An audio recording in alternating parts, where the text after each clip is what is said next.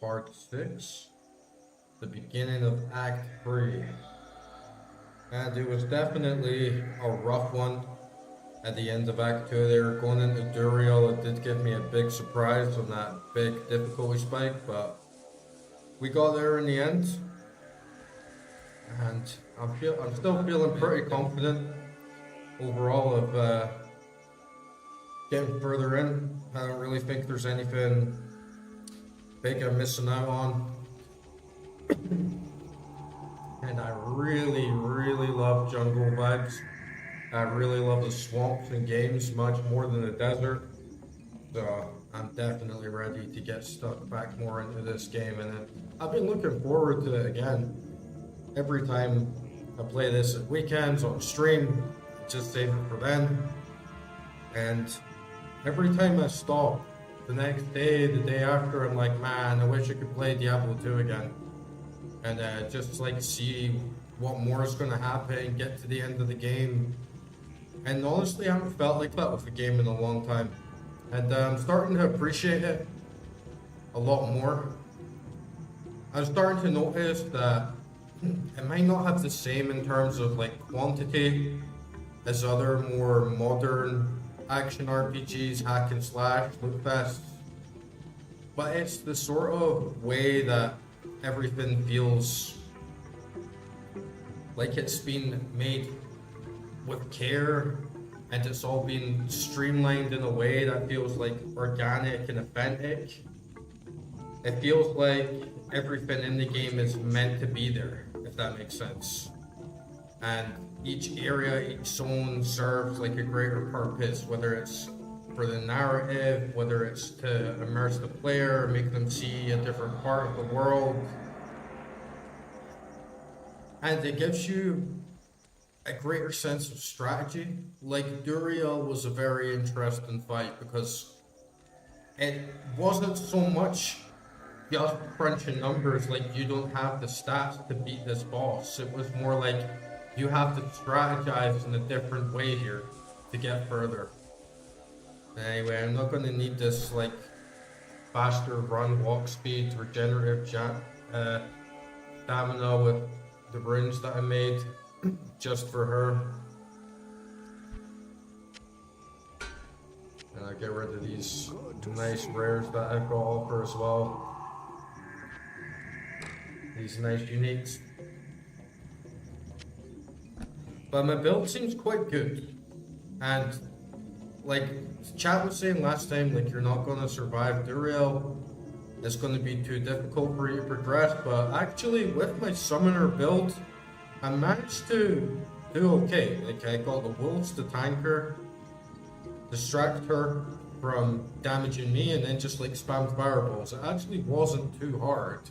It just, you had to think about it in a slightly different way. So I really enjoyed that. Where's my old armor? Must be this, right? 64, plus 2 dex, fire resist. But it's definitely not a perfect game. There's a lot of like rough parts around the edges, like still getting fucked around with the stats.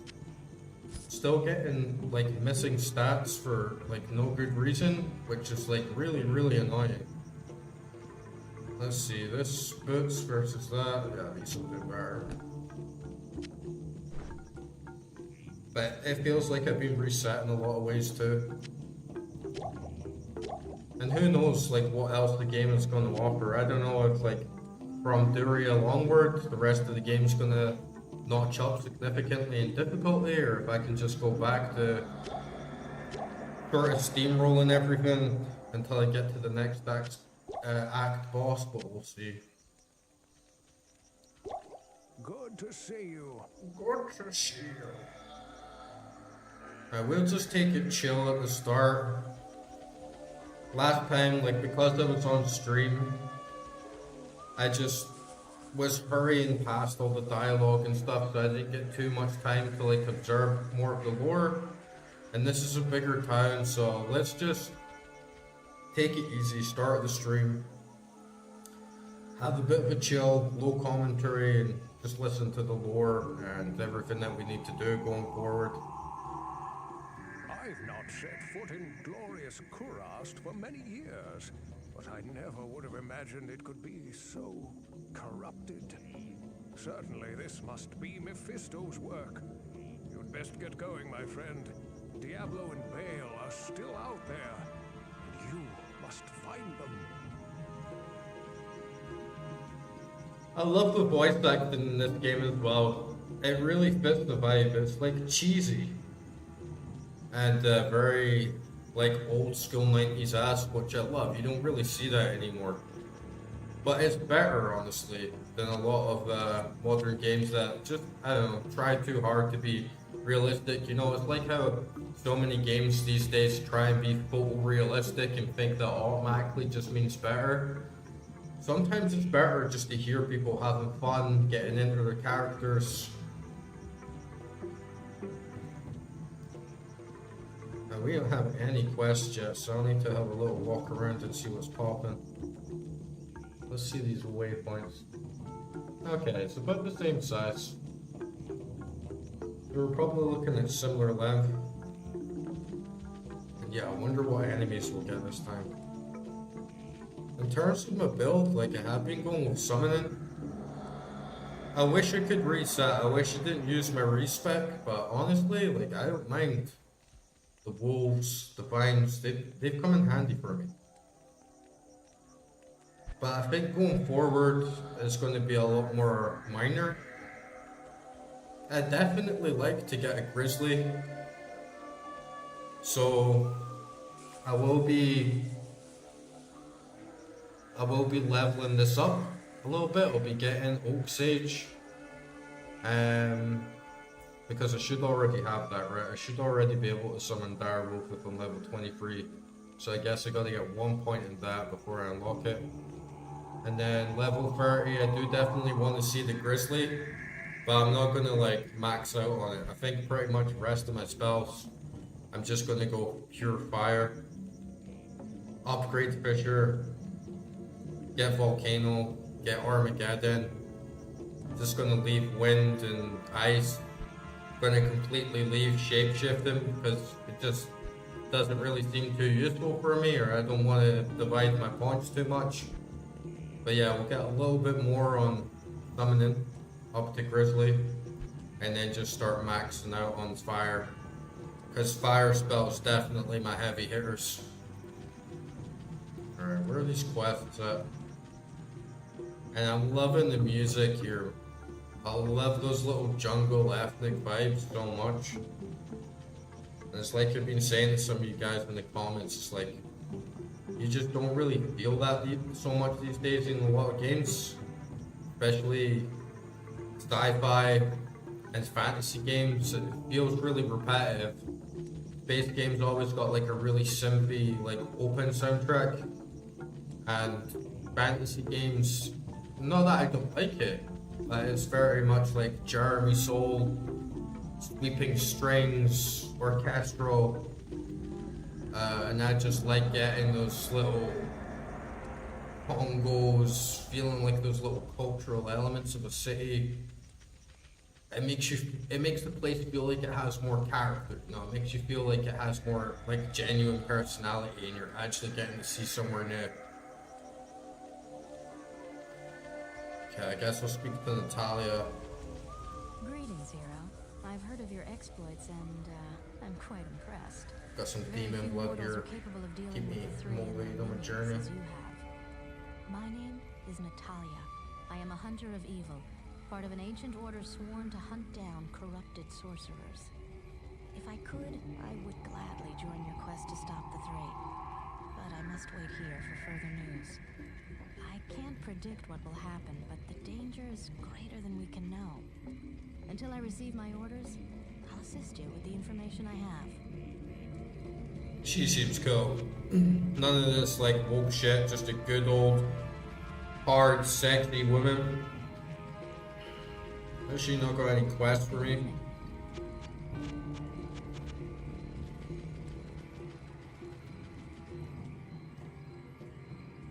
Maybe I should just venture out, right? See what this Ormus guy's got to say. You now speak to Ormus.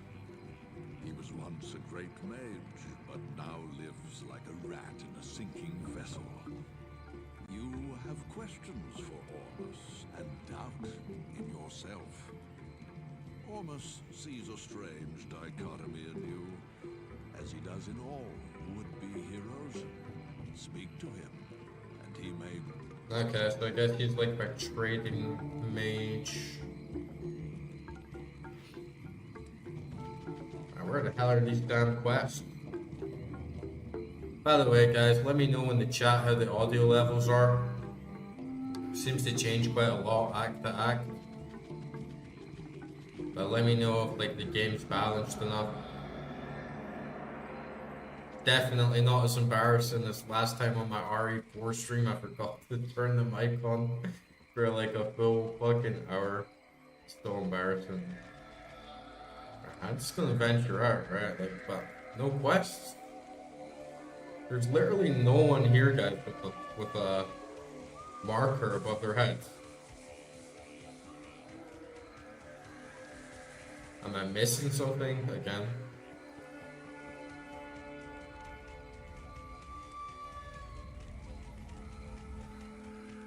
Like Mrs. Sexy Lady over here, she not got any quests. Deckard Cain not got any quests. Ormus not got any quests.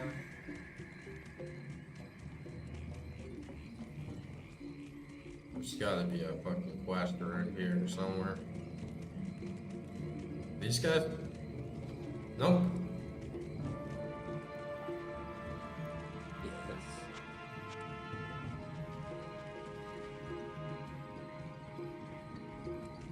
This is one of those, I would flat out say weakness in this game, you know, but I spend a lot of time wandering around thinking, where the hell am I supposed to go? Any Hello quests? there. You must be a great adventurer. Yes, I'm a great adventurer looking for a My quest. name is Shira, and I lead the mercenary band of mages known as the Iron Wolves. We've been hunting down demons in the jungle for months. Demons But no in the matter how many of jungle, them we sir. kill, they just keep coming. See? I have 0 gold somehow.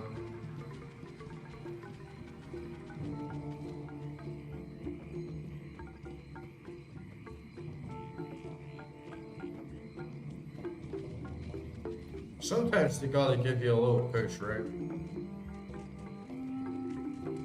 Like, they all spoken to me, they all had something to say, but then it's like, come on guys, need the quest. Correct. Maybe Karasta still got some stuff over here. Dark Wanderer. What's up with this guy? I wonder where he's going. Ooh! It's a bit sus. Man, I need to get used to the controls again. That's another thing, especially when I've been playing Path of Exile on the side.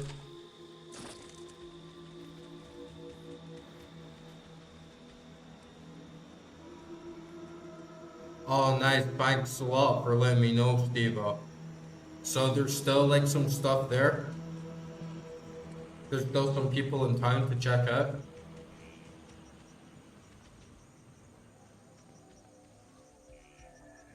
Oh, nice. Who did you talk to?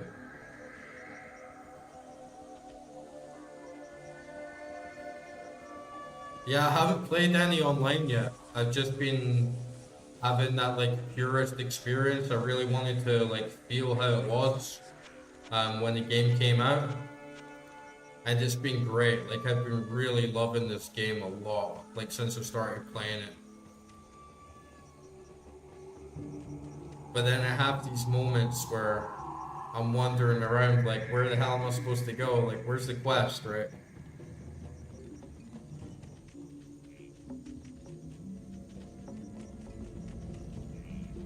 Are they still doing like seasons online for like Diablo 2? Like Resurrected? I would have thought that they mostly shifted everything to Diablo 4.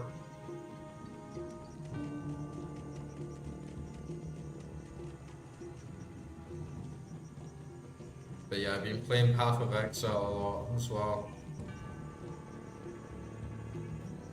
Just because I get so hooked on like the ARPG goodness playing Diablo 2, I need like something to fill the void while I wait until my next stream. Yeah, I can't. I'm not gonna use YouTube though when I'm like on stream though. You know what I mean? I just kind of like I don't like using guides. I don't like looking up what's like the best build. It just kind of like takes away like the fun of it for me. Though I have been taking like some pointers like from chat. But yeah, the main thing right now is just finding the goddamn fucking quest.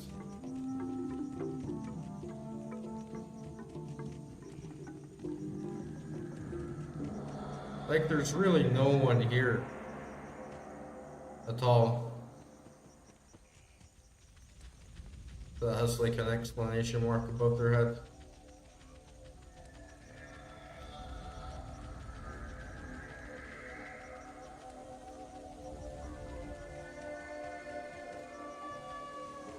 But yeah, it's gonna be even worse of a stream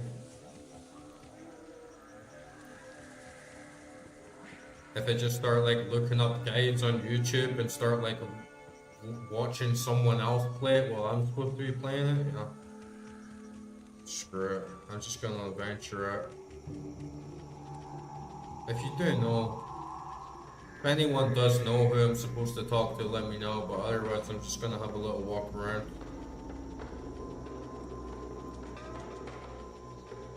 Oh man, that music is so good. I love a good spooky jungle. Cool pirate as well. Alright, let me get my minions. Gimme, Timmy, and the bitches. The 5 bitches.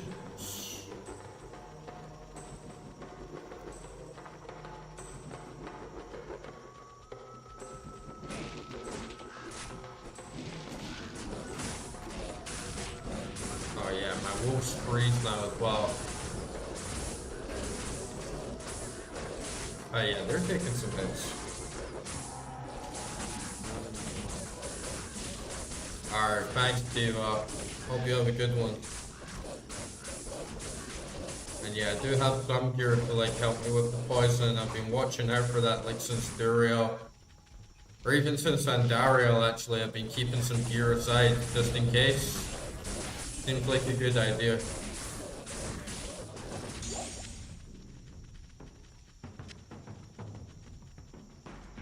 A jade figurine. Looks like jade. Oh, hey man, is that you? Is that you, dude? Is this like your alt account? I just got started anyway.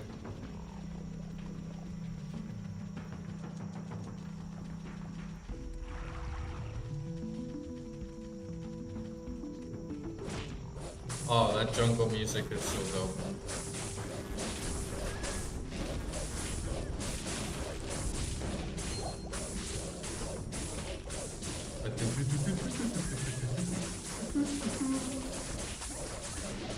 Okay. We're definitely seeing a little boost up in the enemies here. They're definitely getting a little stronger.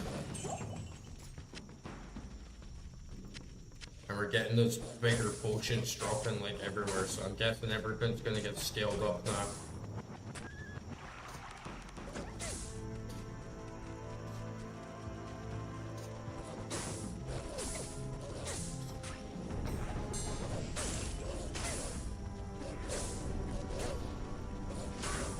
But yeah, it sucks when you can't like find the stuff that you need to see in an old game. Because I hate it happening. Not even so much because I can't find it, because I hate that everything in modern games these days needs a waypoint telling you where to go. And then you get in situations like this and you're like, oh, I need a waypoint, I need a waypoint, someone hold my hand. Suckers. Molten Ball is king.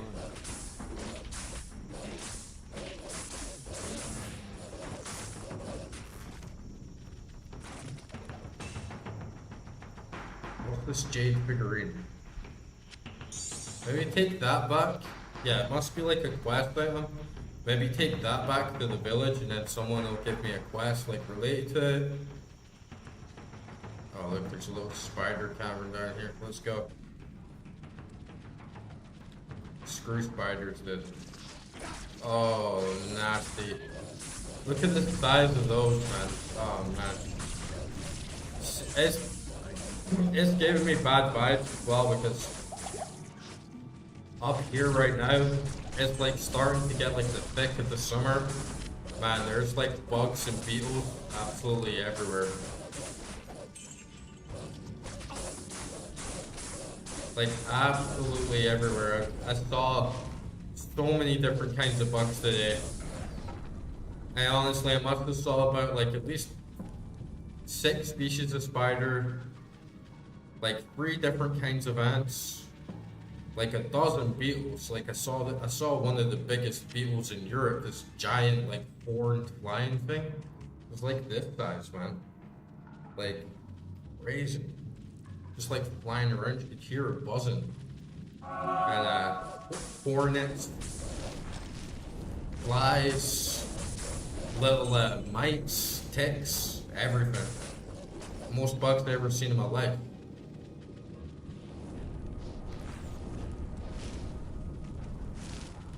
And now I got a dungeon full of them. These big, massive guys.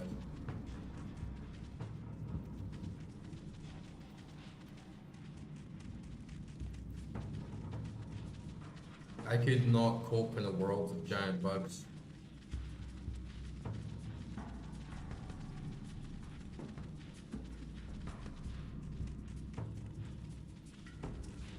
There'd have to be some really good treasure.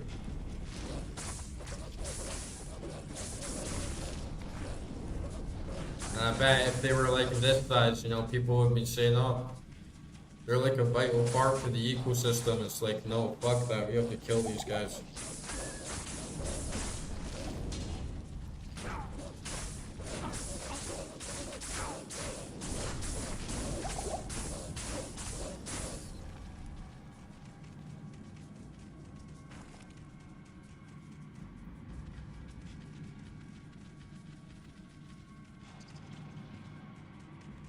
Getting these really mazy dungeons now too. Man, I hate it in Path of Exile where you get this like really mazy dungeon. Just waste your time clicking through walls, you know.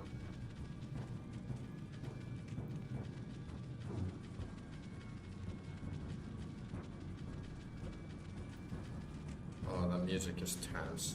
Hear the devious it is? Oh, that wheel as well, like that choir coming in, it's like, oh man. It just makes the spider sound so much more fucking demonic, you know?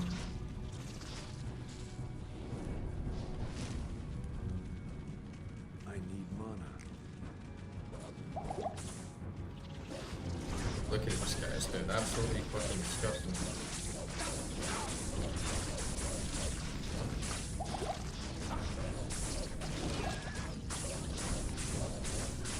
Get Jimmy and Timmy in here.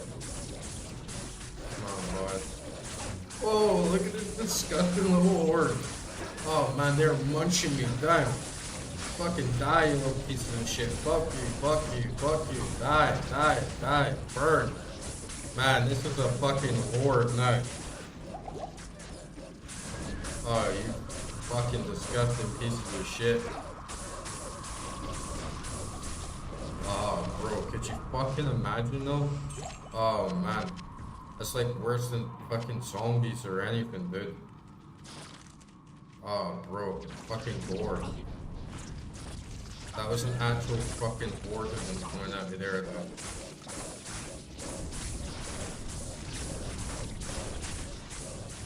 Man, look at all that 12G gore. Yeah.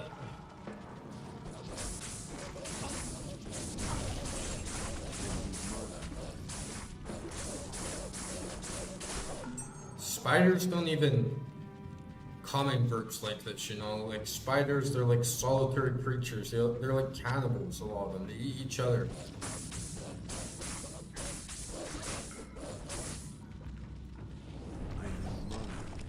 You wouldn't see a burrow of, like, so many of them at once.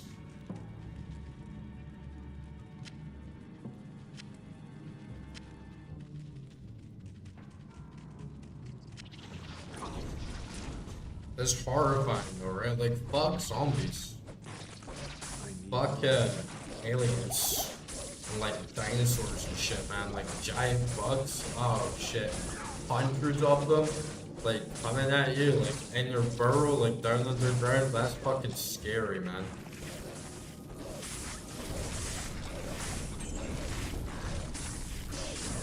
I guess there's a few games that I've played with that, like Deep Rock Galactic and stuff.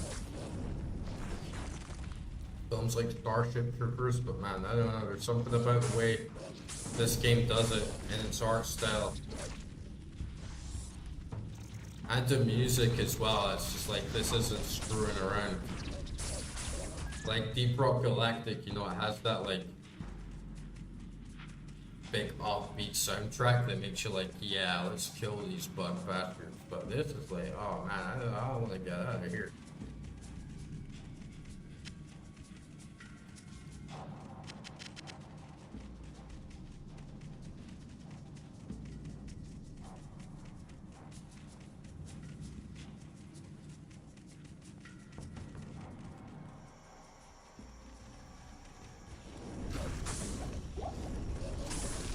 It's like mostly optional as well.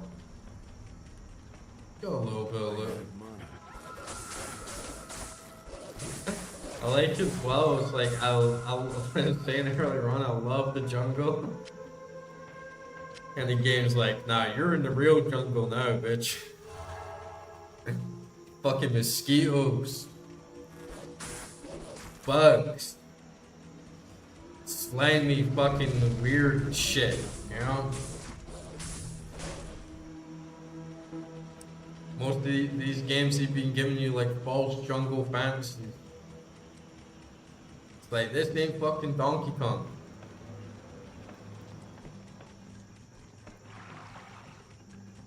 You think you're just gonna like swing around on some fucking ropes and like eat a bunch of bananas? It's like, nah, you're getting eaten alive, bro. These things are gonna eat you up. You're gonna get poisoned. It's gonna stink like shit. You don't know what's around each corner. Parasites jumping up your fucking dick, you know? That's the kind of jungle this is.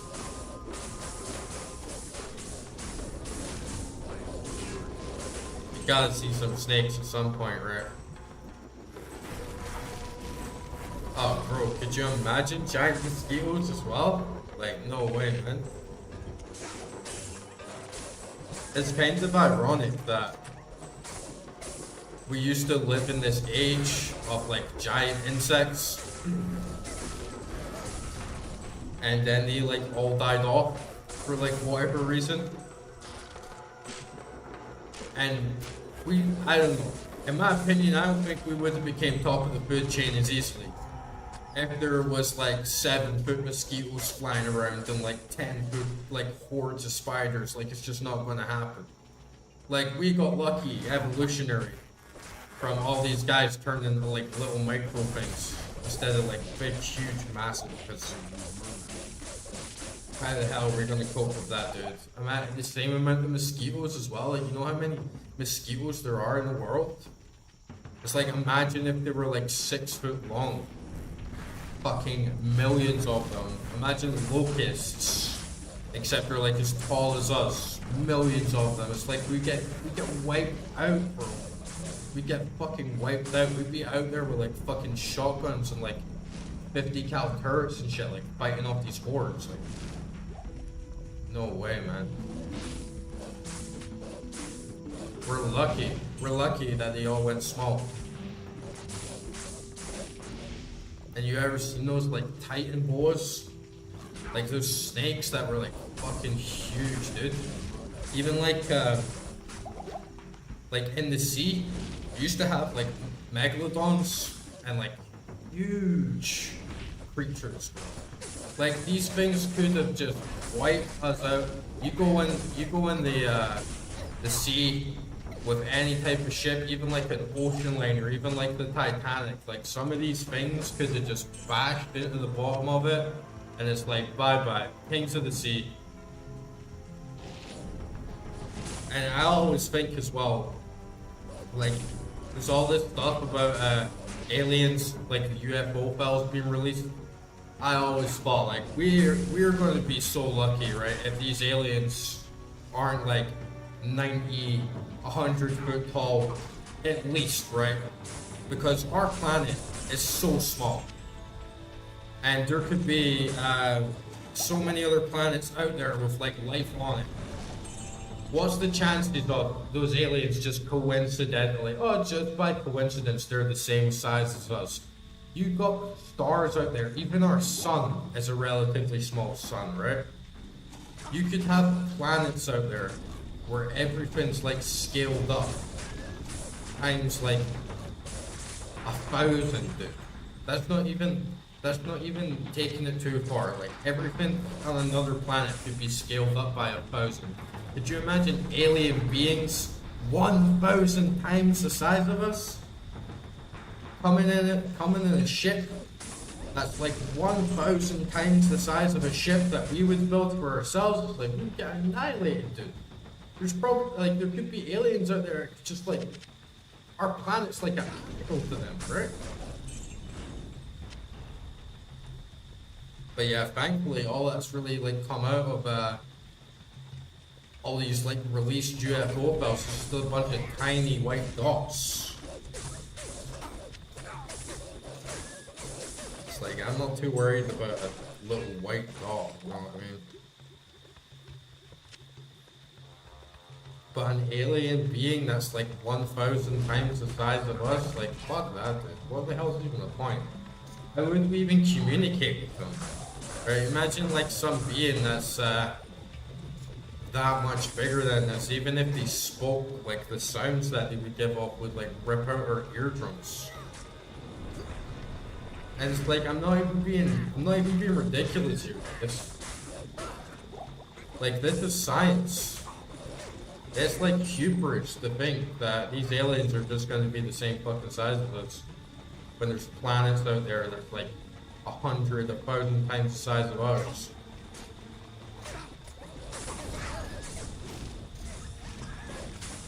And you know it's possible, like, even on our planet there's beings way bigger than us, you know?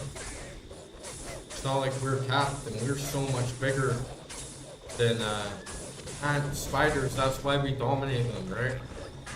Oops. Damn fetish damage. I wonder what they have a fetish for, you know?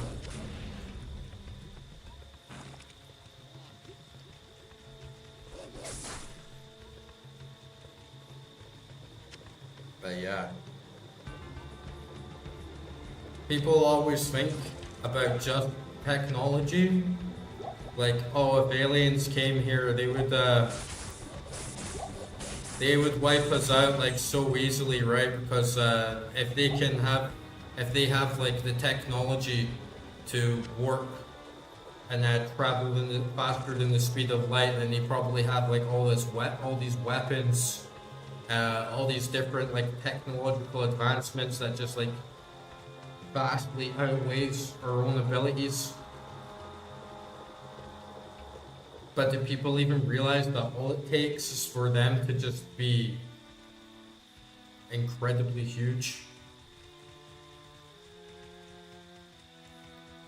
I mean, the technology one is another like really good point, you know? I mean, they don't even necessarily have to be bigger than us if they do have all those technological advancements, but a very plausible reality is that these beings not only have vast superior technological advancement to us, but they would also be physically overwhelming to us at scales of 50, 100, maybe even 1,000 times their own size. And we're just not, there's just literally like fuck all we can do in that situation, just the same as that there's really nothing an ant can do against us. And that's just nature, dude. There's literally nothing that can change that.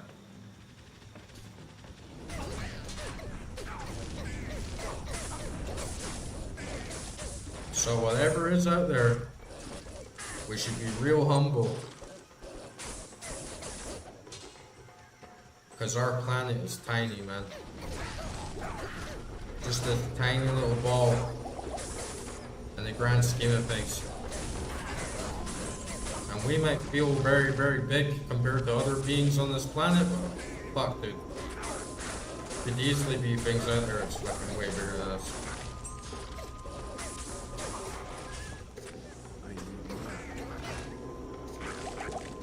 Man, I'm getting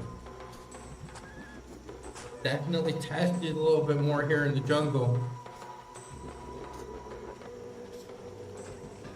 I'm good with that, you know. I like a bit more of a challenge in this game. It was getting a bit too easy, just steamrolling everything except for the bosses. Like, nobody wants that in the game for balance, you know. Don't speak too soon now. Oh my god, dude, they are killing me now.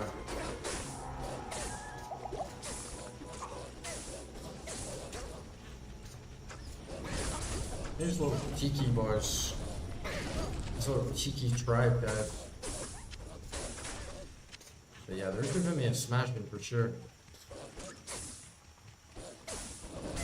But yeah, nobody wants that shit in the game where you just steamroll every average mob and then a boss comes and then you get your challenge then. That's no fun. I feel like the game's sort of more opening up now. You gotta strategize a bit more deeply with your build. Be a bit more tactical. Not too bad, but we're down there. Jared Stone, what the hell is that? And I definitely gotta remember each level to take all my gear up, because I swear I've like got up to 70 vitality like 4 times and it just knocks me right back down, which is infuriating, you know. Of all the things that they could have patched in Diablo Resurrected, you think it'd be this absolutely obnoxious stat bug. This must be one of the most like game-breaking obvious things that you should never have in an RPG, but it's still there in 2026. Absolutely bizarre. Never seen anything like it in my 30 years of gaming, you know.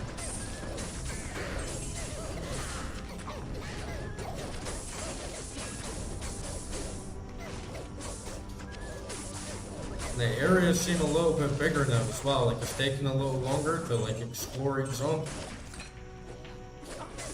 Bit more windy, it's not like those open plains of Act 1 and even Act 2 to a certain degree, you know, it's a lot more windy, mazy. And my mana is getting depleted like so much faster than before.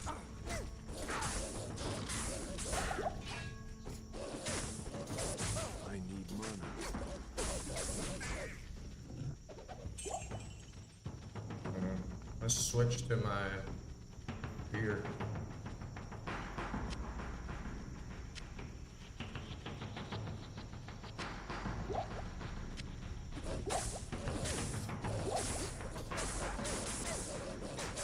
What's that in my inventory? Jared Stone. Sorceress only. Hey somebody. I'm currently level 23. I don't know if that's like good or bad or whatever for coming into Act 3. The problem is though is that I had the strength bug problem, and also with my vitality, I just had a lot of points like disappear. And I was wondering for ages like what's going on there, like is this intentional? So I probably have about like 30-40 stat points that just like vanished into the ether because of the bug. And now every time I level up, I'm taking off all my gear so it doesn't bug. Alright, I'm a little under leveled. Okay. I did all the quests in Act 2, but I've been like pushing on. You know, I haven't been like spending a lot of time just resetting the map and like grinding. But yeah, I like a little challenge. And Durail was hard, and chat was saying like, oh, build's not gonna make it, like summoner or druid is not gonna do it, but then it did it actually, and it was the summoner build that like really helped me through that fight. Because I just got my wolves to like tank the damage while I like spammed spells from afar, and she never even touched me. So in the end, like I think Summoner Druid was like one of the best. But I'm not gonna level Summoner much anymore. I'm gonna go for just like Elemental.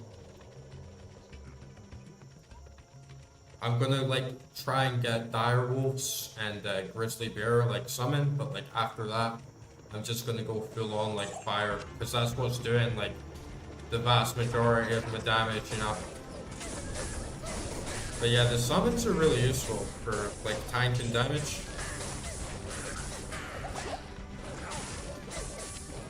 And if it wasn't for that damn bug, I'd probably have so much more health.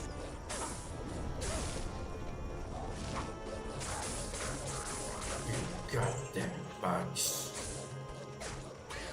You got bugs in the world, bugs in the game, alright?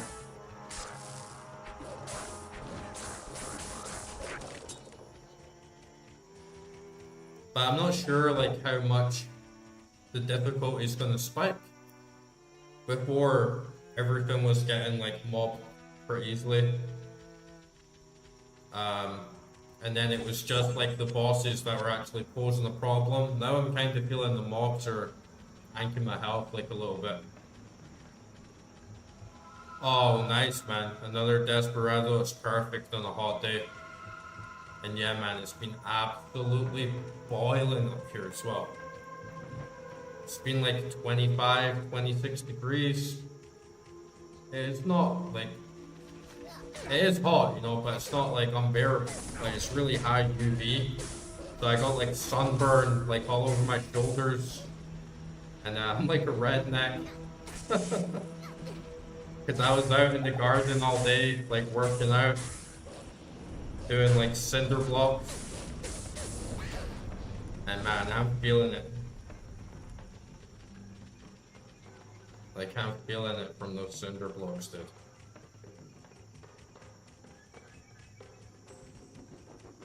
The lemon slice trick? What's that? Like, you just mean when you like slice a lemon and like put it in the beer? Yeah, it is. Like, because I'm out in the mountains, it would take me like an hour to get to a gym, basically. And the bus service isn't too good, so I was just like, screw it. I got like a bunch of cinder blocks outside. I got like some chairs. I just started like lifting cinder blocks, doing like overhead press, doing like squats, like jump squats with cinder blocks, and like curling chairs, and just like a bunch of other like functional fitness stuff. And man, I am sore. Like I haven't been sore from the gym in quite a while, and my forearms are like aching. Like my back is feeling it, like my legs are feeling it. It's a really, really good workout. I'm definitely gonna stick with it, because I was surprised how much more I was feeling it compared to just like dumbbells and weights.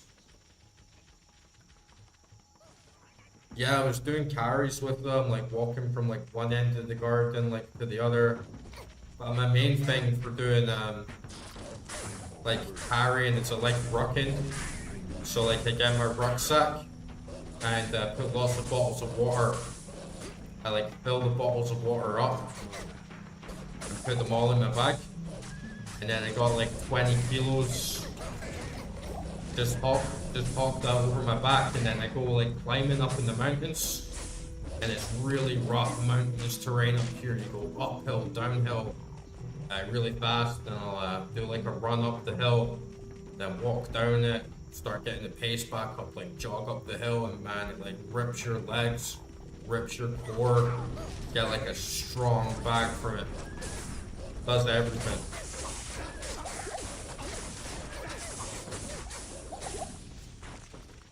And there's something about it that just makes you feel more exercised. You know, you feel more pumped, you feel more like stressed. You feel like your blood's like really pumping. As opposed to just like, you know, going to the gym for like 45 minutes, doing a set here, a set there. As like, get right up in the mountains, get right out in the sun, start throwing rocks around, start hauling 20 kilograms on your back, run up this hill, walk around 10 kilometers, 15 kilometers, come back. It really gives you a whole different vibe, and I feel like my testosterone getting higher. You know, when you've just been working out so much, you feel that like tension. You know, you're going to your bed, and you're just waking up with a like fucking hard on. You know what I mean? You're just like pumped. You just feel like you're ready. You know, you could take someone out. Yeah, it's true though. Like, it's like mountain man shit. You know what I mean? Whilst if I go to the gym, like do my set, I still get really good workout from it, obviously, but I don't get the same pain. I don't get pain from it, you know. And it's easier to like hit that plateau. Like if I do like 4 sets of deadlift of, you know, 70% of like my max lift, it's easier to just like start feeling like your legs punk out in a short amount of time. But if I'm like walking up mountains, or I'm like doing a much bigger workout with like carries and higher volume, I feel like my stamina and like my heart and my lungs get like a lot more training as well. And it like makes me want to bulk more. It makes me want to like eat more. And just like keep getting the calories in instead of getting into that mindset. I do my 40-minute workout, my hour workout, and then I go on the diet and I like limit the calories. It's like, nah man, if I can push yourself to the max, push yourself, eat as much as you can, get bulked, get big, get up the next day, like do it again, like see what your body's capable of. And then I'm sure when I do go back to the gym, I'll be like throwing stuff around like easily, because the mix up for your body is like really good.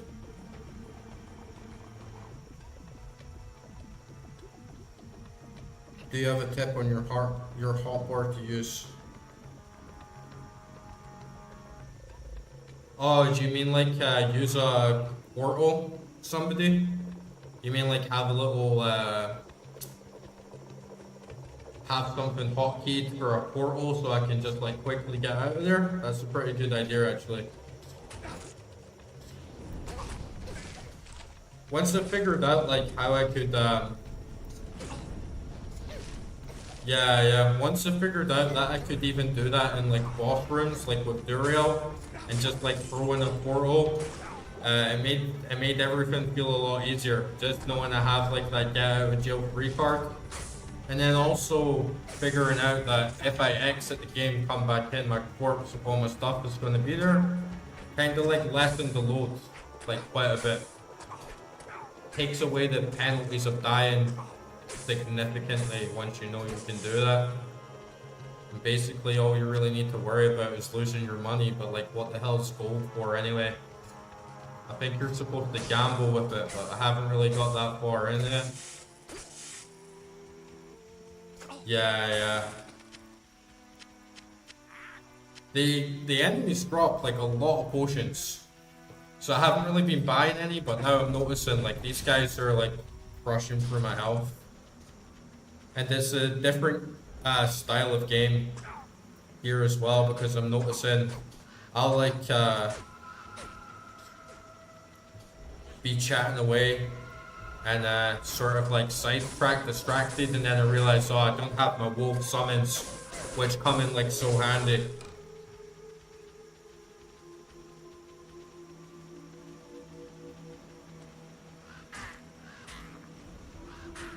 Oops. And yeah, Drifter, I know exactly what you mean, because like my granddad He was like a miner, you know, and he just got down in the pit, working big long shifts, just picking rocks, hauling ass, putting all these rocks in a cart, back home, mince, tatties, whiskey. They were all huge, dude. They didn't have protein shakes, they weren't going to the gym every day, they didn't have these like big like routines, like workouts. They just ate, drank, slept, went to work, worked like absolute fuck every single day, and they were huge.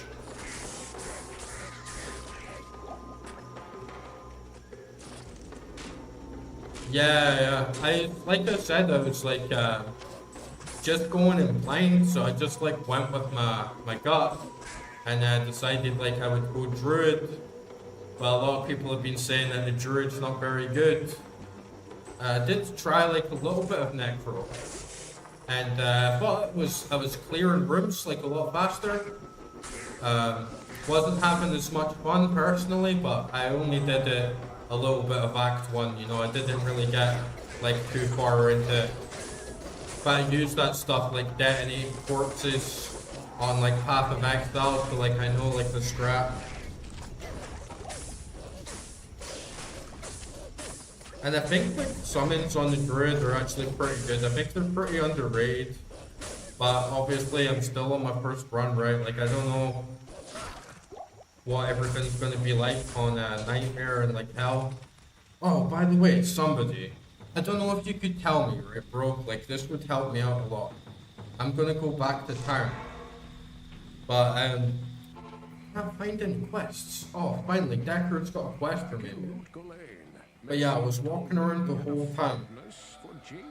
Nobody had the exclamation mark above their head, so I just was like walking around with like 0 quests, and I wasn't sure like where to go. Never forget that your ultimate purpose here in Kurast is to destroy Mephisto. The ancient Horodrim imprisoned the Lord of Hatred inside the Guardian. Yeah, for sure, man. Located within the temple city of Travancore. Having that like raw, like blue collar strength can go like a long way. Like if you're working like construction or you're working like laboring and you're like lifting up sofas up like 7 flight staircases every day, like you're gonna get strong. And you're gonna get like functionally strong as well, you know, it's not gonna be like just like lifting dumbbells at the same time every day with like the same nutrition and everything. If you're actually just like getting out and you're like lifting all day, 8-hour shift, back home, eat, sleep, back up the next day, like you're gonna get so much stronger. Maybe your physique's not going to be as good if you don't like eat right and take care of yourself properly. But yeah, it's like a different game, right? Alright, I finally got some quests. Oh, that's a sick helmet. +1 summon to direwolf, 17 defense.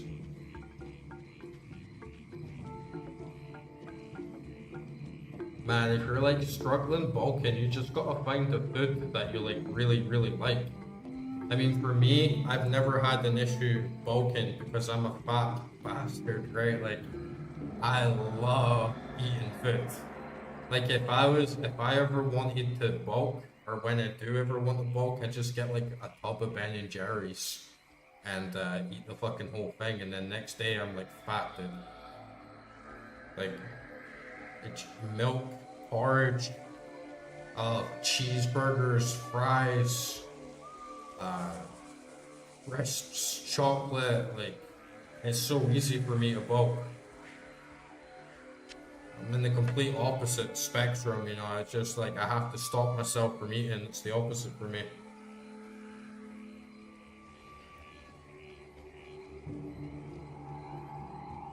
Oh, okay, that makes sense. So like now I've actually got like some quests. Wonder why the hell they don't trust me. I mean, they killed Duriel, right? Like, how much more trust in he? What more do they want from me? Okay, this doesn't have as much defense, but get that one to direwolf. Probably not worth it, but that looks cool.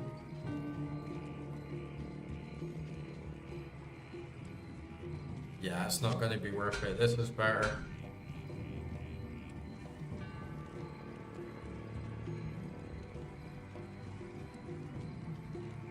Yeah, shawarma. Shawarma is so fucking fattening for you, dude. Yeah, these books are like my homes, so like portal. Okay, so show me shape the figurine, search for Callum's brain. Yeah, but come on, dude. I like slayed Duriel. It's like you should have some respect, you know. Just a little respect.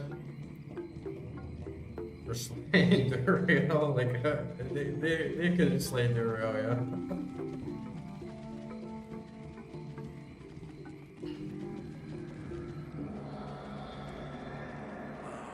Khalil's eye. Yeah, I got the eye. Need to get that brain. I love that squelchy sound effect, right? But yeah, man, if you like cheeseburgers, just eat cheeseburgers. Like, I mean, it's so hard to cut. That's what's really hard. I placed an enchantment upon the dark side in order to keep the demons at bay. But lately, the enchantment seems to be weakening. If memory serves me correctly, there's a holy Skatsimi blade that could revitalize the enchantment. The blade is called the Gidbin. Find it, and our sanctuary here will remain safe. I don't really like shawarma. I mean, I do and I don't. It can be tasty if you get like a good one, but man, the meat is like so processed. It's really like hyper processed, like really fatty, like shitty meat, and most of it's not been ethically produced. They've probably done all this like halal shit on it and like treated the animal like trash, and then just like chopped about like 50 chickens or like 5 lambs up into this one like mushy pulp and like stuck it on a stick. So sometimes it's good, you know, but it's like kebab.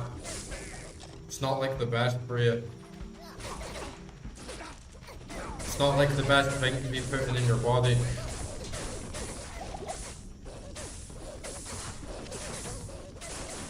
Granola.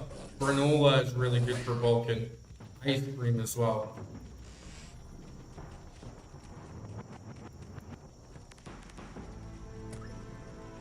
Oh, there's like the Gideon thing.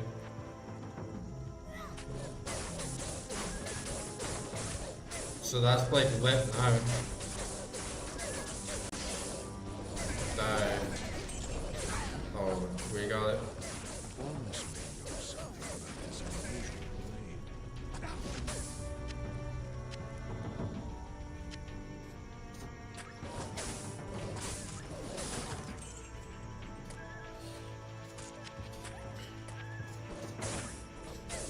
No, like granola cereal. They just got a big bowl of granola, like for supper, go to bed. Just after you have like a big bowl of granola, you wake up fat the next day. And Nightmare with Summon Act 2 Maggot Slayer, probably gonna really suck the back of there, jammed with enemies. Oh, okay, yeah. I did actually, I noticed that a little bit, but I didn't have like too many summons. But yeah, it was like quite a tight little area, you know, you had like maggots taking up an entire corridor. But I'm kinda like looking forward to switching around and like respecking once I get done with this round and head over to Nightmare. Because I think that the summons are good, but I don't think I'd split my points the exact way that I'd like. You know, what the hell's the point in having like 3 in the Firestorm? I never use it. I should have like 1 in Firestorm, dump everything else in Molten Boulder till I get Fisher, then just dump everything in there. And like same with summon, like I'm not really vibing with the ravens. Maybe they're like better at higher levels, but again, I would probably just like min max and then try and get my way up to grizzly as fast as possible. Yeah.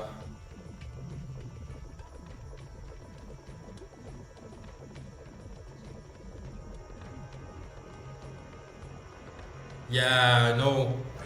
I like already used one of my respects, because like first time was just me getting used to the game, and then I had like a sit back and thought like what's probably going to be like the best, and I got wrecked with the stats. I don't regret my stat upgrades because I'm pretty much just dumping everything into vitality now and strength, and like neglecting energy. But with the skills, I would change a little bit. But we're gonna be fine. Like people were saying last time, like it's not gonna be good enough. But it is good enough. You can definitely do this with this build. And I've still got like the other 50% of the game, or maybe even 60% of the game to like tweak it out, so we'll be alright. And we'll see what happens like after Nightmare. Or sorry, after normal. Maybe I'll like switch to another game for a while, or maybe I'll like switch another class. But I won't do like another class on normal. I'll definitely like, if I'm gonna stream again, I'll like stream it on Nightmare, whatever I do. Or Hell, or whatever comes first. And yeah, man, granola, like the cereal, really good. It is normally like a bit more expensive. I really like the Kellogg Crunchy Nut Granola. The one with the pistachios in it, like that's the one I love the most. But it's not like the healthiest granola. You get healthier granolas than that, you know. But it's really calorie dense,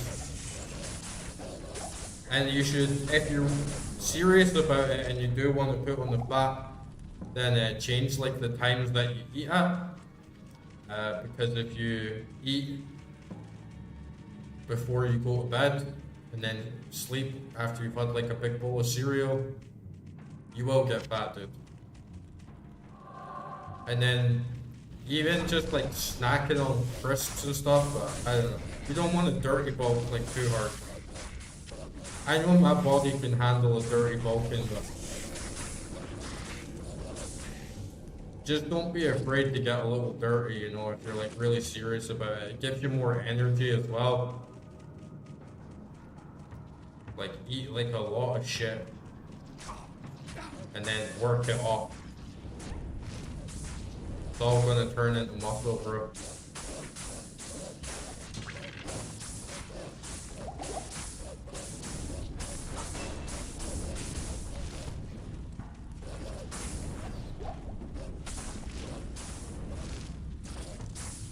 You should try the Kellogg's one, it's really good. It's probably not hard to make your own, it's like hard rolled oats. And then you just put like some fruit in there, like you put some raisins in there, put like some dried like banana, dried anything, just like chuck it in the rolled oats. And yeah, it's granola. I eat porridge a lot. And porridge is kind of like my trick if I'm eating like a really high protein diet. Like one of the basic things that you can like easily neglect is fiber. So if you're ever like low on fiber and you know, you get like constipated or whatever because your diet's just like too much protein, just have one bowl of porridge a day, that's enough.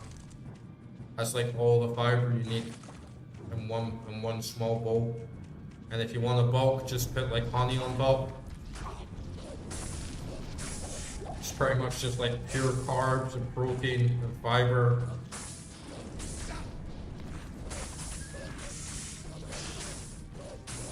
like nothing in here. Oh, nice little up chest.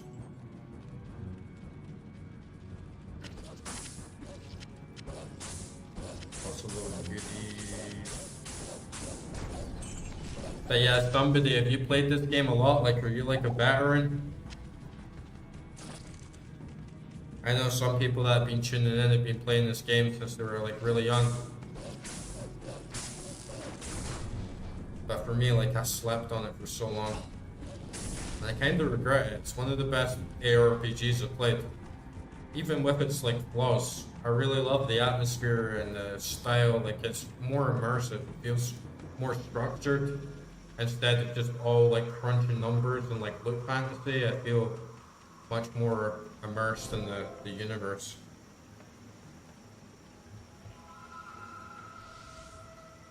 Yeah, peanut butter, again, very, very good for bulking.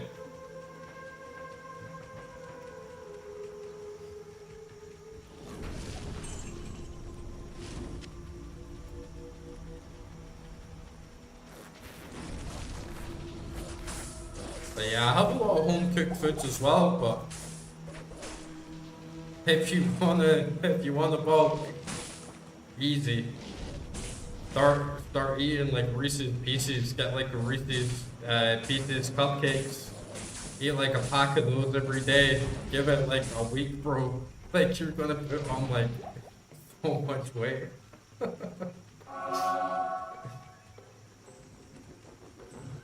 And yeah, it's dirty, but to be honest, I think it's cleaner than drinking bulking powder and bulk shakes. Like, those things are filled with shit as well. But yeah, cotton for me, man, that's what's difficult.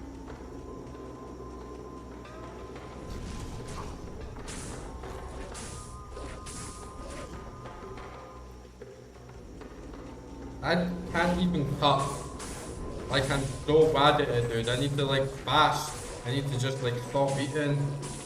And basically the way I get around it is like I just work out even harder and eat the same amount. Like, that's kind of like how I get around it.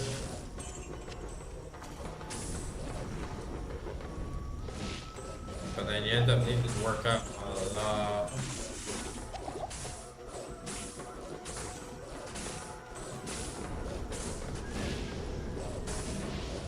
In Georgia though, like, everyone is fat. Like, I complained once I was going to this restaurant. It wasn't really so much a complaint, but this restaurant that had been going to a lot in Georgia, and the guy asked me like, oh, so how are you liking the food? And I'm like, oh yeah, it's really good, love the food, but you know, I'm getting so fat. And he looked at me like what little bitch? Imagine like complaining that you're fat. And then he's like, it's Georgia. He's like, it's normal, it's Georgia. Like, nobody cares. And it's like, okay. And I even feel like in Georgia, like, having a big belly is like a symbol of authority here. Like, it's different culture, you know. Having some extra pounds on you is not the same thing as back in the West.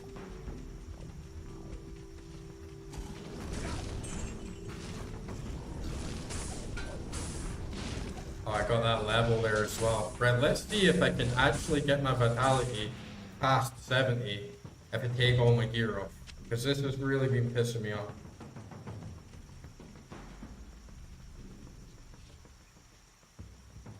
Yeah. It's like a symbol of authority. You know, if you got like a big belly, it's you're like the boss. Yeah. Obviously there's limits, but yeah, the big guy in Georgia is different vibe. And there's so many like big dudes in Georgia. Actually, I have a little like claim to fame of, I don't know if any of you guys like watch sumo, but I stay in this house that this really famous Georgian sumo wrestler stayed in for a while. Like, he's Yeah, well, funny, you just actually just started speaking about that. But yeah, there's this Georgian sumo wrestler, and he was like the champion of sumo, and he's like family with the person that owns his house, and he was like staying here with another sumo wrestler like for a while, like they were on holiday. So I live in like a sumo house, and you should see the couch, dude, because they have like the couch that they sat on, and the grooves like in the couch, bro. It's like a 1 foot groove of it's like in the sofa, and you look at it and you're like, holy shit, these guys were fucking huge, right? Like these guys are massive, man. And yeah, Georgia, you put on weight, and the sumo as well. It's like those guys aren't just fat. Like underneath all that fat is like a shit ton of muscle. They gotta eat and eat and eat to keep putting that weight on and keep getting bigger and stronger, so they can be bigger than the next guy that tries to like pick them up. So even just that is like a total different vibe. Yeah, symbols are fast, and like weight is like so much, right? Like that's why we have like the different divisions for weight, because if you even a guy who's like 300 pounds, not even 300 pounds, a guy who's like 200 against someone that's like 120, you have like an overwhelming advantage. So when these guys are clocking up to like 300, 350, plus they're working out every day, they're having these massive, like super structured workouts with coaching, training, working out like 8, 10 hours a day. They're gonna be huge, and they're gonna be crazy strong. Like the kind of strong where these guys could just like pick you up, lift you over their head, and fucking throw you. And they eat. Like they ain't going on no little man's diet trying to cut. They're gonna eat and eat and eat and eat and eat and eat and eat. Those guys go through so much food. And you can just see it. If you even just like look at the couch where they sat on and see their fucking ass groove, you're like, wow, I would not want to fuck with them.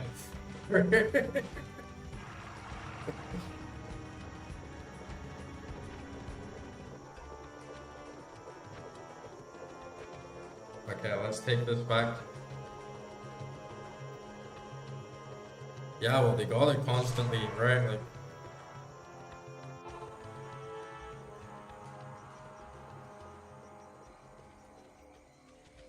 yeah, send me everything you got. You have done well, noble hero. Ormus congratulates you. The old spirits of Skatsim will watch over you for returning their sacred blade. Now, after all these years, Ormus will once again use his Got my little glass of Georgian red wine here. from the shadow. The spell that protects the dark side shall now be reinforced.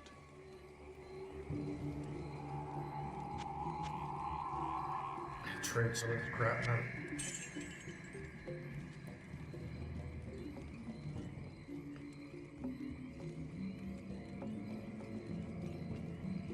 Man, there's so much trash loot around here.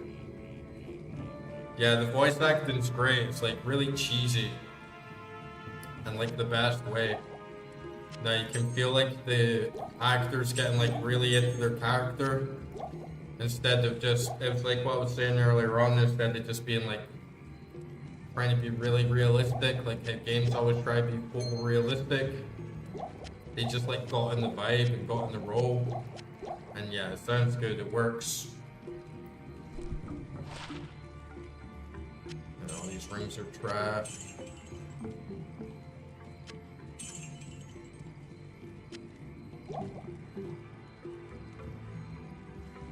I wish I could get more slots on my belt.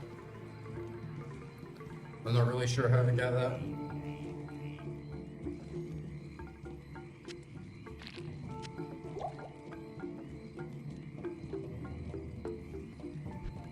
Oh, look at those masks. That's sick. They're not too good, but...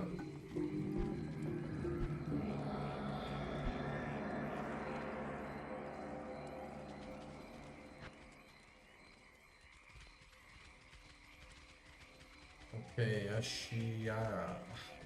Where's she?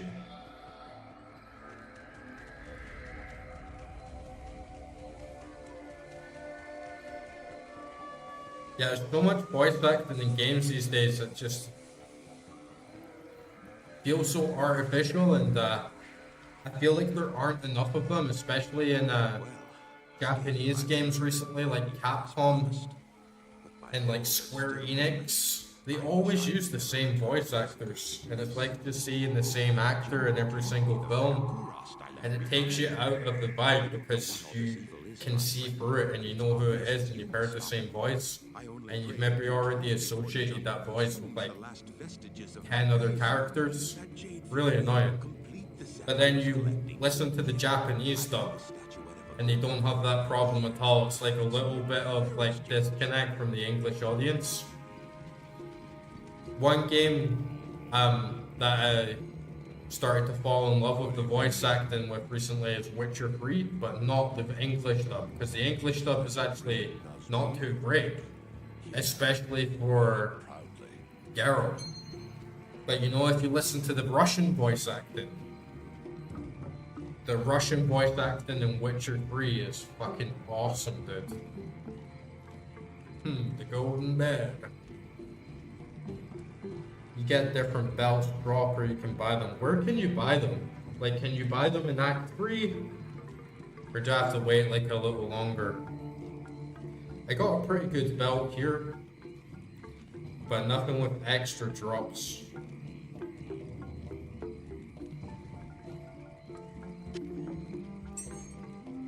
Oh, nice little, like, unique ring there. Plus 9 energy, fire resist, damage reduced by 2, 14% chance of magical items. I'm gonna put that on actually, just so I got that bit of extra chance to get something good.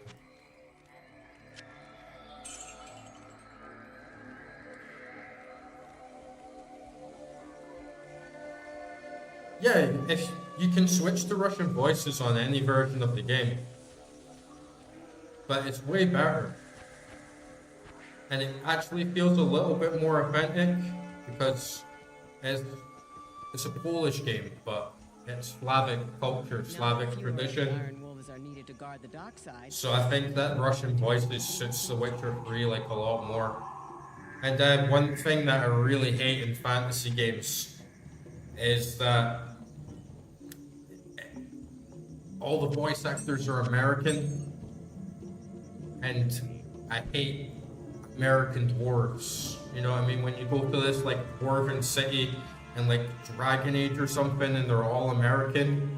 Or you know, like the voice actors in Veilguard and they all just sound like yuppie, like modern Americans. It's so trash. It just like completely throws you out of the setting. Not like Lord of the Rings where you have like this, you feel like enmeshed in the actual accents. Study the mysteries of life beyond death. Oh, nice. I might be able to get a better belt then. His ashes were ensconced within a golden statuette. It was a very strange tale. Yeah, Stalker's got good voice acting. But did you know that they like removed all the Russian from the game in like the remaster of like Shadow of Chernobyl? I thought that was such a dick move. And it's like because of the war in Ukraine, but I mean, what do they expect? It's based on a Russian story by Russian authors, like in a time where the Soviet Union was in place, and I personally wanted to learn more Russian because it's like the second language here. I can speak it in like many different countries. Like I can speak it here, I can speak it to all the older generation, I can speak it in Latvia, I can speak it in Lithuania, even like China, like all around the Russian border. But then you took it out, so like I went back to the original version of the game where I could like still listen to Russian. Is this the guy that you mean somebody?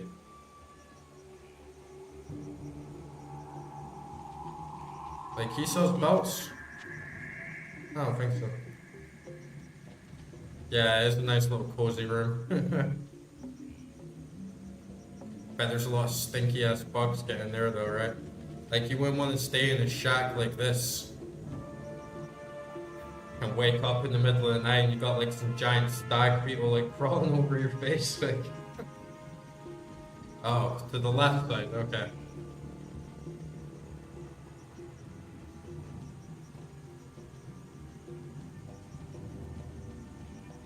Like Ashira? No, she's like magic based, right? What do you need?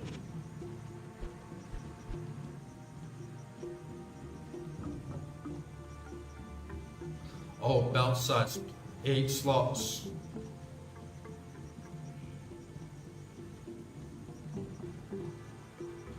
Okay, so those are like bigger ones. But 20 plus defense cannot be frozen 22. This one is still kind of better overall. Like, what do you think? Like, if you had the choice, would you take the extra 4 slots? Or would you stick with this for like the extra, like 12 defense or so? Or sorry, an extra 40 defense almost. Plus cannot be frozen. It's quite a perk.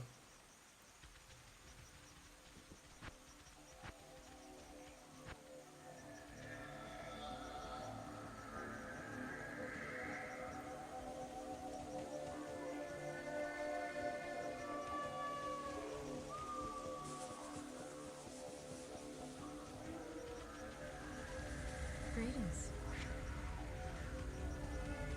You can find little Alcor.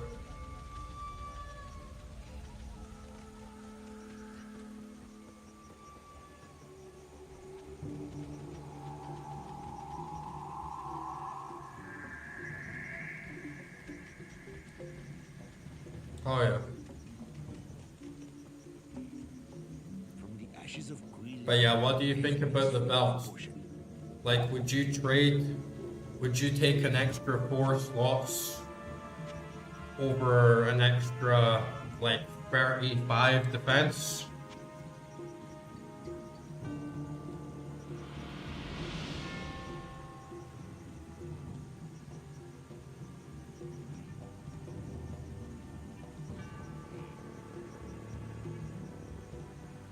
The other ones. Okay, yeah.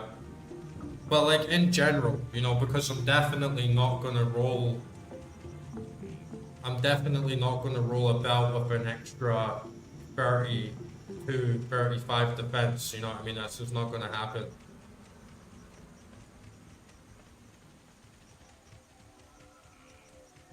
But 8 slots. Missed 2. Oh, there might be a bit of lag, dude. Might be a bit of latency. Make sure that you're like watching the stream at the exact 0 time.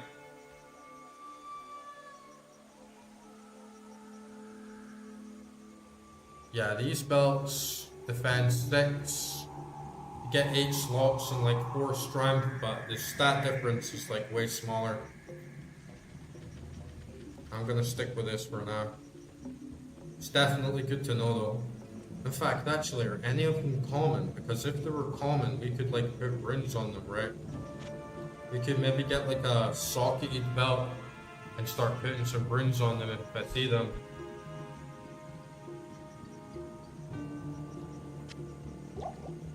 But yeah, I'm like full up with potions right now.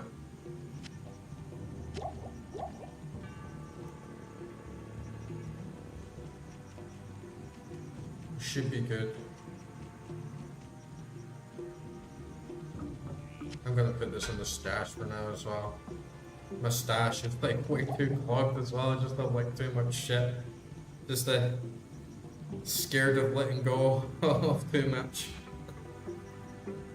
You get quite a lot of stats though.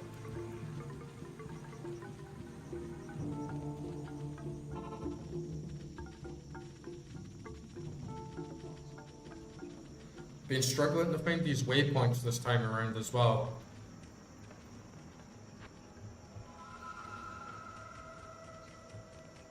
Like, I've definitely been to Flare Jungle, I just didn't see the dungeon or the waypoint, which is unfortunate.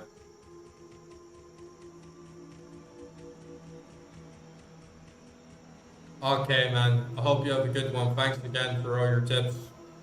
And yeah, hopefully see you again here soon. I stream on Saturdays and Sundays, Diablo 2, if you're ever around. Yeah, peace out, man. Thanks for tuning in.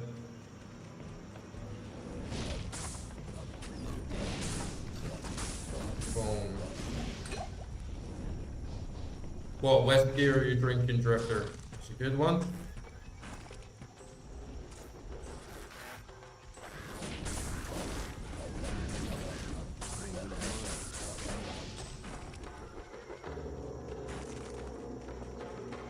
Definitely get this Act 3 either done tonight or tomorrow. Seems like the routine so far is like one act a weekend.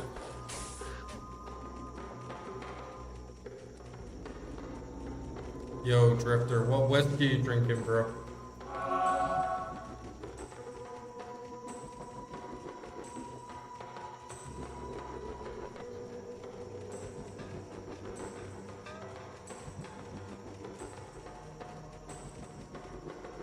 Okay, here we go. Flare Jungle. There's a dungeon here now. It's supposed to be one that I already done, right? Oh no, it's right here.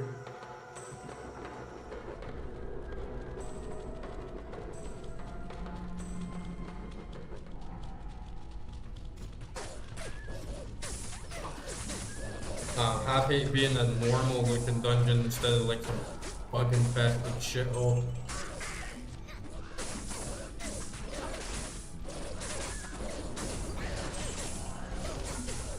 Yeah, what type of whiskey? Like, what's the brand? Is it like single malt?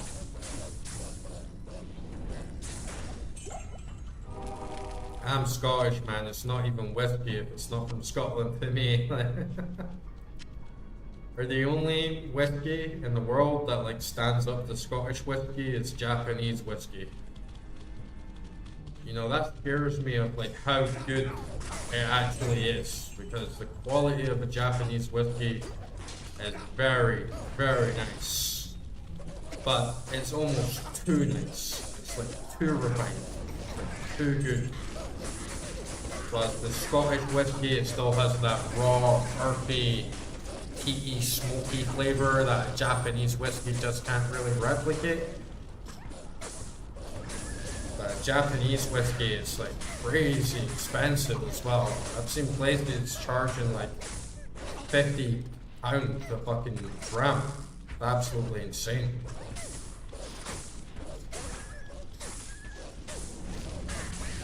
White Mackay, yeah, it's alright.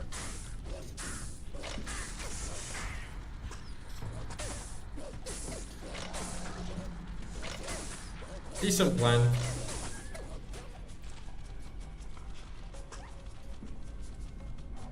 Yeah, if you want good whiskey,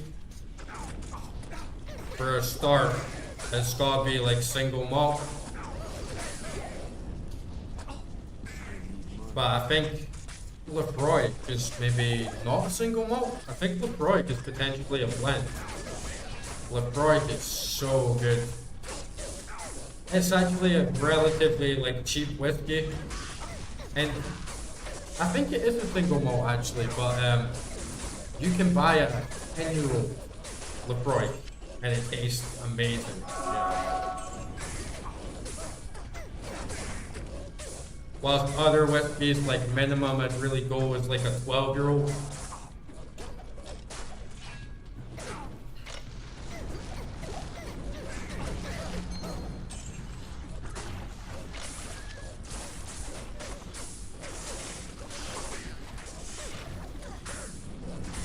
whiskey is one of the best drinks ever.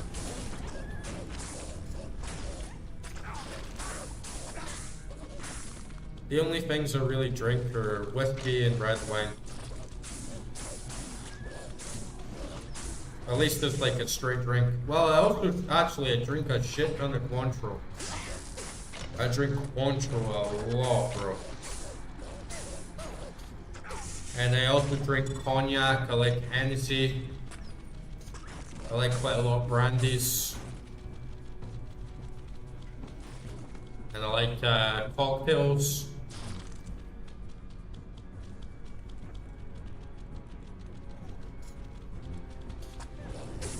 I drink red wine quite a lot. It's very, very good in Georgia as well. Like very, very high quality red wines.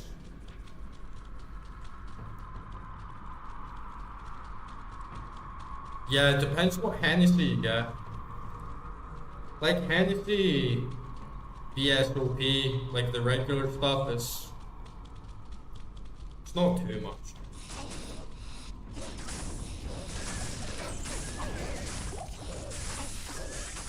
But the like Hennessy, like XO and stuff, like yeah, that stuff is really pricey. Oh, nice, I got an F in there.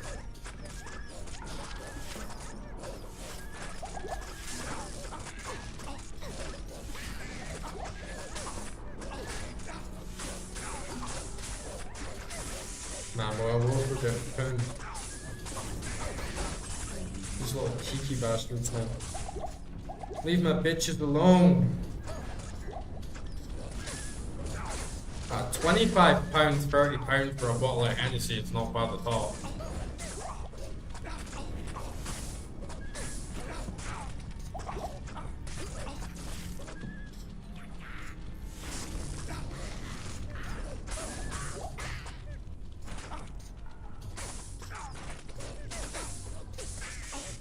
Like when I had the bottle of Hennessy, I would have like maybe 1 or 2 glasses a night.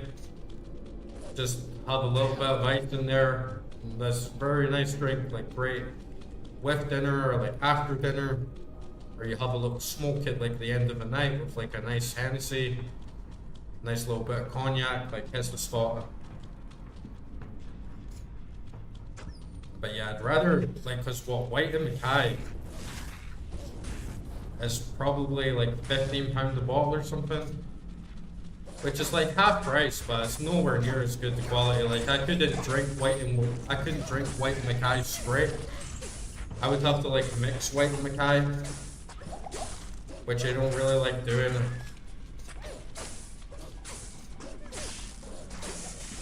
If you have to mix it, then it's not really good, you know.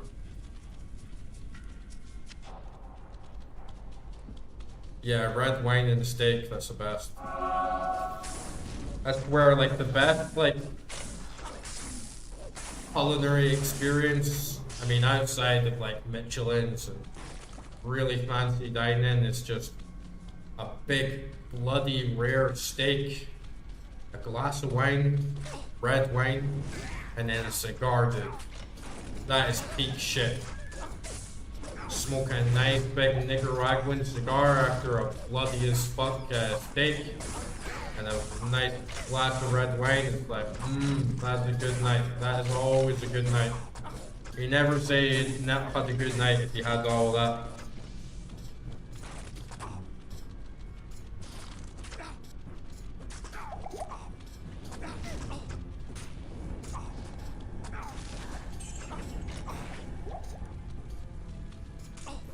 Ah, you never drank whiskey straight. You never drank whiskey, bro.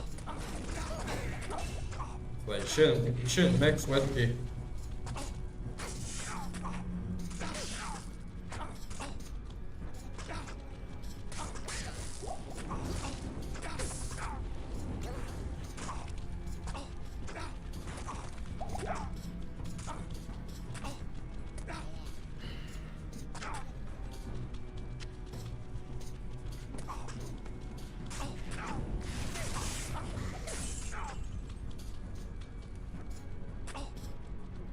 Nah, you can't mix it. Nah, I'm sorry, bro. Like I'm too Scottish to listen to this right now.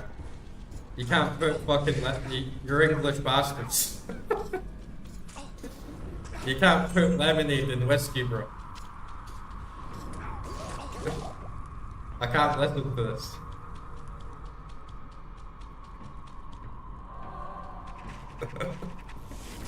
Fucking lemonade and whiskey. Are you fucking kidding me, bro? Are you actually fucking kidding me?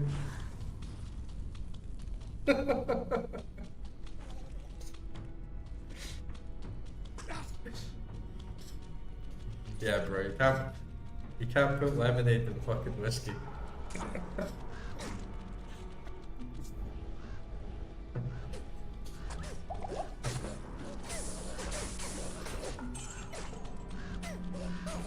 For your next birthday or something.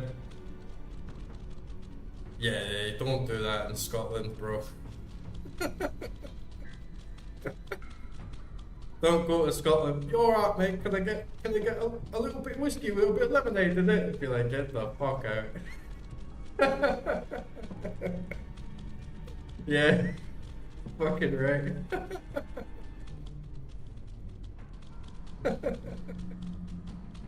You alright, mate? Can you put a little bit of whiskey with a bit of lemonade in it?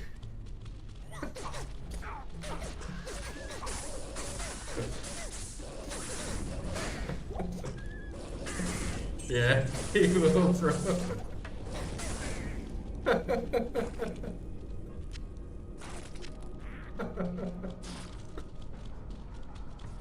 Trying to think of like English drinks, you know, but you guys don't really have one. Like your own drink, you know? I guess Ireland and Wales doesn't either, to be fair.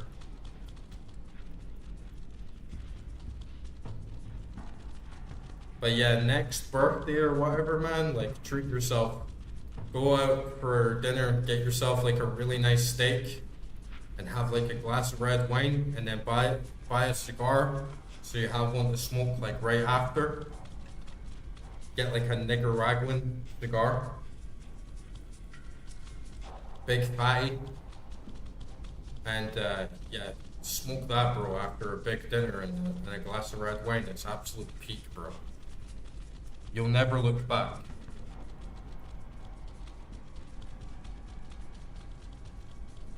Now, where the hell is this door? Shandy's not really a drink though, right? Like shandy's like just beer with like lemonade in it. It's not like an actual alcoholic beverage, you know? It's not like whiskey or... I don't know, I don't think there is an English drink.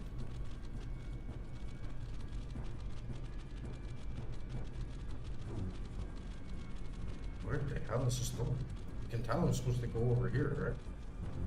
But there's like no door. Can you see a gap on this map? Can anyone see a gap on this map here? Is it like over here?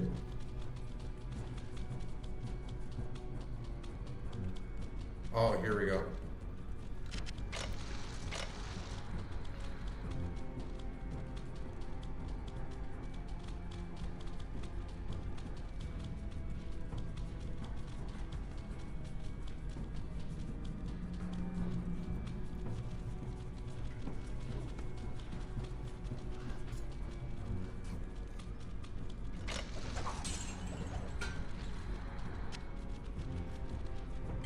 Frosty Jacks. Yeah.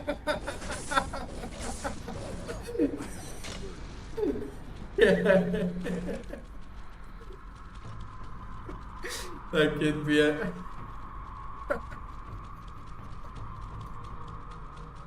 That is like the most Jake Paul drink in existence. That is like the most junky crackhead like drink like ever made.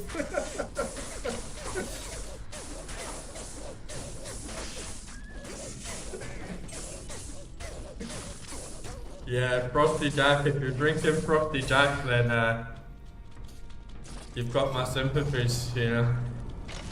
Life's gone to fucking shit.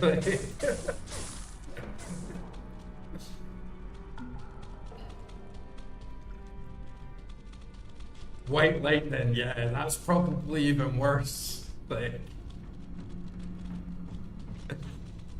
yeah, white lightning is rough. Have you ever seen that K cider? You get like cans of K, it's just got like a big red K on it. And it's like cider, but it's like 9% a can or something like that. I think it might be even higher. But it's really strong cider. And like back in the day, on like a night out, and you had like no money, you used to be able to go and buy like a 4-pack of K for you know, like a few quid, and then you would just like down them all like really fast, and you absolutely annihilate it, man. Like that would get you fucked up really, really fast.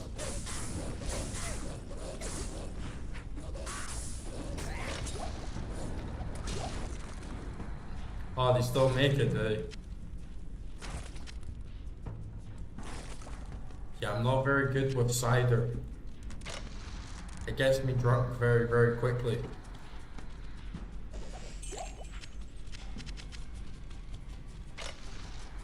You used to get that. You might still get it in England. Because they had like this big ban up in Scotland where you were no longer allowed to sell alcohol below a certain price. So they like capped the minimum amount that you could sell alcohol for. But before then, you used to be able to buy like a 2-liter bottle of cider outside like Tesco and like Lidl for like 25p. And it was like the most rancid, absolutely diabolical shite that like anyone's ever drank, basically. Like 2 liters for like 25p. And it used to be what alcoholics with like zero money would survive off of, you know.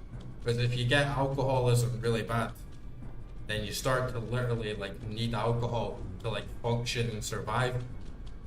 So then you'd be having all these junkies like walking about the street asking for like 25p so that they could buy themselves a 2-liter bottle outside the Tesco, and it was nasty. Yeah, it was nasty shit. That's why they banned it. That's why they put the law in place.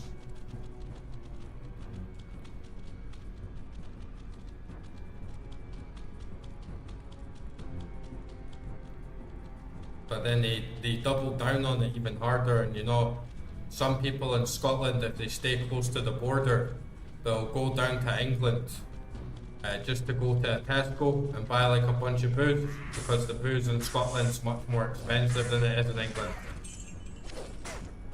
Because to like try and deal with all the alcoholics and the junkies, they just tried to like put the price of everything up. But what actually happened was that, you know, now you still get junkies and alcoholics, they just got less money, right? So it doesn't work at all. I don't know if they banned Fireball, but maybe. I think that they actually banned the Fireball sweets. So they might have actually banned it. Yeah, banning doesn't work for anything. But it's like the same with smoking, you know, to try and get people to stop smoking. In the UK, they've just put the prices of everything up to extortionate degree. Over here, I pay around £2.50 for 20 cigarettes. Whilst in the UK, you're now paying like what, like £18 sometimes for a 20 deck of fags.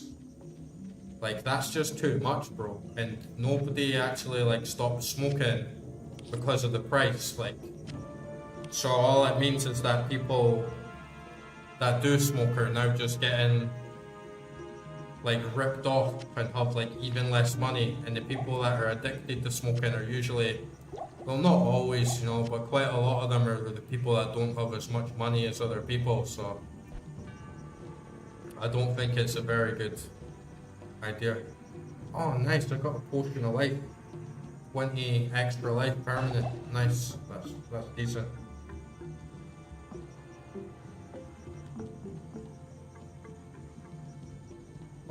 Alright, I never knew that. But I do think that they banned Fireball sweets like this, the sweeties. So it might have actually had the same thing in it, and they might have banned it.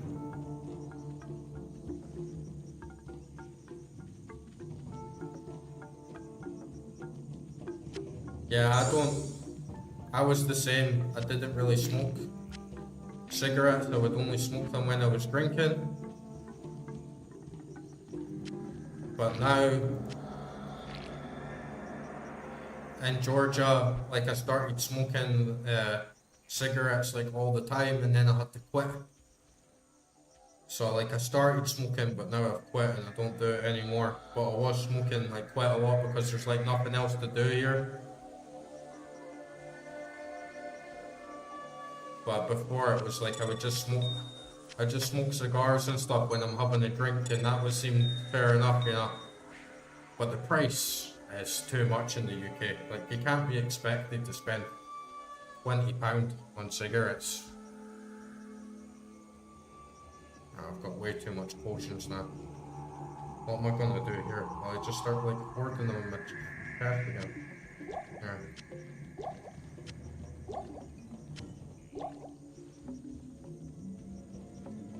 Is that how much they're charging for efficient chips now? That's absolutely insane, man.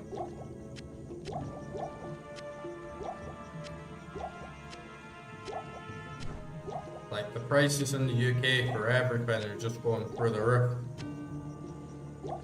I was getting to the point where with all the taxes that they were charging as well, I was earning a really good salary, like really good money there.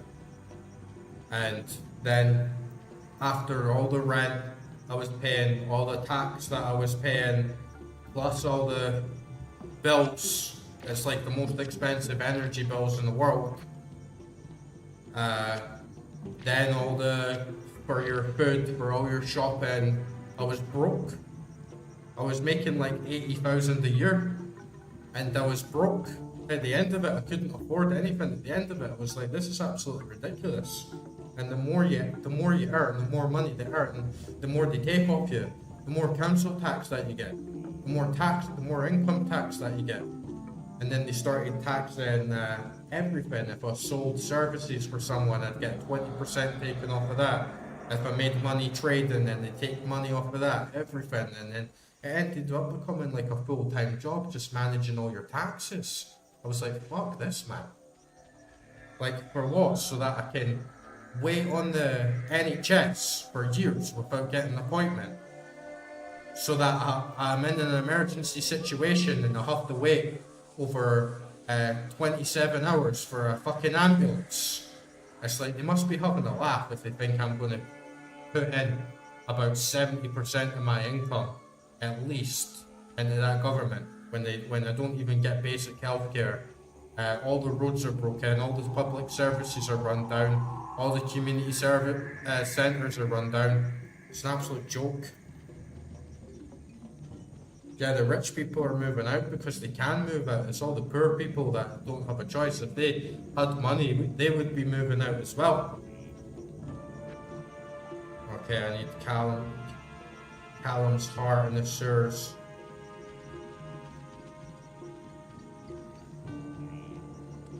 Man, I'm not finding any waypoints, which sucks.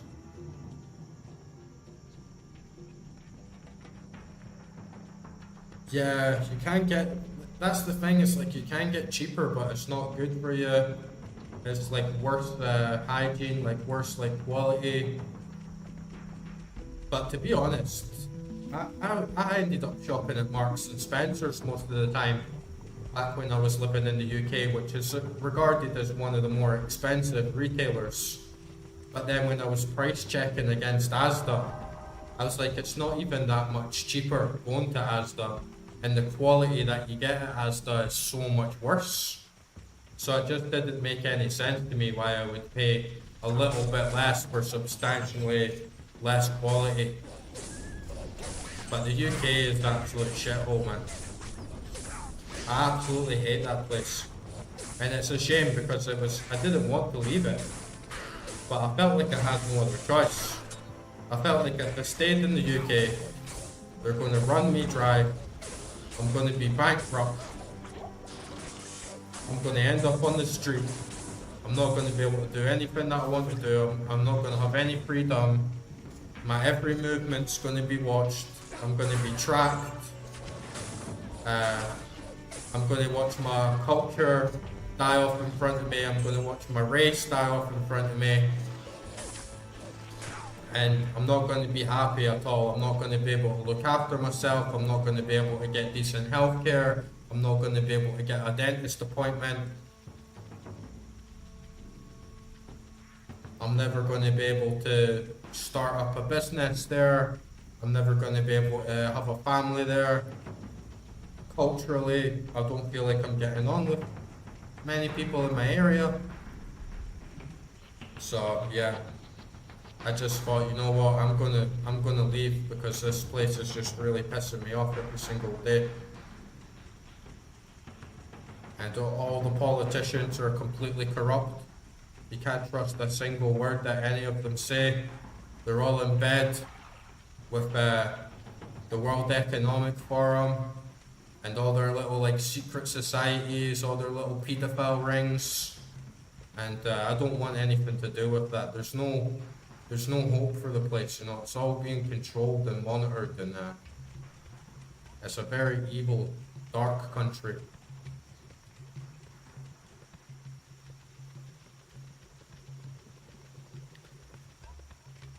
Yeah, you're lucky if you can even find a dentist appointment. Yeah, Sainsbury's is the worst.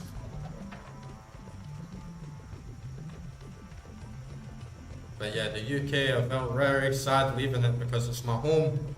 This is where I'm from. This is where my family's from. This is where my ancestors are from for hundreds of years, you know? And that just got to the point where it's like, I don't like living here anymore. I'm not getting anything out of this. I don't feel connected to anyone.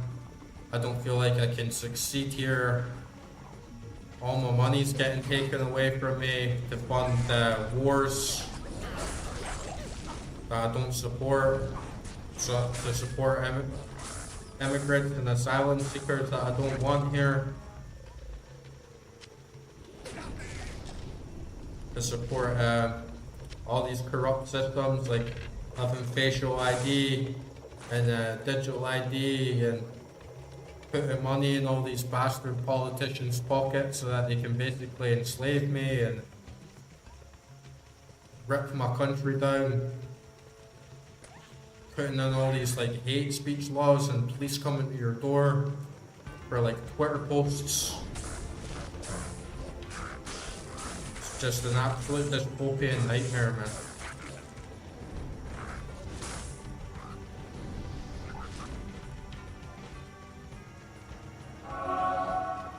Yeah, I honestly felt like any day now there's going to be bombs going off and there's going to be, well, there already is, right? There already is like a lot of violence in the street, riots, racial tension, ethnic tension, cultural tension, religious tension. It's already happening. Then everything just keeps getting more expensive. Everything's more pricey. Everything just keeps getting worse. And it's all planned. Because you'd actually have to be more than the dumbest person in the world to let things get this bad. In my opinion. Like, you'd actually have to want shit to be this bad for it to get this bad there. You could put a fucking monkey and as the Prime Minister and he would do a better fucking job than half these fucking fools, man. Yeah, anarchy would literally be better than what the UK government provides.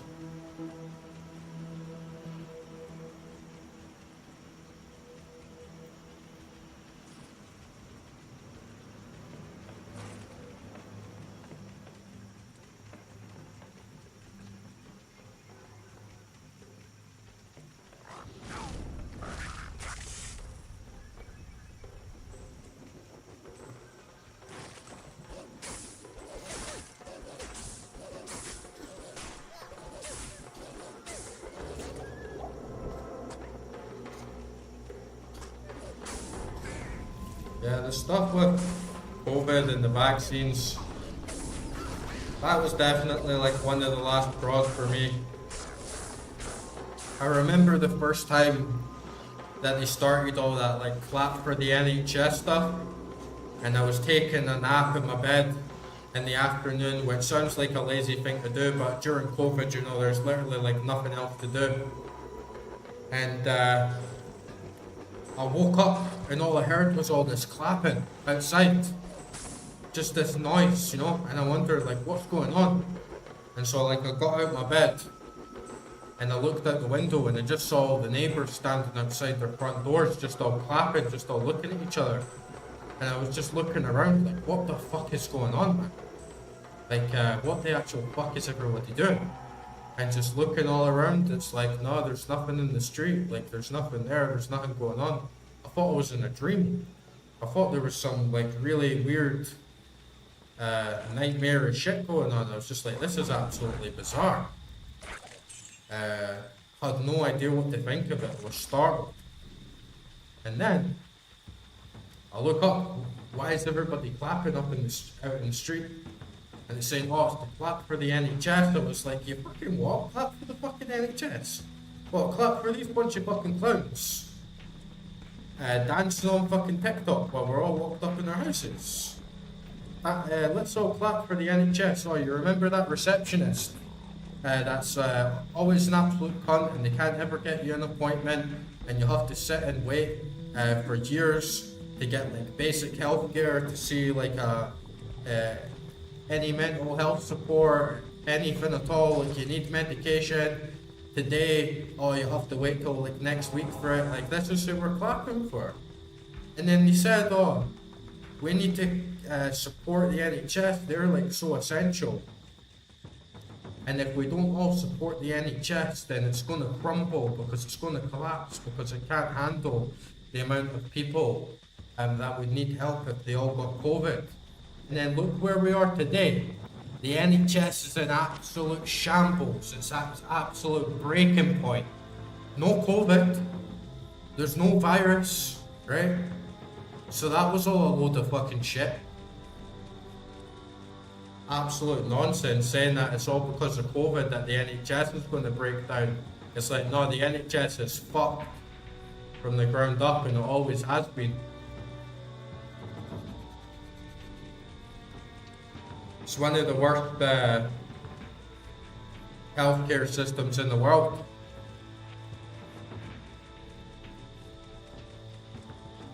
And pretty much everyone in the NHS that I've engaged with for the past 10 years has been an absolute imbecile.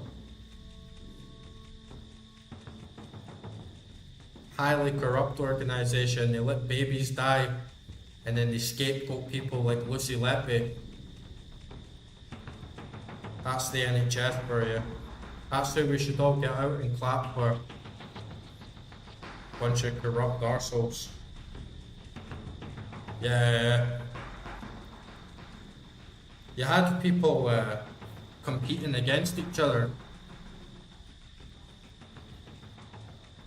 You had people doing that whole NHS clapping thing, and you had people with pots and pans, smacking pots and pans outside their house, screaming, cheering, getting the loudspeakers out, setting up 2 sets of speakers outside the door and blaring music as loud as possible. Save the NHS, save the NHS. It's like you're a bunch of brainwashed lunatics, man.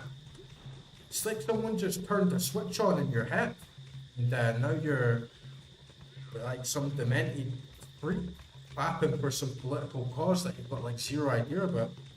It's like the same way. It's like the same with Ukraine. Like when the Ukraine war happened, and if you asked anybody like the day before they started pushing all this shit out, it's like, oh, do you agree with war? Everyone would say, no, I don't think we should be fighting wars at all.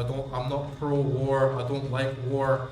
Then next day, oh, we all need to support Ukraine now. Everybody's hanging Ukraine flags out their fucking window, all over the buses, all over the fucking streets. Ukraine this, Ukraine that. It's like, regardless if you supported Ukraine or not, the fact is, the vast majority of people didn't even know what the fuck Ukraine was. until the government started telling them all to support it.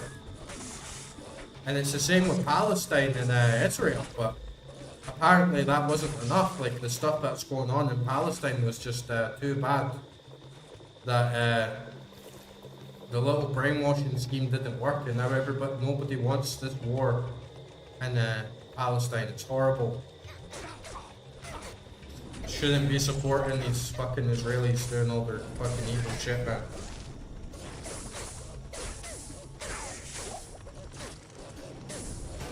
Yeah, exactly.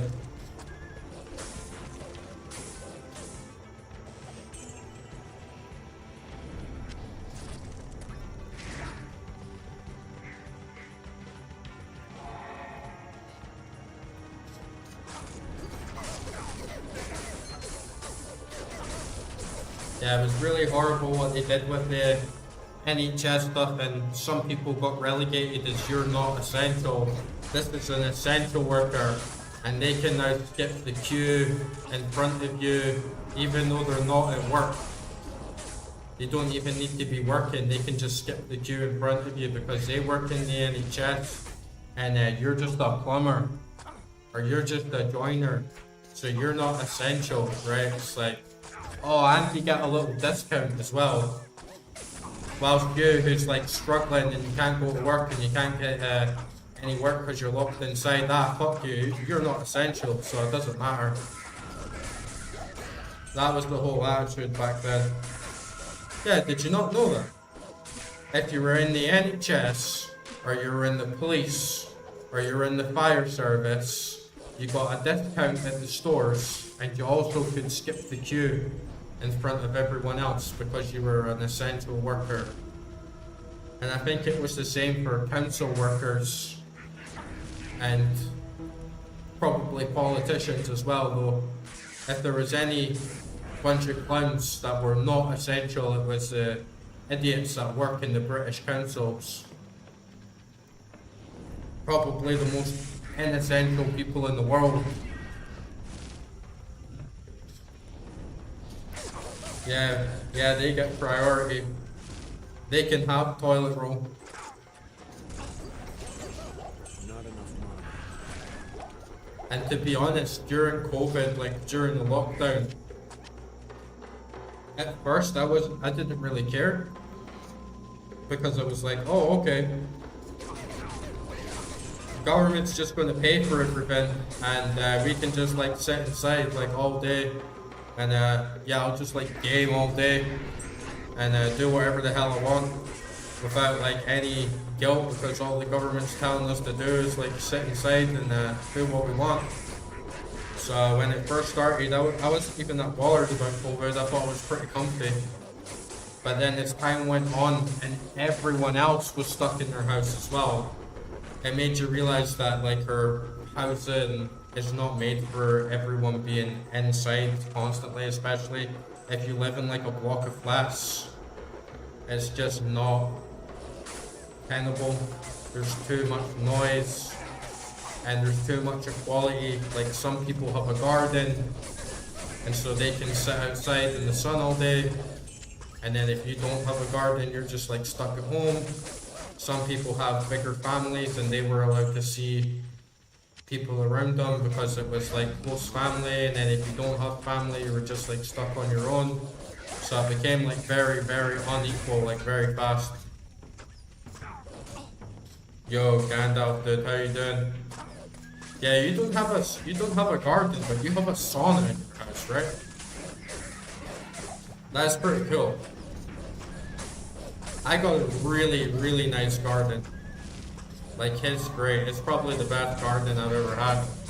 It needs like some more stuff in it, you know, like some tables and like chairs. But apart from that, it's like a great garden. The only thing is that there's bugs everywhere. Like there's so many ants and like spiders, and it's wild. So I gotta get used to it. So you have like a sauna. Like, is it an actual room in your house? Like in Finland, how they have like a sauna as an actual room? Or is it like a sauna that you like bought and like built yourself?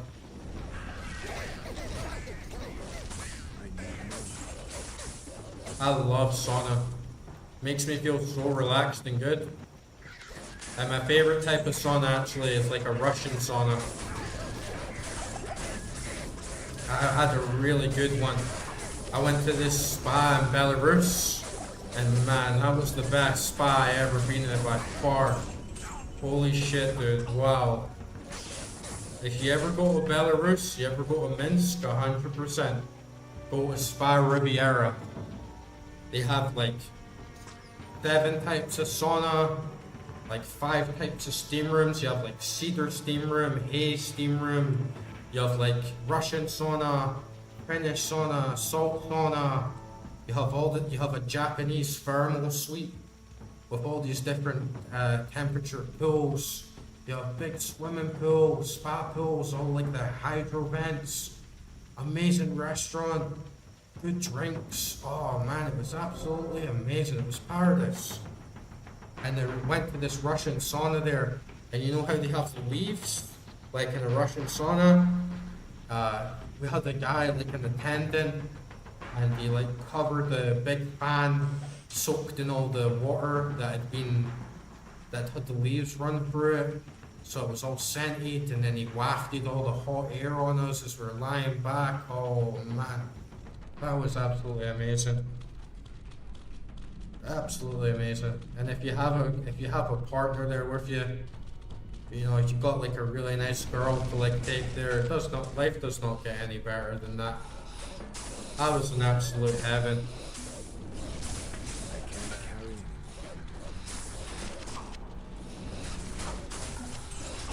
Seriously, if you ever go to Belarus, like 100% go to Spa Riviera, man.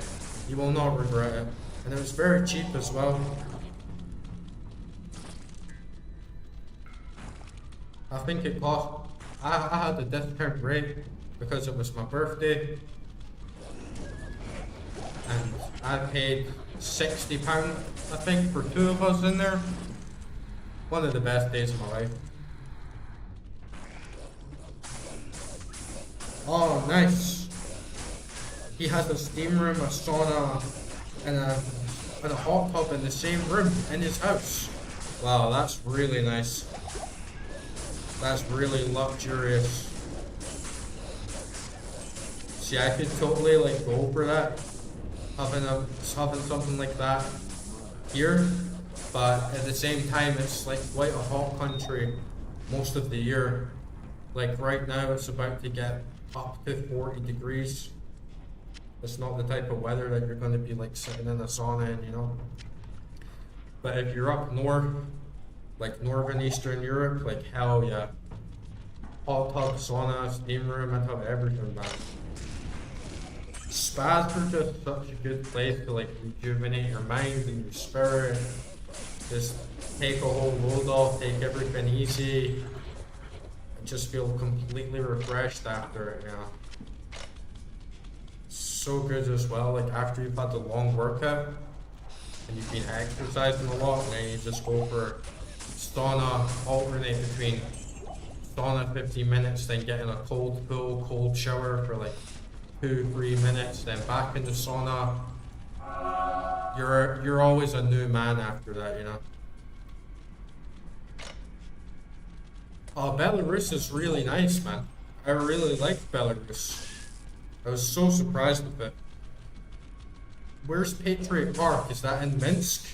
Or is that in Russia? Fortunately, I can like still go to Russia. I can still go to Belarus. But I'm banned from entering Russia because of the war right now, which is unfortunate because I've always wanted to visit there too. Even like parts of Georgia are like quasi-occupied or like protected by Russia. It's a whole political mess, but yeah. Can't go to certain parts of Georgia like Abkhazia and South Ossetia either. What's Patriot Park Museum?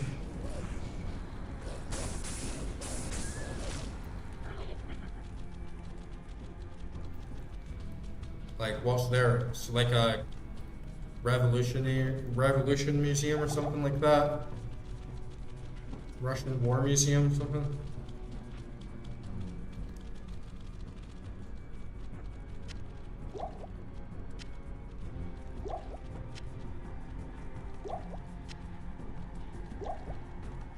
siphon, no need for that.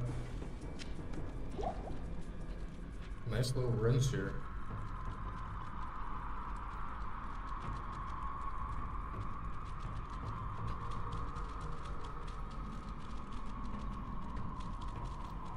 It's so nice to actually get into like a classic dungeon instead of like some bug burrow filled with like hordes of spiders and like lampreys and big old mites, man. This stuff is so disgusting.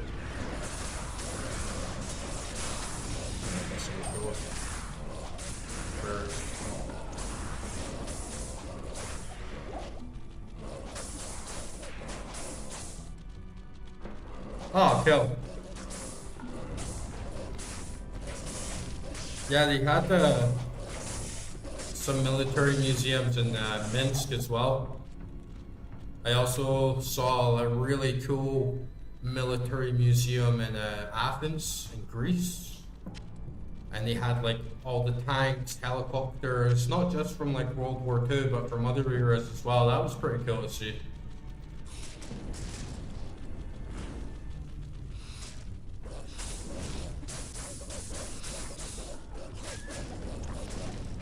What's the Britannica bit? Like, I know the Britannica, I don't know what the video you're talking about.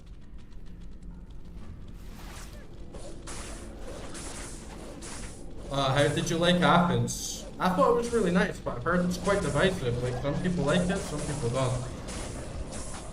You can buy guns here in Georgia. Like, you can buy, like, Colt 45s, sniper rifles, like, assault rifles. And they're cheap as hell as well. Like, you can buy, like, this massive assault rifle for, like, 80 quid or something. Maybe even less, to be honest. You can buy, like, Colt 45 Magnums for, like, 80 quid. Like, I never saw any crime when I was in Athens. I was there, like, a few months ago. I was like very clean.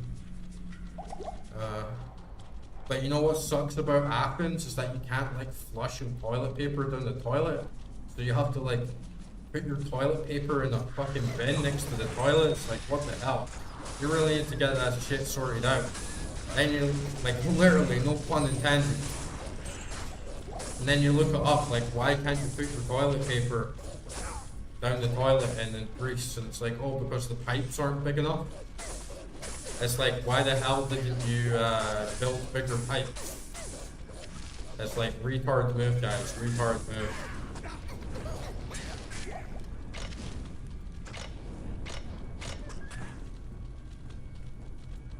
Yeah, you're supposed to like sit with your like shitty toilet paper in the trash.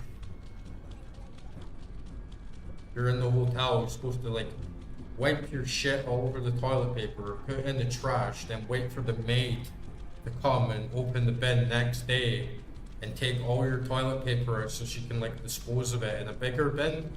It's like, that's fucking idiotic. I heard it's similar in Thailand. Yeah, I'm in Georgia now.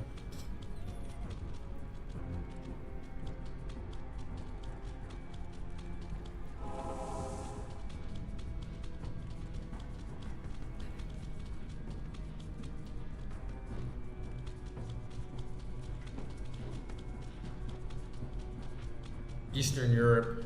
Live up in the mountains.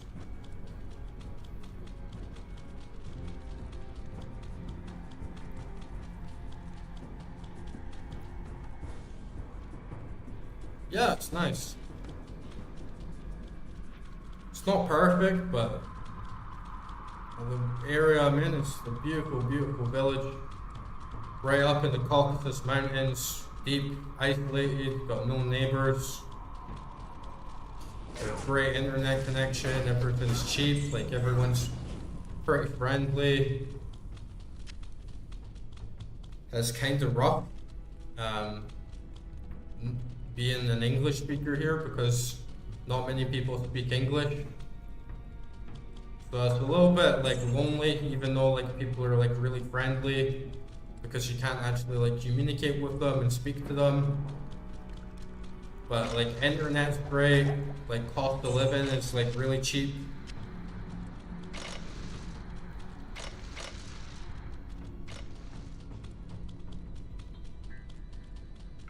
They're very peaceful, I would say. Like there's hardly any crime at all here.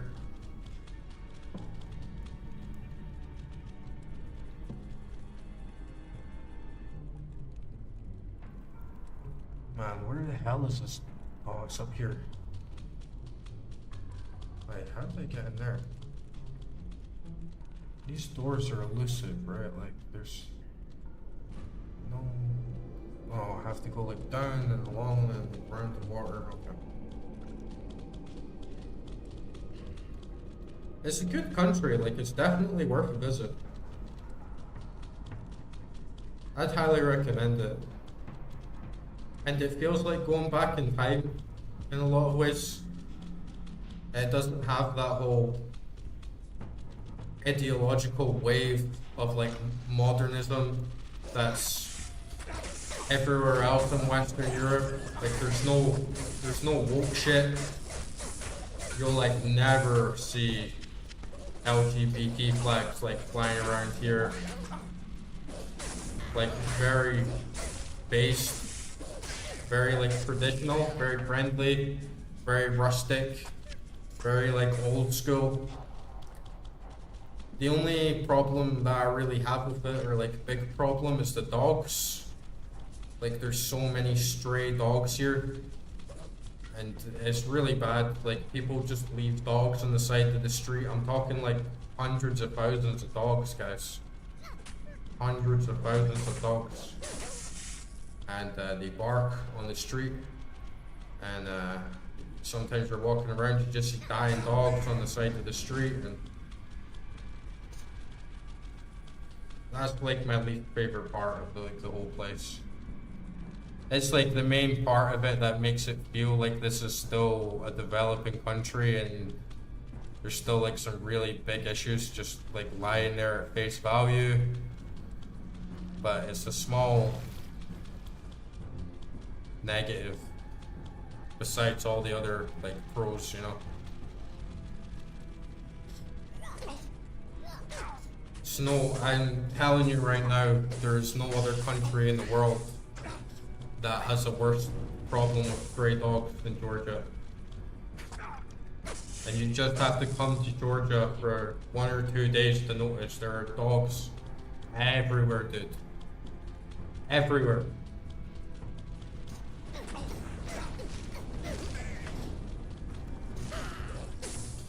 And in Moscow, it's nowhere near as bad. Any other ex-Soviet country is they're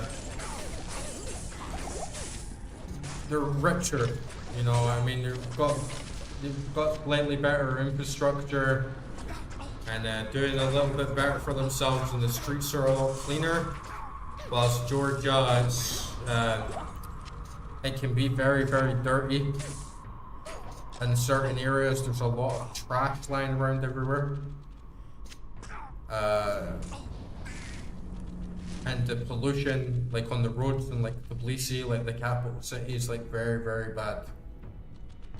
And I think there's like less education here. I think the education system's like not very good, so people don't seem as informed about certain things that you do in the West, and it's different.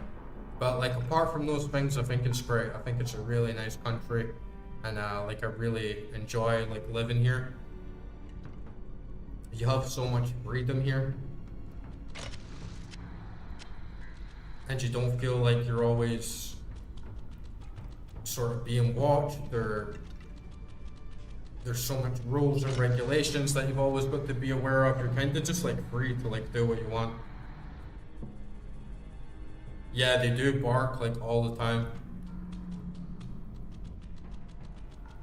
And I think people in Georgia are just like so used to it that dogs could be barking like all night and they don't even hear it because they just grew up with it for like the past century. They're just used to dogs barking everywhere, like constantly. So like they've just like completely blocked it out. But if you're a foreigner, you're kind of like looking around like, dude, like someone needs to sort these dogs out.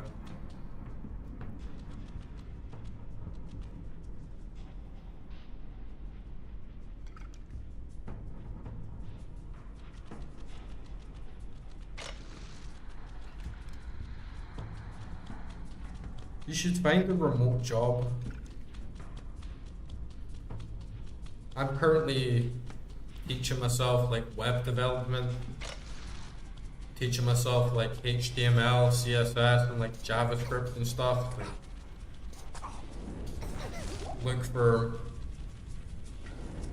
more independent work, and hopefully the channel keeps going well so I can like eventually get this monetized and just live like a more free life, like not chained to like any one place, because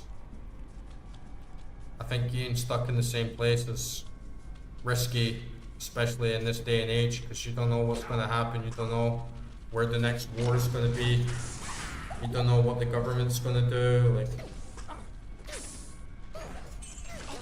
So I think being self-sustaining and self-sufficient is going to be like a good way forward.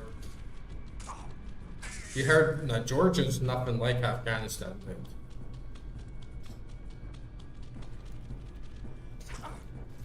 It's nowhere near as bad as that. It's actually quite like modern, and it's quite like a European style country. It's just like sort of being back in time. Like my internet is far better here than it is in the UK and stuff, but yeah, it's a big cultural difference. Culture is completely different from Afghanistan.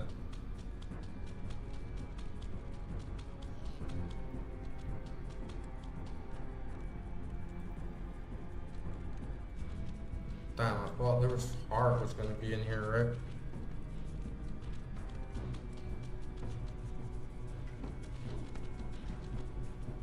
Yeah, well, if you get a job for like Octopus Energy, like you're not gonna be able to move out of there, you know.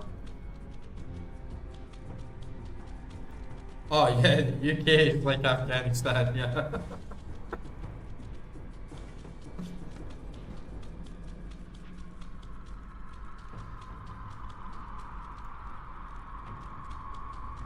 Yeah, it depends where you go in the UK, but I think most of England now, definitely. I think like London, Birmingham,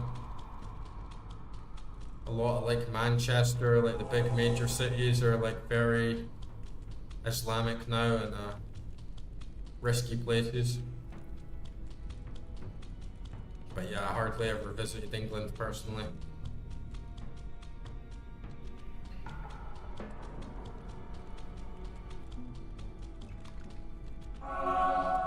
Eastern Europe overall is like very nice.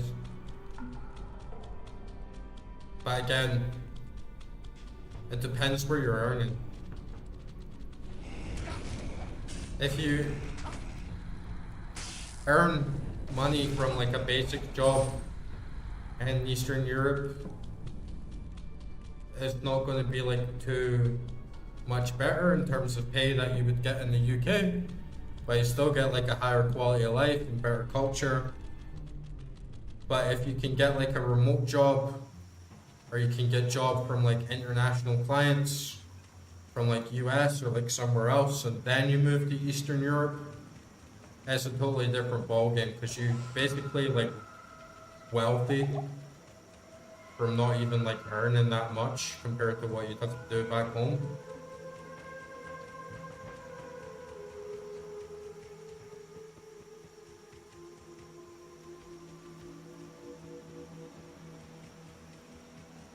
Because you just save so much money not getting scalped from all the crazy rent and tax that you get back in like most of the West right now. It's a pretty good idea. Even if you don't want to do it permanently, you know, you do like a few years just to save up some cash. It can work out pretty well, I think. Because like once you've got a fair amount of money, say you save up money for a few years, then you can potentially have enough to either buy a house or, you know, buy a decent amount of stock or crypto or like whatever else it is you might want to invest in. So your money starts like working for you instead of you always being like fucked out for the wage, you know.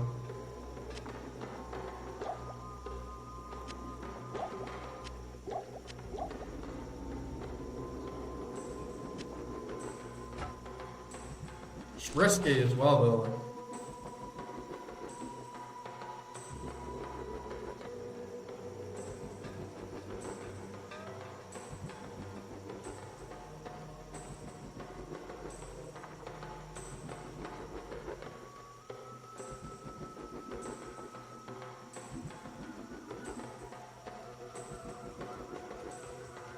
Like, yeah, you gotta learn some skills, you know, that's enough to like carry you. Whether it's working in marketing or web development or like programming, something that people will pay for a good wage and that you don't actually need to be there in person to do. And if you can get something like that, then you can kind of just move like wherever you want, right?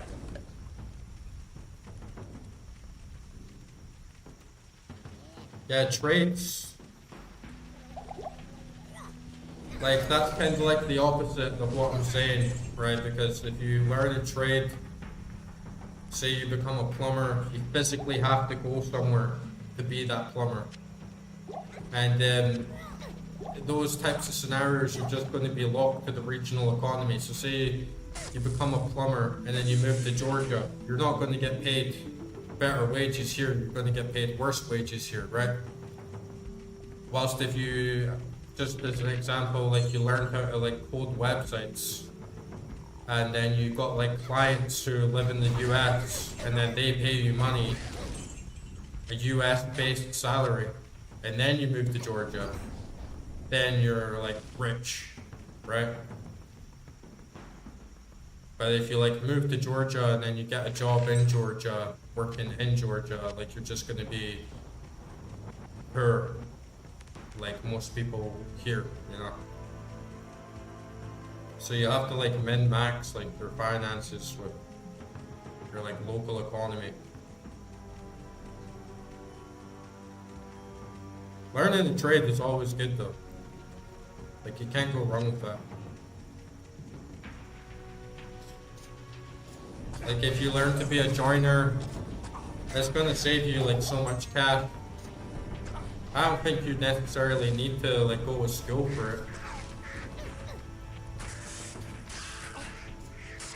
Like a lot of people here, like they build their own houses. They're very like self-sustaining. They do their own plumbing,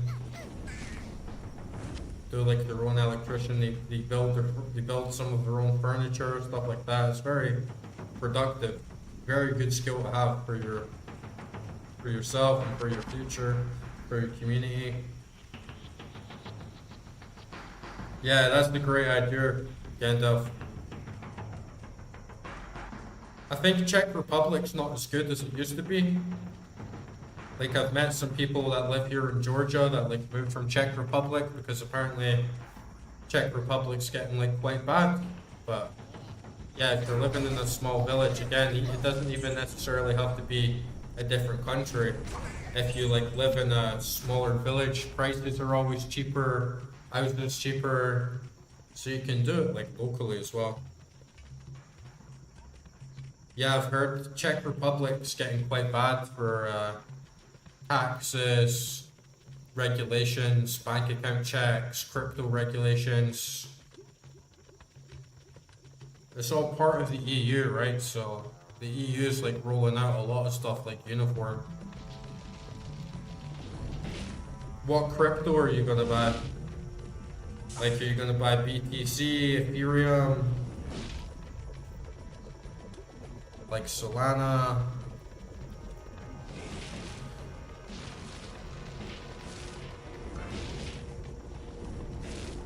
Buying crypto in Georgia is pretty easy. I need mana.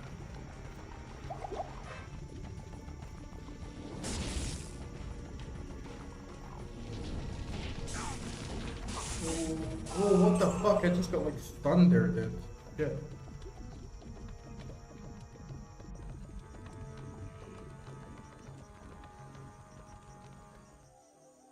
Damn, I just got pruned.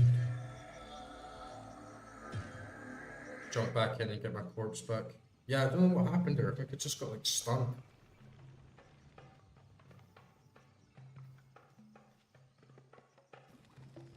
They make crypto so complicated in the UK. Like all the stuff you have to do. Like in Georgia, you can just like open an account, buy crypto, that's it. Stock is like really worth knowing. Even if you're not going to trade stock, it's still worth knowing about, like as an individual, like in the world, like to know about stocks, like how they work, how the economy works. Trading is a really, really good skill to have. If I had leverage again, I would definitely be trading 100%. It's very high risk, but also like very, very high reward if you know what you're doing. But I've not got any of my armor now on, so I can finally check if I can get this past 70. Alright, good. It was just that stupid bug that's been holding me back from like so many points recently.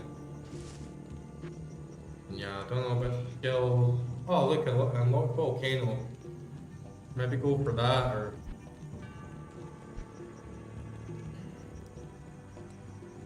oak sage. Summon a spirit pet that increases life for you and your party. Part of the Wolverine.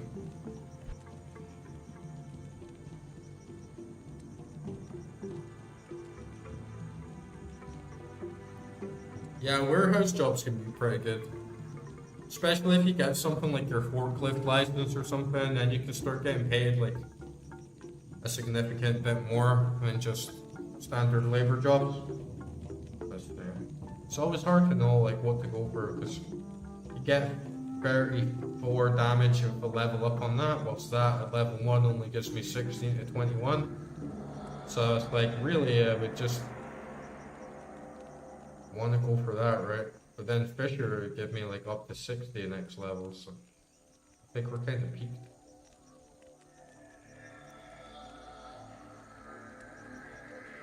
Yeah, if you do go into labouring jobs or like construction jobs, it's always like very good to get your license for different machines because like the guy who does the machine is like an expert, whilst like the other people on site are all just like sort of bottom of the mill. But if you're like a specialist that can do forklifts or like can work other types of machinery, like if you're doing construction, you work like steamrollers or cranes. You get like much higher wage.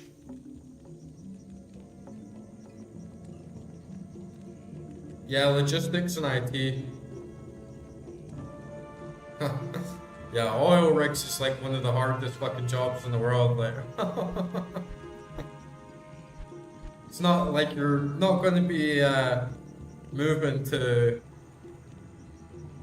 like Eastern European country and doing oil rigs. Like only the richest companies will have it. Like you'll end up in like fucking Saudi Arabia or something, you know? Yeah, I won't work on an oil rig either. It'd be cool, but yeah, seriously dangerous. Good pay though. Alright, I'm just gonna go for a piss, guys.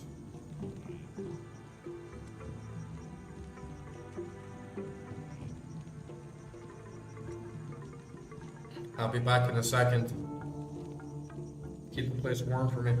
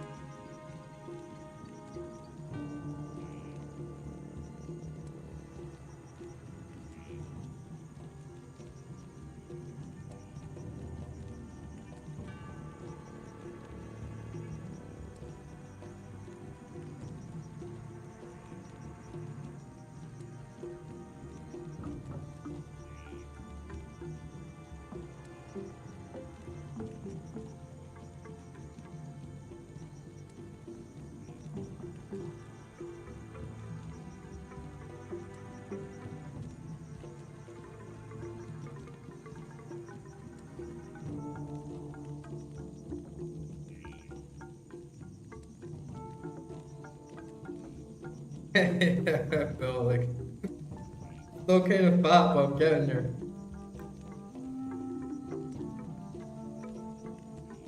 Doing alright, you know. I still got that belly. Definitely gotta cut it back.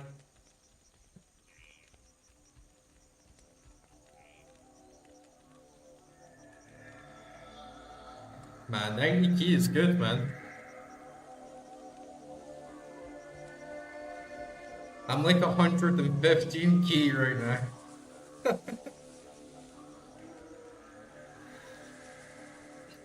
But yeah, 50 key, that's too small, man. You gotta eat some fucking Ben and Jerry's.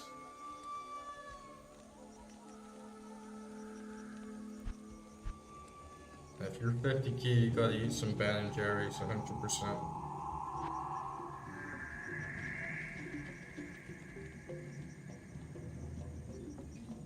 What height are you, Gandalf?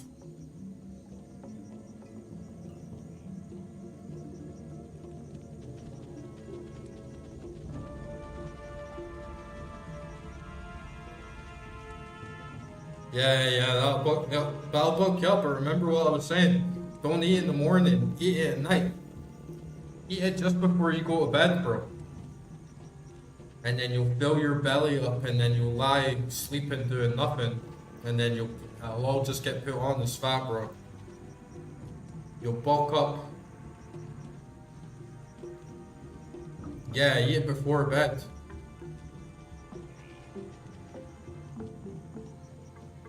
That's like the best time to like put on weight. If you eat in the morning, you'll burn most of it off like before you even sleep. Nah, it'll probably make you sleep better, to be honest. Because like a lot of carbs, and carbs make you sleepy. What's 191 centimeters in feet? Isn't that like 6'2"? Isn't that like 6'1"?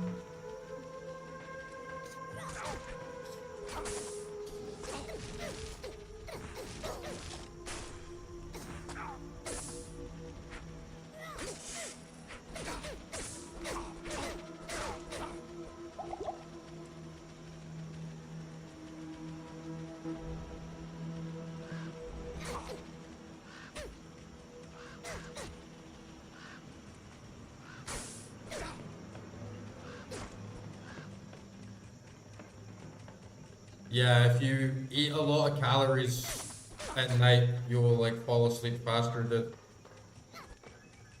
Holy shit, I'm about to die again. These little fucking tiki tribe people, man. Holy shit. They're chasing me around. Oh, nice, I got a little well there. Oh, and then right back into the thick of it.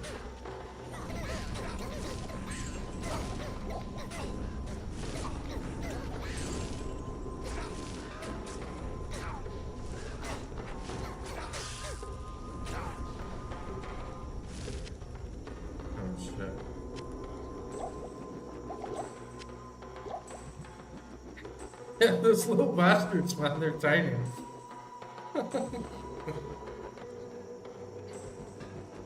Overlord, is that like the game where you go like the baddie, you're like the evil guy, and you have to like command around like all the little minions and stuff? I haven't played that, but I've watched like clips of it and it looked really fun. I really feel like playing that now. Man, 6'2" and like 90 key is like really good. I'm like 6 foot and like 115 kilos.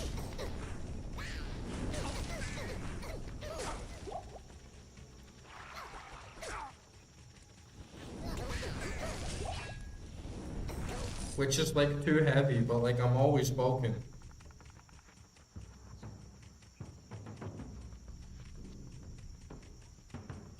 Like I feel really good when I'm like bulked and at like 115 kilos and I still got like a fat belly and like pretty like fat thighs, but then when you see like around it, it's still like muscular like underneath it, and you can like still see my abs under like a decent bit of fat. I'm like, yeah, that's good. That's like putting on good weight, you know.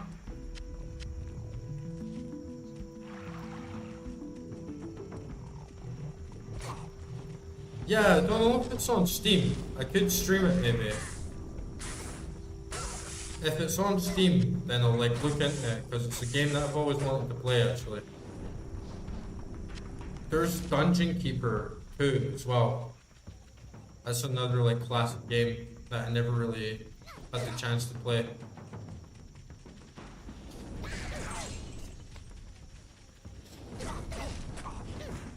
Yeah, it's really easy to bulk, man. You just eat, you know? Just fucking eat it. You get the munchies.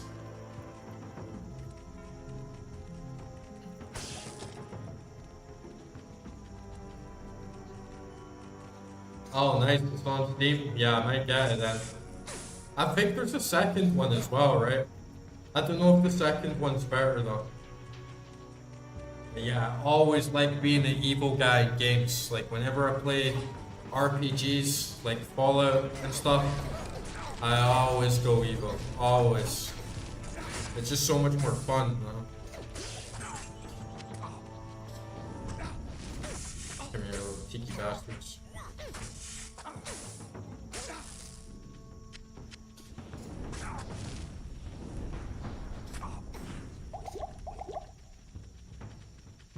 I need my wolves, that's what I need. Oh my god, look at that. Holy shit, they all just like swarmed me, bro. Fucking little bastards, dude.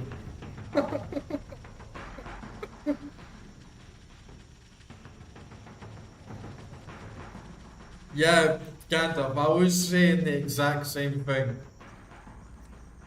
Like, if you need to bulk, just eat Ben and Jerry's and ice cream, and it's like game over. There's like no way that you can't eat. There's no way that you can't gain weight from that, you know?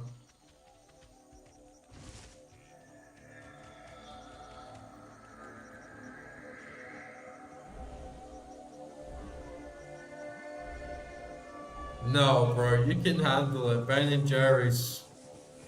Like, get that chocolate fudge brownie. Ben and Jerry's, just like a whole tub, dude.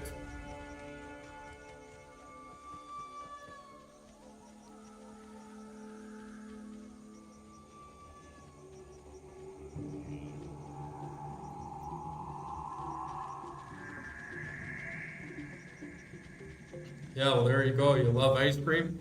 Ben and Jerry's. Now you get to indulge yourself. Man, I would be so happy.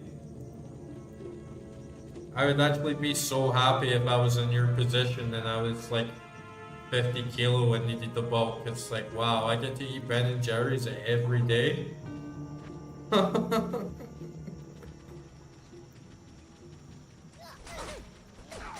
And you can say it unironically when people look at you like, what the fuck are you doing, you fat bastard? You can just be like, I'm okay. Like, why you got ice cream all over your fucking shirt? You know? Like, I'm bulking, bro.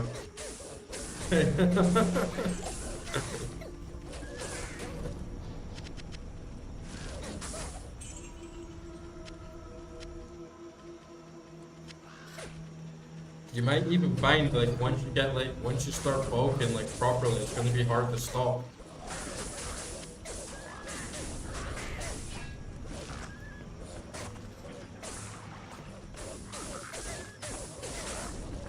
But yeah, I don't know how you manage it, especially if you smoke weed, you know?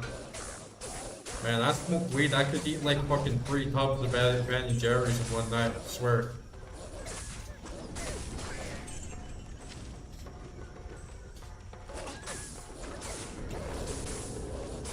You got obsessive personality with what? Yeah, alright.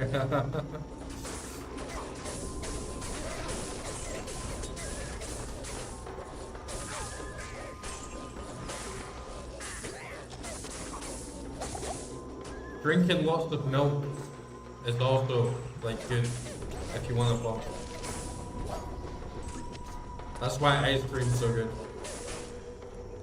Because it's basically just protein and fat, you know?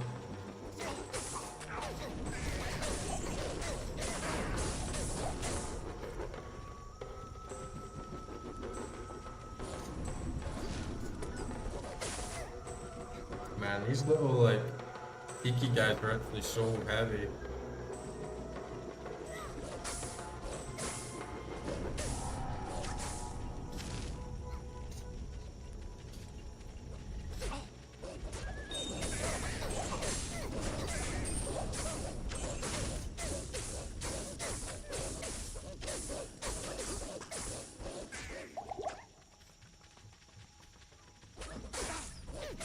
Yeah, cottage cheese is good, I guess, but I mean, what would you rather eat? Would you rather eat tubs of Ben and Jerry's, or would you rather eat fucking tubs of cottage cheese, bro? You know what I mean? You know how much that shit's gonna make you fart? Like, you're gonna be farting all night and be Arnold Schwarzenegger levels of like cottage cheese.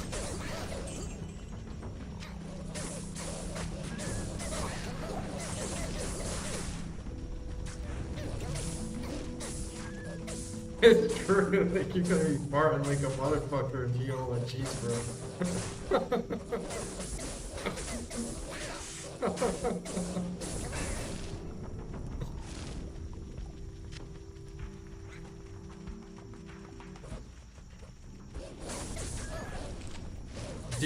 Have you ever tried creatine?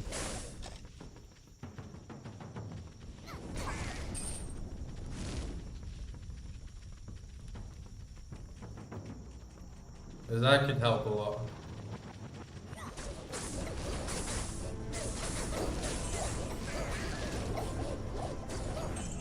If you did it with creatine and you were working out a lot, it's probably going to give you like that muscularity a bit faster. 3 grams of creatine is fucking nothing, dude. You need to start loading that shit in.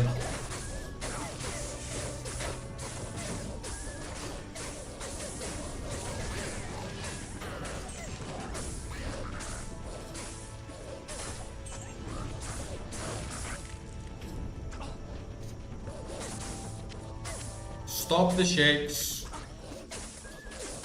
Switch to Ben and Jerry. And get creatine powder.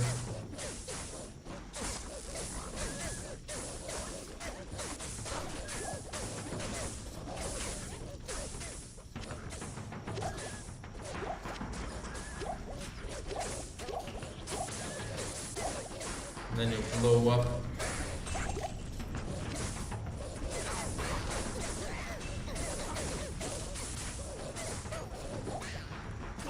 Yeah, get granola as well. Start eating calorie dense foods.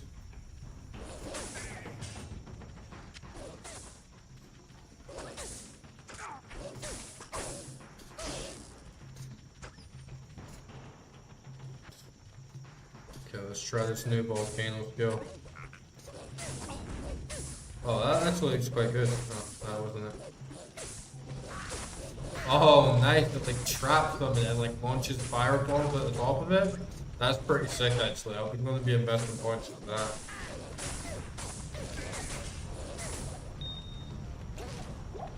I see as well, like my skills are going to scale.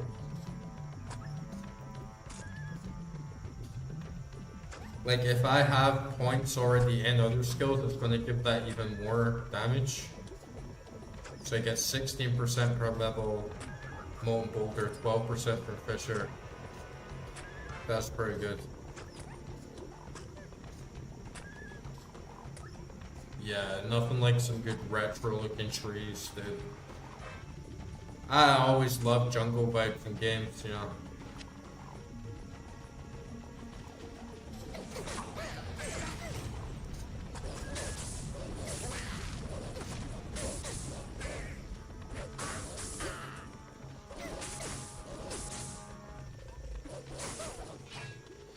Get on up on the bayou.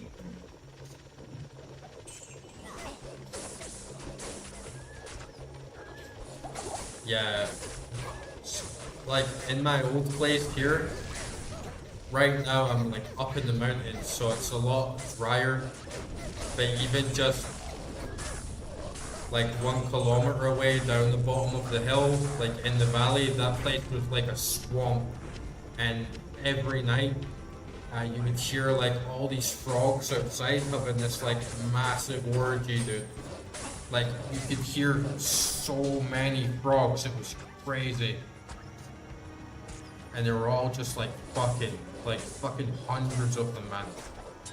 Really, really loud. Man, my inventory is like packed right now.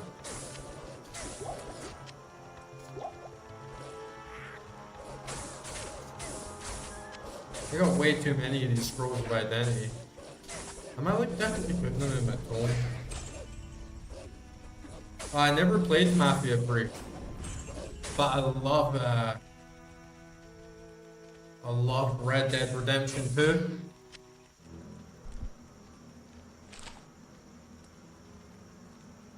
And I love being down in the swamp. Louisiana Bayou.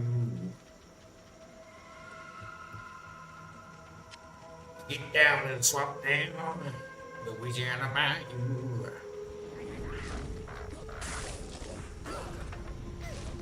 Yeah, down in the bayou.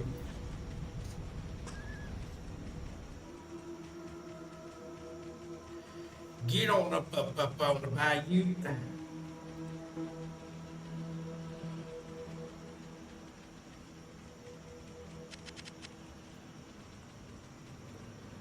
Oh, good man.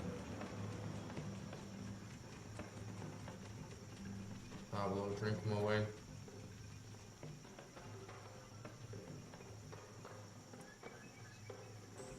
Yeah, it's a good area, but hard to find your way around. Like the areas are much bigger. Ooh, it's getting like really salty now. Man, these guys take a pounding.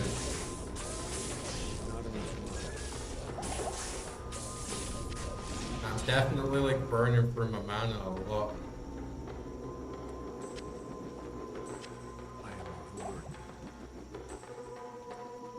I need to like go back to town now. I've got far too many of these identification scrolls.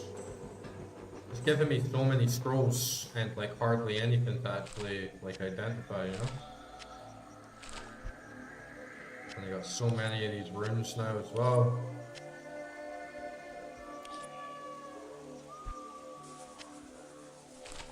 Yeah, Red Dead 2 is such a good game, man. That's definitely gotta be one of my favorite games of all time. It just makes me feel so alive and free, that game.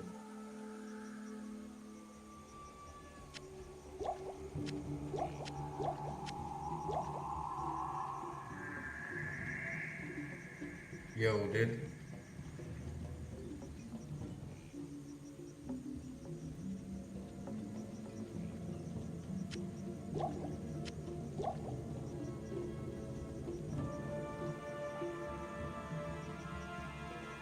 Scandal's still here to keep top out.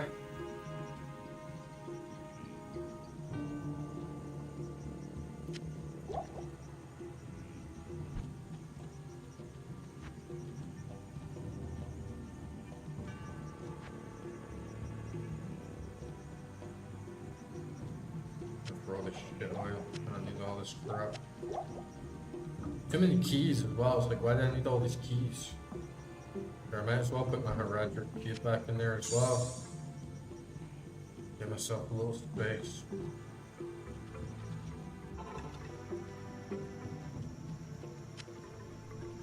I think he tapped out.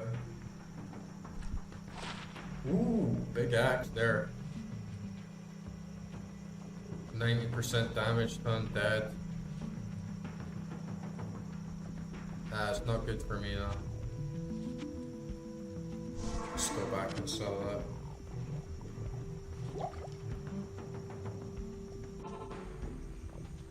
Yes?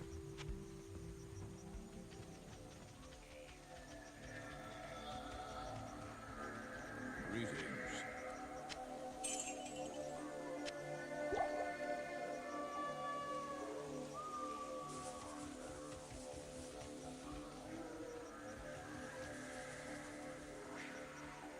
Oh, nice. Yeah. Vice City is such a good game, and I love the radio stations in it so much. Probably my favorite, actually, out of all the GTAs.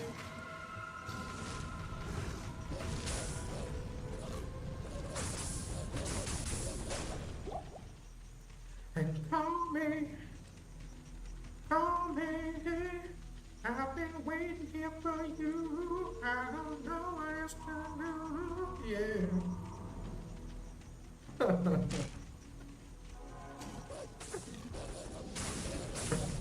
Such a good song. Oh, nice. Yeah, I'm a mind reader, dude.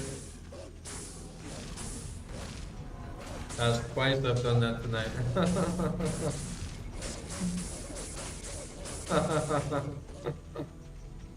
Won't you call this number now?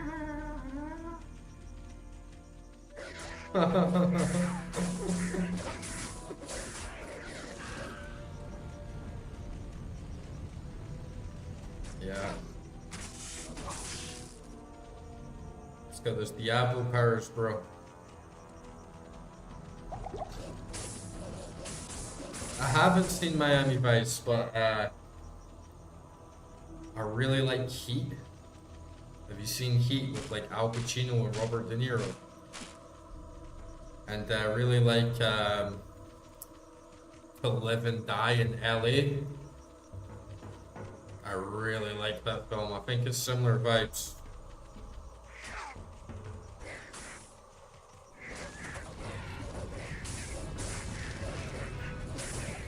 That's what happens when you dabble with demons. Have you seen it before though? What one are you talking about? Are you talking about Heat or are you talking about To Live and Die with LA? Okay, this dungeon's gotta be around here somewhere actually, because I'm in the right area. Yeah, Michael Mann's really good. Yeah, Heat's such a good fucking film.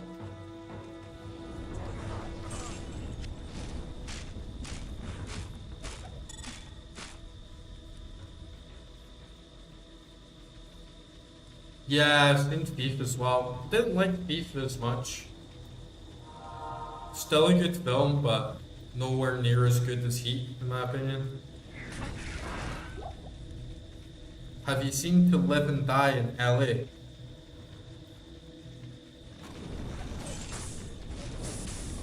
If you like 80s, like Miami Vice vibes, and you like 80s music, 100% watch it. It's got William Dafoe in it.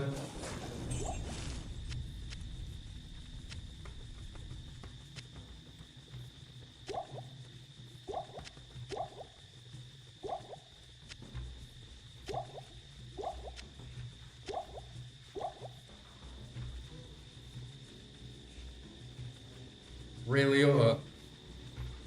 Yeah, To Live and Die in LA. It's a fucking amazing film, man.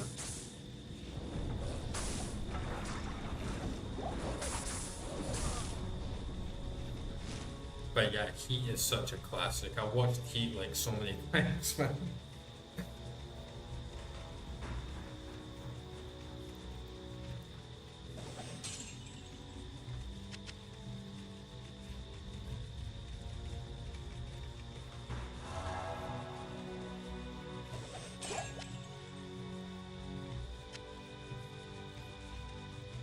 Yeah, 100% watch it. It's a great film.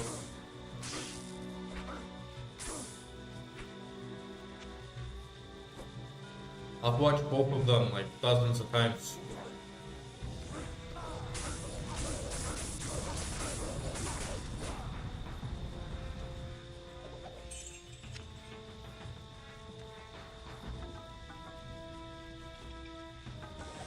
Yeah, it's like 3 hours, but it doesn't feel like it. It's like one of those films that like goes along like quite fast.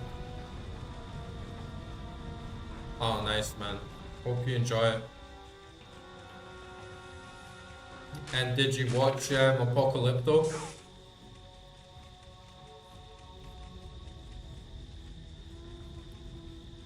Yeah, Payday was definitely like big time inspired by Heat.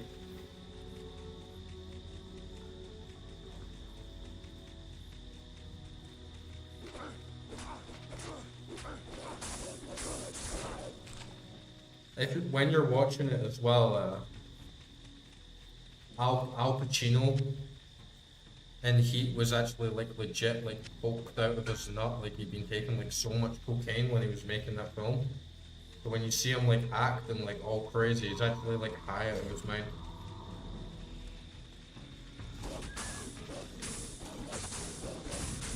Oh, you forgot to watch it, that's a shame.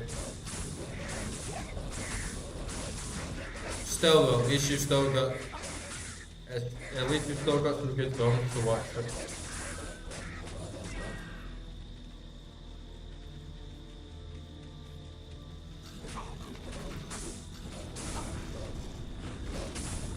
If you like jungle vibes as well, then you'll like it, but it's not like fantasy jungle, you know.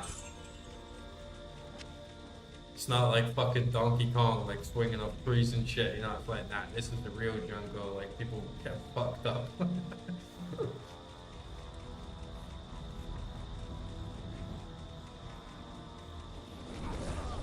Yeah.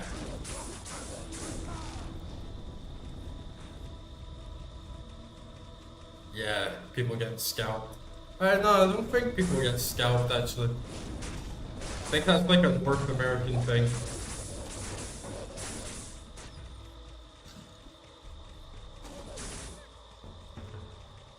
Have you seen The Revenant?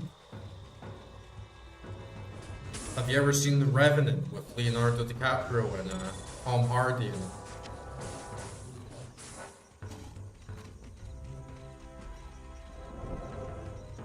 Yeah, that film is fucking great, man.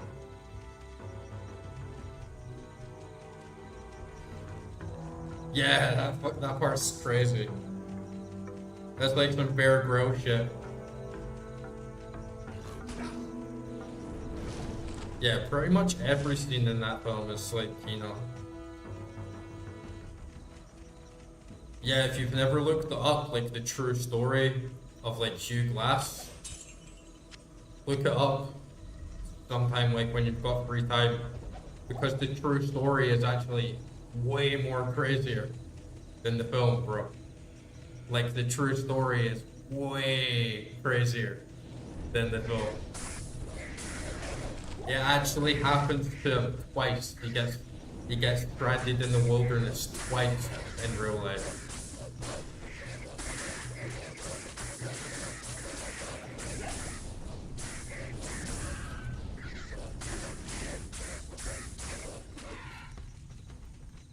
And I think that the director of the film even said that the reason that he didn't fully like adapt all of his story was because he thought that the audience would just find it too unbelievable. Even though it's like the true story.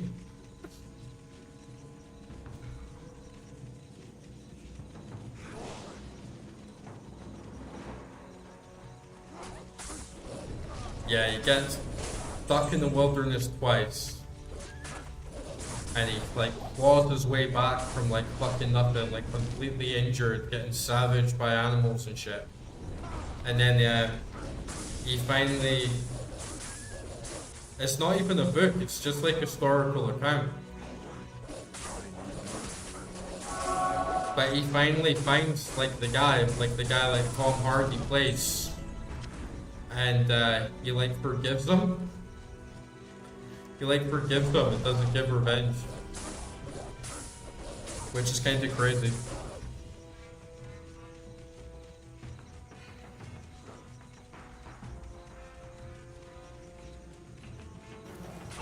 Oh, look at these dirty little fucking bug things, man.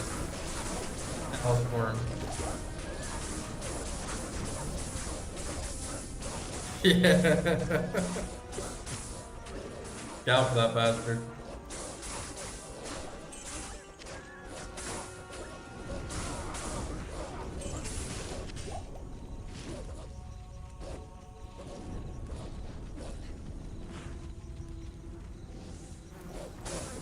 Tom Hardy's such a good actor in that.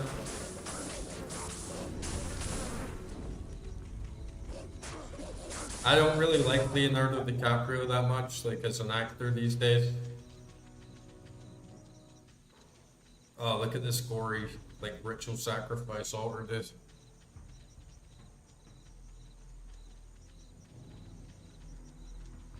I'm just gonna quickly grab my bottle of wine. I'll be back in 2 seconds.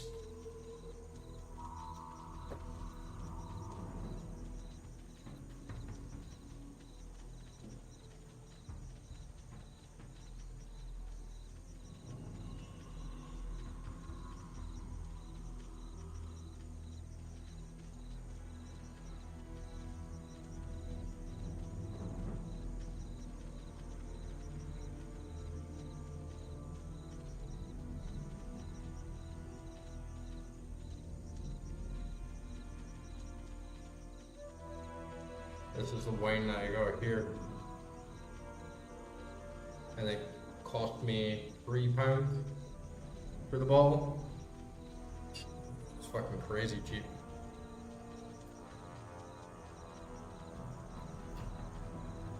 It's a bit dry for my taste. I like my wines like a little sweeter. But it's still really good.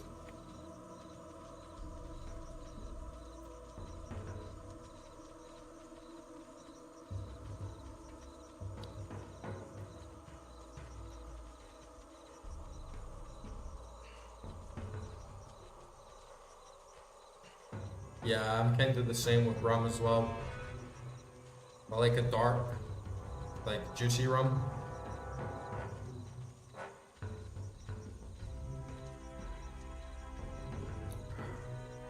But this wine's pretty good. Like it's dry, but it's pretty full-bodied.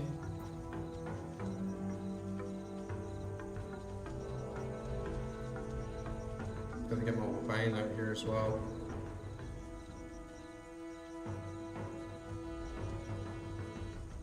Oh, nice. I'm jealous.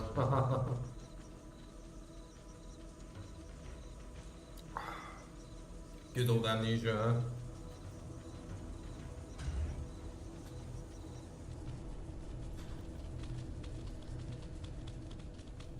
It's gotta be like the most common strain in definitely the UK, probably all of Europe as well.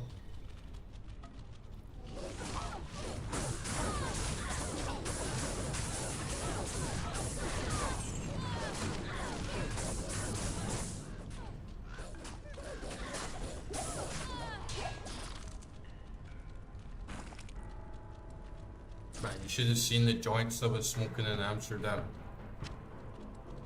Like I went to Amsterdam in December and I was getting like really primo weed, and then I'd get like 3 types of hash, like really nice crumbly white pollen, like sticky brown, like black stuff, just like put the whole thing and like the same joint, like absolutely packing it to the brim, and then just like smoking it outside, going like watching the boats go past, then going back into my hotel room at like a 5-star hotel, go into the sauna, absolutely melted, float about in the swimming pool, back up to my room, sitting doing stuff on my laptop, then going out, getting a nice meal. It was such a good holiday. Yeah, I had lots of hash, man. I fucking white-eyed. Like, I actually smoked so much weed that I fucking white-eyed when I got home. And I must have smoked like 200 pounds worth of weed in like one day. It was absolutely fucking annihilating. I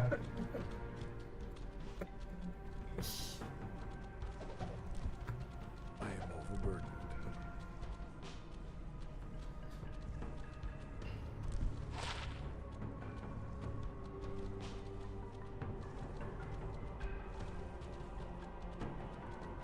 Yeah, it's just like you're in Amsterdam. If you're in Amsterdam, right, you gotta go for it. Especially when you got all that choice there. But yeah, I was just getting like silly levels of high. I think these gloves are, you get like a little bit more defense.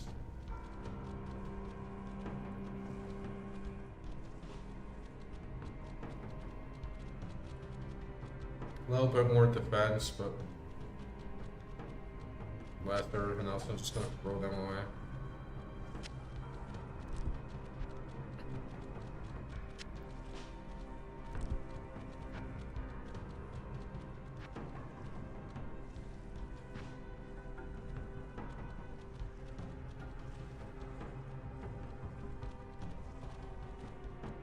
Yeah, it's not. It's trash. Run back to this guy, getting our quest. The quests in this time are like different, you know, you need to keep like running back to the NPCs and like checking up on them and stuff. You have found the book. It should give all of us here some insight You into have the found nature the of the book. divine evils. But as for you, Yeah, still do meditation, still do like lucid dreaming and like semen retention and stuff like that. But I've been traveling around quite a lot. Like I've been to so many different countries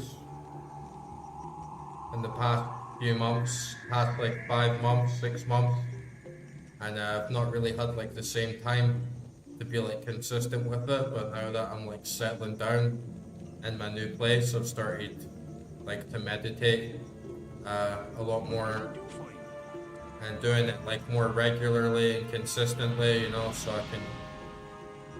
Oh yeah, it's got tons of benefits, man. Tons of benefits.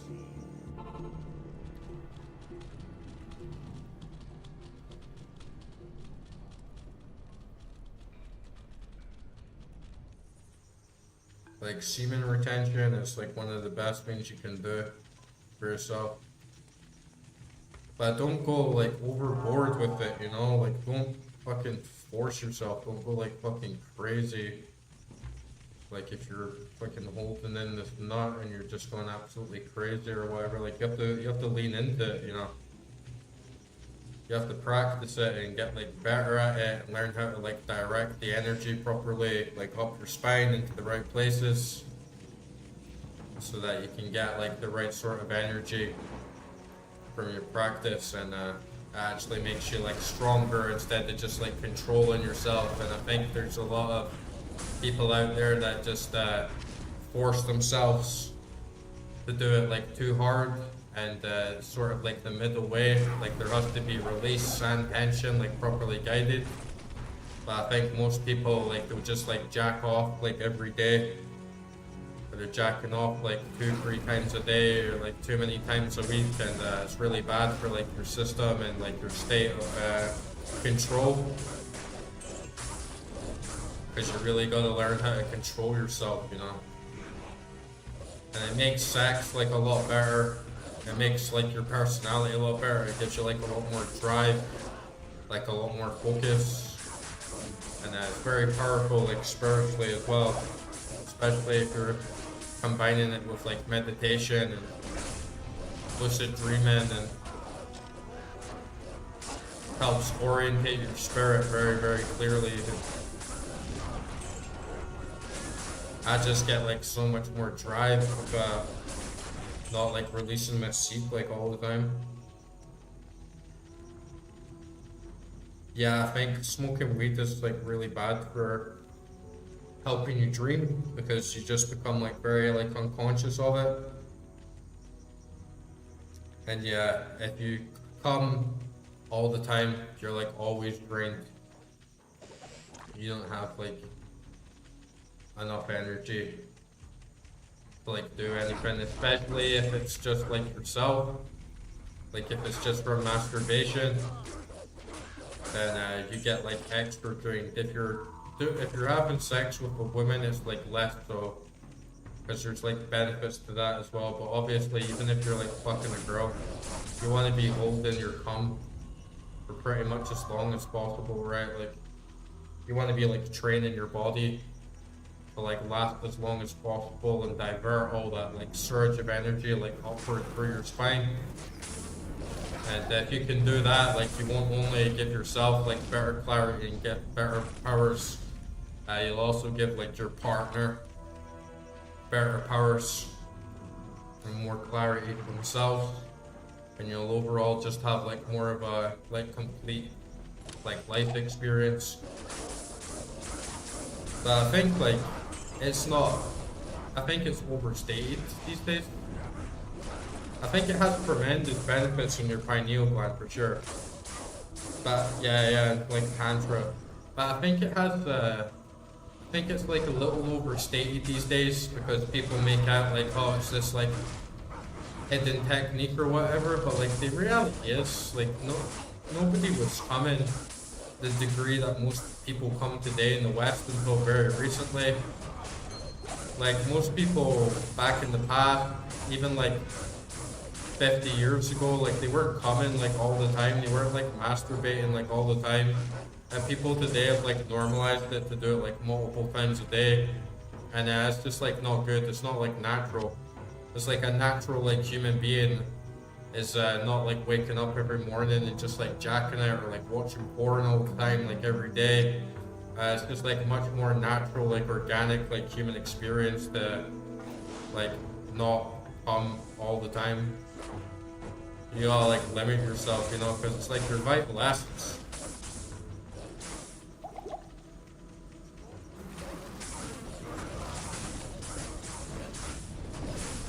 So I definitely think it's nobody should be jacking into porn every day, at the very least. Even if you're not like diverting the energy in like a spiritual way, it's just like basic sexual hygiene and mental hygiene to like not over sexualize your life and be like obsessed with like the end state of like ejaculation all the time. It's like just not healthy psychologically, right?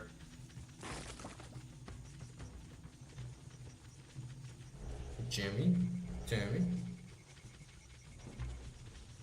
Yeah, of course I've heard of tantra. I wouldn't even bother with all that right now though. I mean, it's like very like late game stuff. It's like end game spirituality, you know? It's not for people that are just getting started or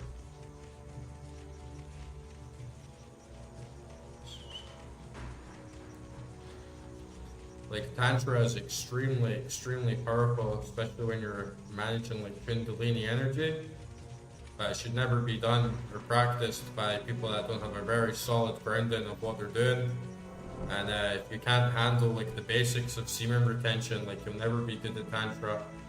Like managing your outflow of sexual energy is like the basics of tantra. When you can manage your sexual energy to a certain degree that even while you're having sex, you're not ejaculating and you're just sending all that energy upward like through the spine, then you're like at a very good level. And then you're ready to find your like a cosmic wife, like a cosmic partner that's on the same wavelength as you, and who can like dabble in those energies and be in touch with that energy themselves to have like very deep spiritual realizations, feelings for the universe to basically change around you through harnessing that like essential power of the universe. Because like everything in the universe is like based on the attraction between positive and opposite forces, positive and negative forces. And everything's built on sex, everything is a masculine and feminine, a positive and negative like coming together to create something. It's the force that like ties you down and changes you like to the earth, like through desire, through passion. But if you can conquer it and you can master it, and you can send that creative force like upward through your spine, it's like immensely powerful. But it has to be managed like responsibly. If it's not, then it can like completely fuck you up. And it's only there for people that are like ready for it. If you're not ready for it, you're probably just gonna turn like fucking schizophrenic or something, honestly. Yeah.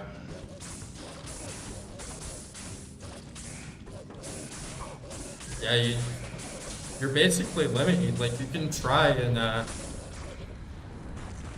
activate Kundalini and stuff like yourself, but honestly, like, you're better not to even bother with it, because it can only be done alchemically with masculine and feminine together. If you don't have a partner, it's pointless. It's actually like toxic to your spirit, to just like drive the energy with yourself. If you don't have a feminine counterpart, it's like abomination. So you're better just to meditate, be at peace, or do whatever it is you need to do in like your spiritual path and pursue your essence, and then hopefully the world, the universe will like send you the appropriate partner to be able to complete that part of your work through like alchemical process. But otherwise, it's just impossible. And you can't buy a war or something like that either. It has to be like organic. It has to be like the right type of connection. So it's completely fated. There's no way to force it, like at all.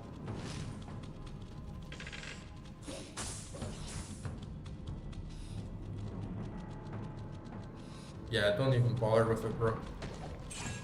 Just meditate and focus on yourself and get enlightenment for that. Yeah, eating healthy, looking after yourself, meditating, doing like physical practices alongside like your mental practices. It's like this is how people should be living, you know. It doesn't need to be hardcore, it doesn't need to be like this big deal thing. It's just a very natural way of life. Looking after your mind, looking after your spirit, looking after your body. You all gotta find the balance with that stuff, you know? Nah, it's not complicated. Things come to you when they need to, you know? You don't have to force the universe to give you this or give you that.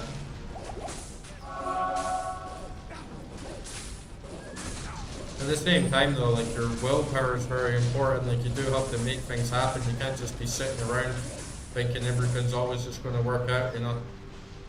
Like your actions are very important. Like you have to cultivate the right actions to get you towards your goals, but not in terms of like getting what you don't deserve or that you haven't earned yet, you know. Yeah, life is simple. Like you live, you breathe, you eat, shit, die. Depends how you want to look at it, you know. Some people see that and it's a curse. But it doesn't have to be a weight. You can just like accept the way things are.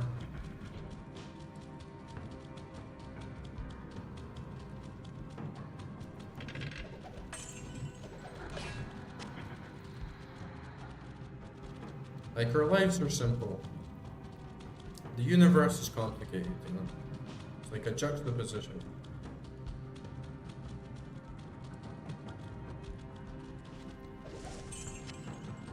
Yeah, in many ways we do.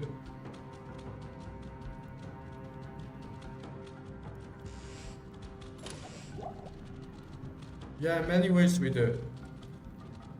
Like the material world is corrupt, right? Like, and that's part of the reason it's corrupt is because people don't accept things for the way that they are. People have passions, people have desires. People hone their wills on things that they don't deserve. People hone their will on things that are unpleasant or that like harms other people.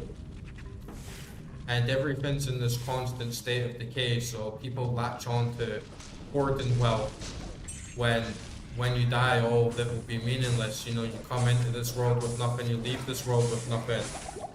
So I do believe that like the material world is like inherently like fucked or corrupted to some degree. But I also think like the root to a lot of our suffering and problems is from attachment and ignorance, because people put lots of stakes on things that are really just like illusions and aren't going to be lasting on to the next life. And we're attached to this illusion. We're attached to this illusion of our material life and of our body, and it's all going to fade away. All our possessions will fade away. Like the things that remain eternal or higher. And by focusing on the material and things that fade away, it traps us and binds us like away from who we truly are. So I think that ultimately, like, the Gnostics are right, and I think like Plato was right, and I think that the Buddhists, like, most of them are right. But we all just gotta learn where we are on each of our individual paths, you know. Yeah, nobody's gonna make it alive. But part of you will survive, you know. There's an eternal essence of you, and there's like the essence of you that's doomed to die, you know. There's the body and there's the soul. There's a dualistic nature.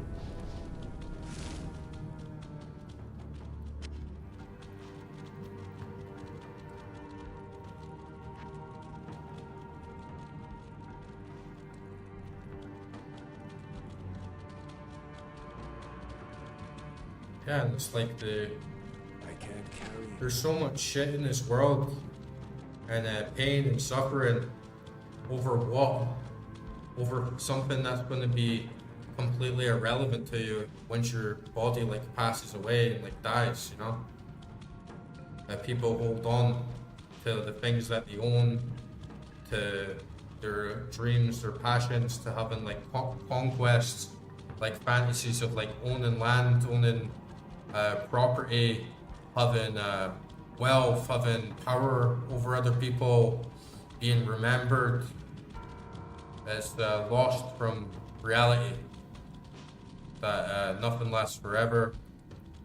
The universe is absolutely huge. You know, you could be reborn on a different planet, in a completely different life. You could be born in another dimension.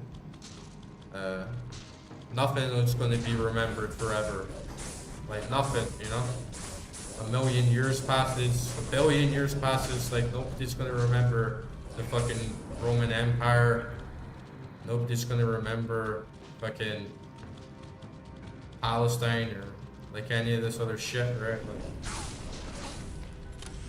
I'm not saying that these things aren't important. It's just that when we attach ourselves to them, and this is what we fundamentally perceive as our life and our reality, then we become ignorant of like the surrounding circumstances and the metaphysics, which encompasses all things, right? So I'm not saying like, oh, we should just stop caring about all these things. It's just that we need to put it in the correct context.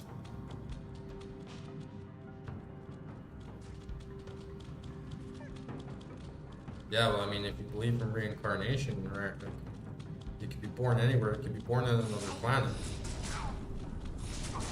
or another dimension, right?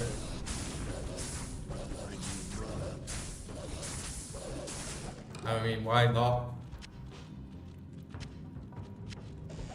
It's in like every religion. If you're born in, if you're like a Christian and you go to heaven, like heaven's another dimension, right? Hell's another dimension.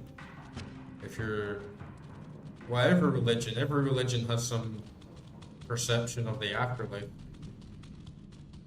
Even if you're an atheist and you don't necessarily believe in God or religion, you could still believe in some sort of afterlife or other dimensions of consciousness, other like facets of existence. It doesn't need to be religious.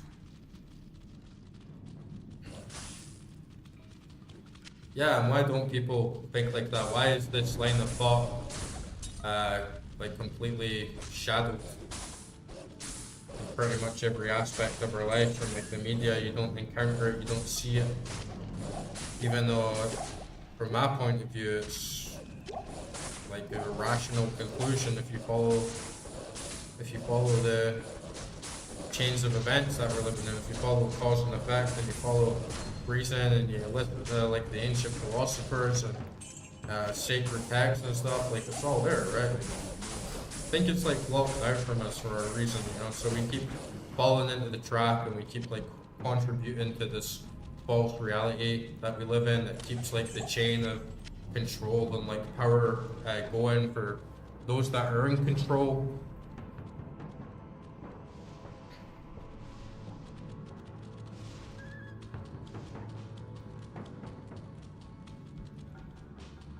Man, this I mean, there's nothing wrong with playing some video games, right? Nothing wrong appreciating art and music. I don't think we need to just like hide in the cave and block everything out from the world and like abandon the material world. There's like good in the material world. If anything, I think it's our duty as like people who feel like capable of enlightening themselves to like take back the material world, you know?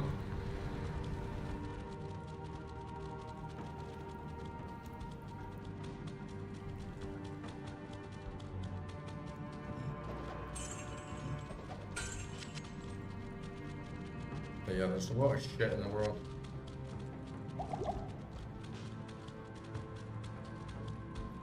Man, where is this heart?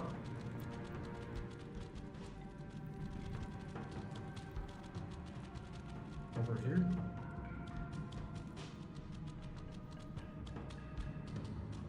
That's been very hard to... Yeah. Oh, all this like neuralink stuff that's coming. Like, fuck that, man.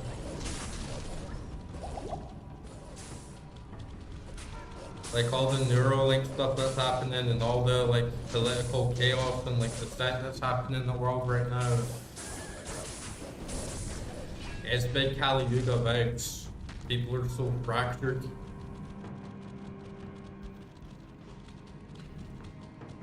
And it doesn't feel very healthy, it doesn't feel very natural, it doesn't feel very organic. It doesn't feel very aware.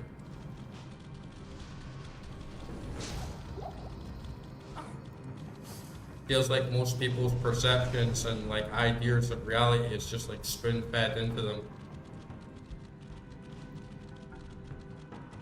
by like one force or another. It doesn't feel like things are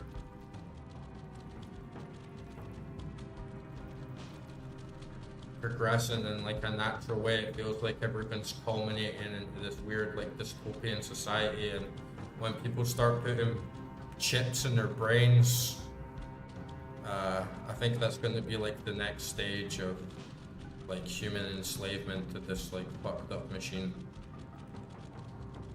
that's been trying to control us for like centuries, and that's like part of a human consciousness. It's like a war in the people's minds and spirits. So if they should take like personal responsibility and be able to get along with each other and like make peace with themselves and educate themselves, enlighten themselves, or just like cop out and fall into this like economic bodily prison. That's how I feel about it. It's like this sort of war that's happening like within the human consciousness within itself. It's happening on an individual level and it's happening on a collective level, and the more individuals that fall down into it, then the harder it is for everyone else to like sort of pull out. And that's why it just like works a lot to like get out of the city and like get out from like all these external influences like surrounding you, because it's so easy to like fall into everyone else's game, fall into everyone else's perception.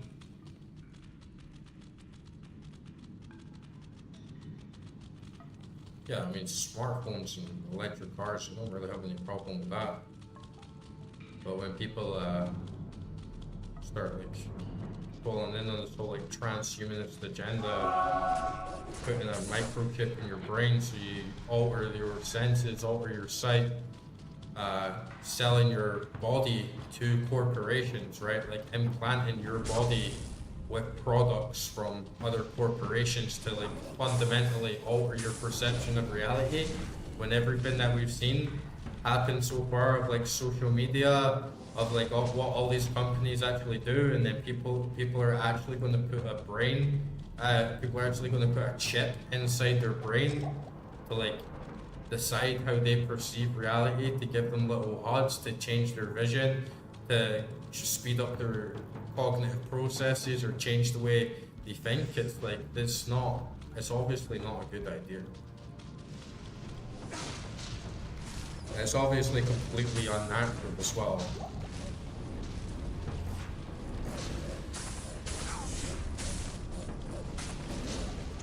And I don't even think it'll work.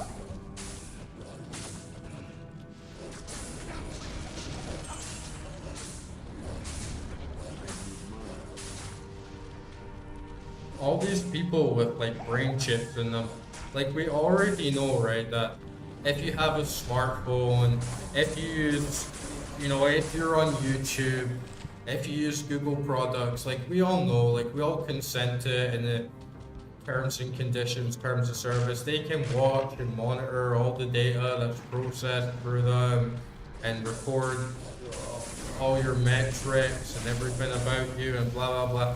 So once people have a chip in their fucking brain, they're going to be able to literally look outside your own eyes. Maybe even look inside your own thoughts and cognitive processes and like your neurons, record everything that's coming through your eyes, record everything that's coming through your ears. Like, that's where we're heading. And they're gonna say, oh, it's so we can get better products and sell all your data to advertisers so you can get like a better deal and everything's personalized and customized to you. Like, having an external device is one thing, and they've already gotten pretty bad, but once people start literally implanting their brains with this type of technology, it is game over. And you're not going to be able to like trust anyone that has this shit in them, because it's like having an Alexa in someone's house. It's listening to everything you say. Well, when you have someone that has this brain chip inside their head, everything they do, everything they see is monitoring you as well.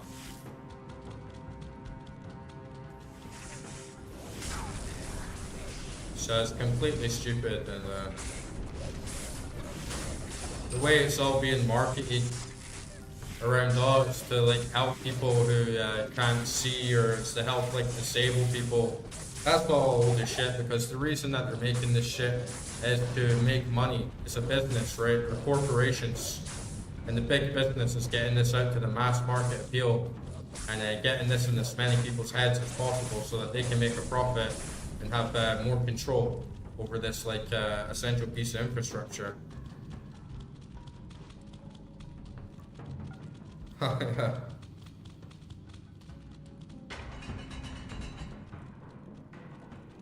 yeah, I think there's a lot of shit going around, like 5G. It's like 5G is going to be like the end of the world. It's like, it's not, right? Like I sit next to a 5G phone like 24/7. I have like zero bad side effects from it. But yeah, there's like many layers to it, and we need to be very cautious of what's to come, I think.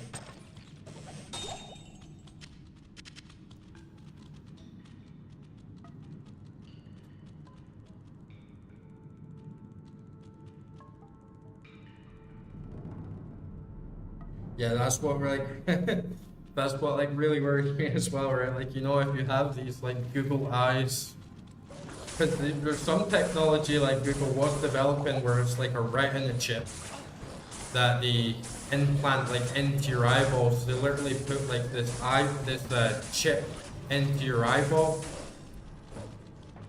and it's like this holographic superimposer sort of thing where the chip projects images onto your eyeball. So they'll say, oh, you can have like a HUD like in a game, but basically this projection chip would be able to put absolutely anything onto your direct vision. So can you imagine where you don't pay your bill for this like subscription service or whatever, and then like you say, all of a sudden you're getting adverts or you're getting blockages. Oh, I can't use my eyes anymore. Oh, sorry, my left eye's not working right now because I didn't pay Google $12.99 a month to activate like my retina chip and shit. It's like we're signing far too much off to these corporations that really don't have our best interests in mind, right? They're not there to like save the world. They're not there to help the disabled. They're there to make money. And they're there as a competitive business to have as much control as they possibly can so they can override competitors and their product stays like the dominant piece of hardware or whatever. So it's not like a conspiracy theory, it's just like logic, right? It's just like rationality, just like behind the curtain. Oh, finally, I got that part. Man, I got so many health potions now. Hardly any mana ones though. Now let's see what this ring is. Oh, nice. That's actually pretty good.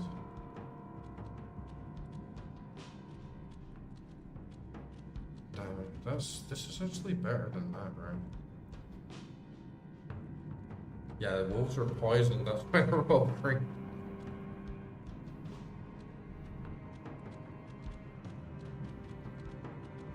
Yeah, if I put this ring on instead of this one, I've actually got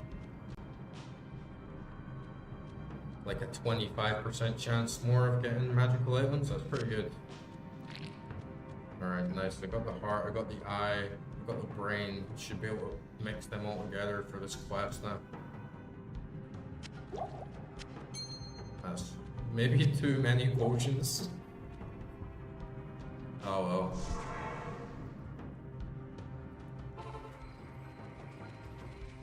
Mr. Deckard Kane. Khalim's heart, and it still bears the courage to face Mephisto.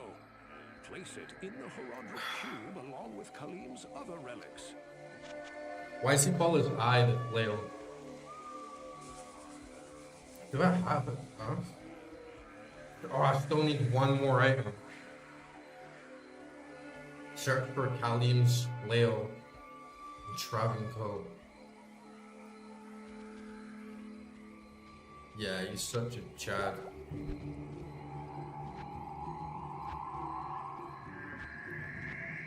I got far too much shit in this game now. Yeah, the music is vibing. It's like I love hearing the music in the game as well, right? Because it just sounds like so much more immersive when you can actually hear like the little bugs in the background and like the trickling water and stuff. It just makes it all sound way more dynamic and like cool. Plus, if you just listen to like the regular OST, it's like just the music. I much prefer hearing everything. Man, what are all these like? It pisses me off that I don't get more socketed stuff so that I can actually use these jewels and like runes on something. Yeah, you can hear everything. It's so immersive. And I don't know if you played many other like ARPGs, but even like Path of Exile, it's got really amazing atmosphere and like really good music as well. But there's something about Diablo 2 that just makes you feel like you're actually in a swamp in this cool little area instead of just like epic sounds. Like the Path of Exile soundtrack feels like it matches the whole game. Plus the Diablo 2 soundtrack feels like it really matches like each area and like setting you're in. It feels more alive. They're both great soundtracks, don't get me wrong. It's just like I really like the way the composer and like sound designer like went with this game. And you can tell they must have worked like so closely together to like get these kind of vibes. I'm gonna need to like come back when I'm like not on stream and just like reorganize my whole fucking dash here because it's an absolute mess. Oh, the Tauren and the... Wow, yeah. Yeah, to be honest, like I'd never really played too much WoW on the Horde side. I always went Alliance. I mostly played like Night Elves and Druids, but it was such a long time ago. Like when I was like 11, 12, 13, you know, it was like a really long time ago.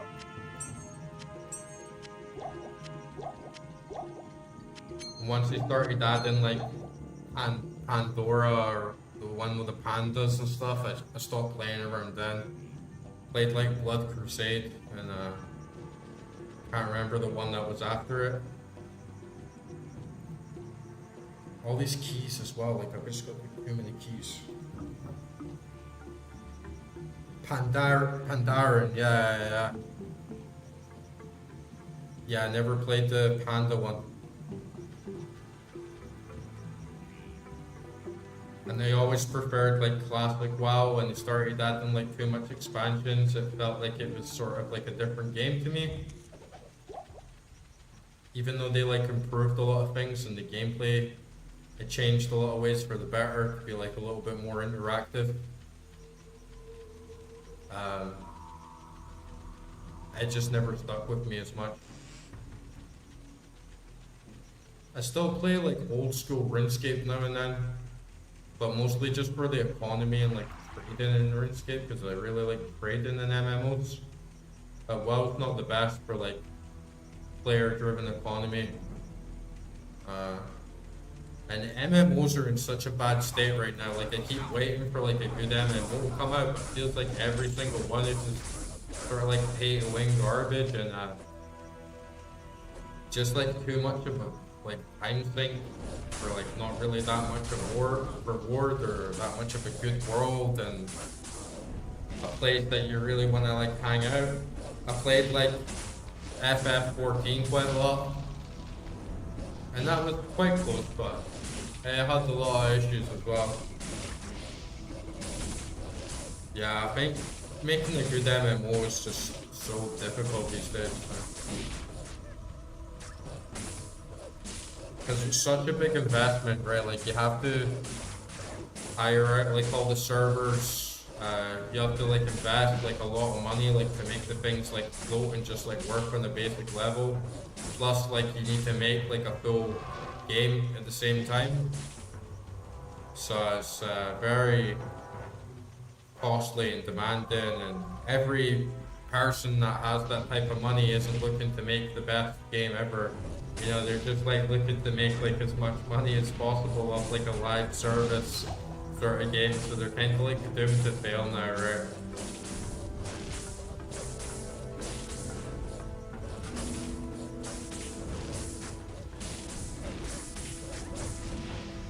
Oh man, my sword's broken. I switched to my spear.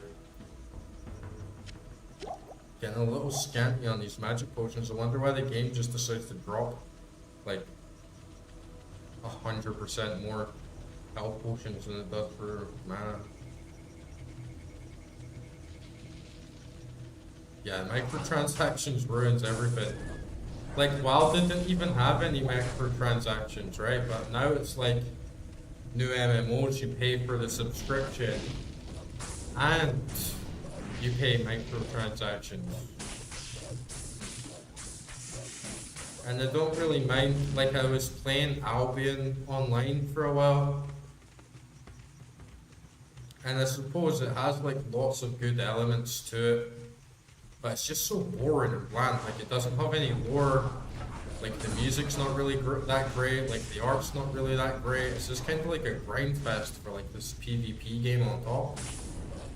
And it just didn't really pull me in. It just didn't really feel like it was doing anything. It's like filled with like microtransaction stuff.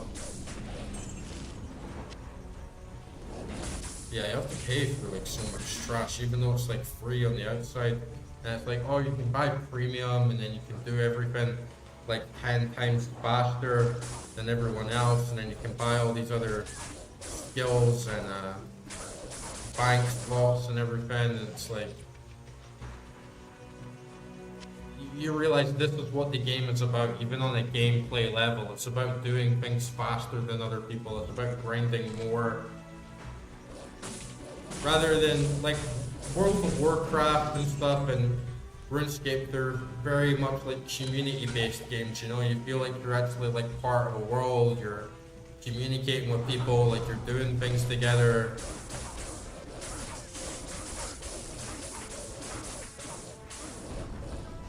Like you can hang out in WoW, right? Like,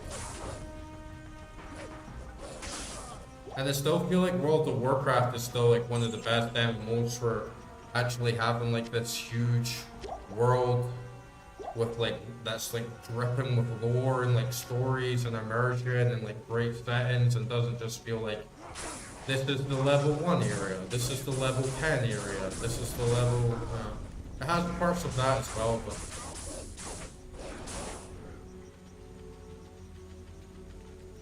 yeah, I really like OSRS. But it's not really like uh, it's not like the funnest game, you know, you do just kind of like sit and grind, but I love the community feeling of it. Like, there is no point in RuneScape, and so everybody just makes up their own thing to do. Like, maybe you want to get the best items for the sake of it, maybe you want to get like the best, maybe you want to be the best trader. But everybody hangs out, everybody vibes, everybody has like a laugh in that game. It's not just like people never talking to each other and having like no connection to each other. Which sucks in an MMO, right? Because an MMO should be like a social experience. I thought EVE Online was really good, even though it is like ridiculous, like on the, it's so hardcore. But then once it stopped being hardcore and they added all this pay to win shit in it where you can just like buy cash and EVE, like it ruined it, right? I gotta go back and repair my armor.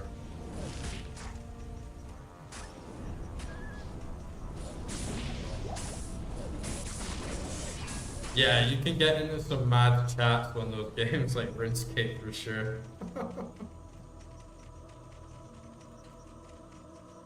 That's what I like about it. It's like it has its own like society, has its own like community. But I saw this stuff as well recently, like I was going to come back to it for just a little bit, and then I saw that they had like bumped up the price of like premium on RuneScape, and it's like £15 a month for like membership. It's like, it's fucking too much, dude.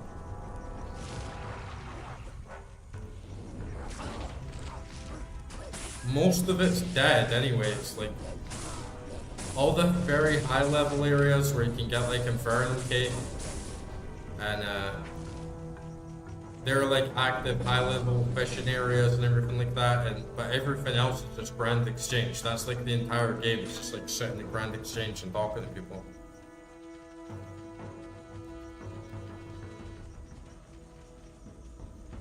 Cal and Provincial. Wonder where that is.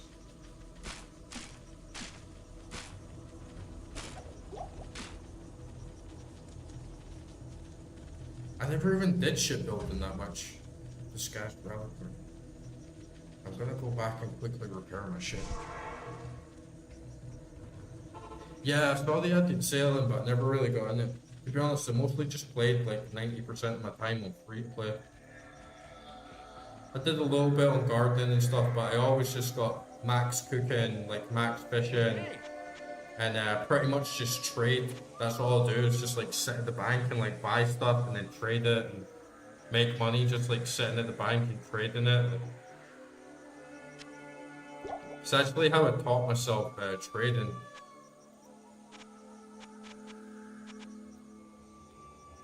Like I taught myself to trade stocks and but like economics, like just from playing RuneScape for like fucking hundreds of hours. You have done well, my friend. Your courage and valor. Where can I get a repair? Invest in mana.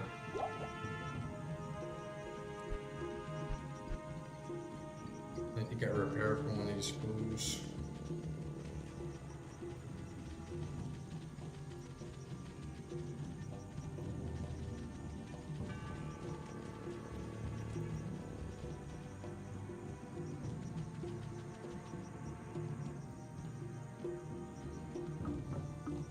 How long did you play it for?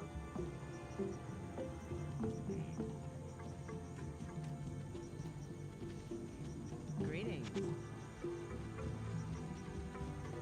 I played it for like 21 years. So of course there was that like huge gap of when OSRS got like shut down and then it got like revived and everything like that. But yeah, it was like 21, like 22 years or something when I played that game.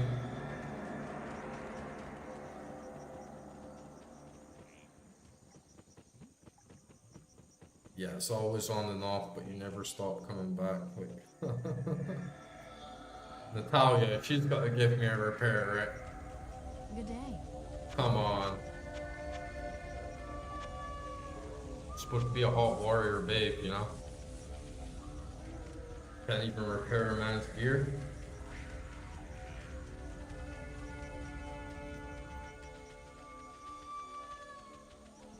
Alright, you just gotta give her a repair, right? Yeah, there we go. Repair this. Repair this. Repair this.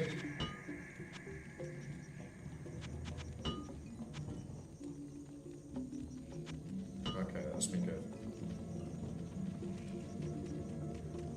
Yeah, I played San Andreas and go along. Okay, let's go down here.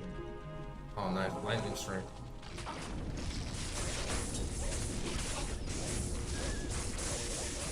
Have you ever played Vice City Stories?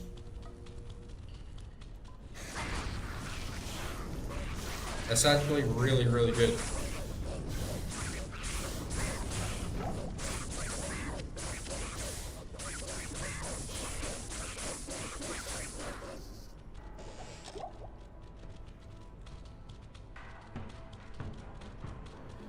Vice City Stories. It's like Vice City, like spin-off, like GTA Vice City Stories.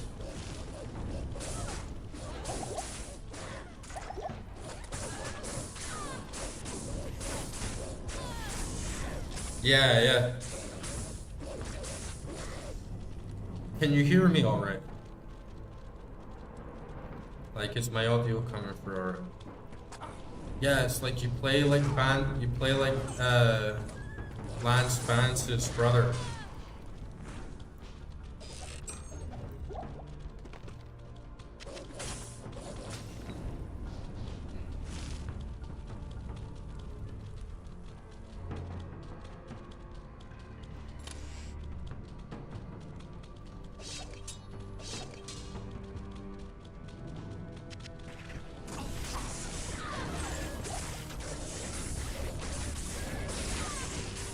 It was a PSP exclusive, but you can it actually got released on PS2 as well.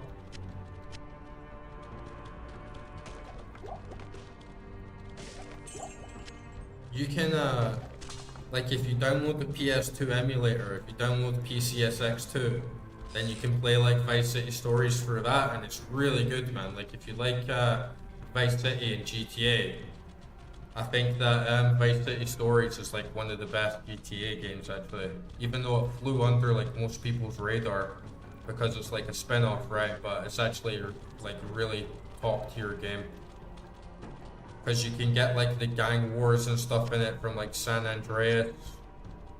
You can like do the business management stuff. Bro, did you ever play Scarface, The World Is Yours? That is such a good game.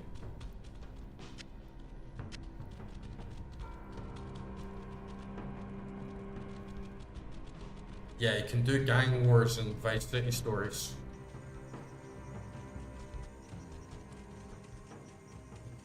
Oh, Scarface, The World Is Yours is such a good game, man. Especially if you like the film and you like Grand Theft Auto, they did a really good job on it.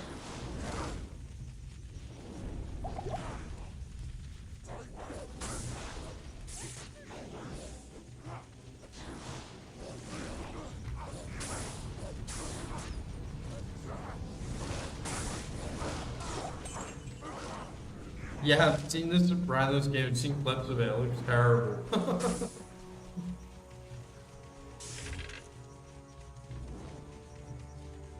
I think it was for both. I think Sopranos game was on PS2 and Xbox original. But yeah, it looks really low budget and like trashy. I think it was a total. It was one of those games that they just like slapped Sopranos on it and made like a really bad game to like make some money quickly.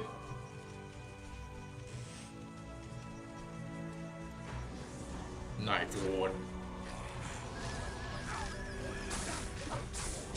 Okay, I'm definitely feeling stronger now that we've like gone through the swamp from the start. Now we're like approaching the end, definitely got like a bit more power.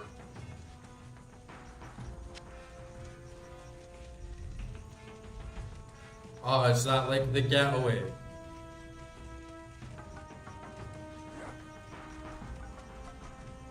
I never actually played those games. I think I like rented them. I think I rented one of them from Blockbuster for like a weekend, and it just like never really got played much. Man, remember renting games from Blockbuster? Those were the fucking days, right?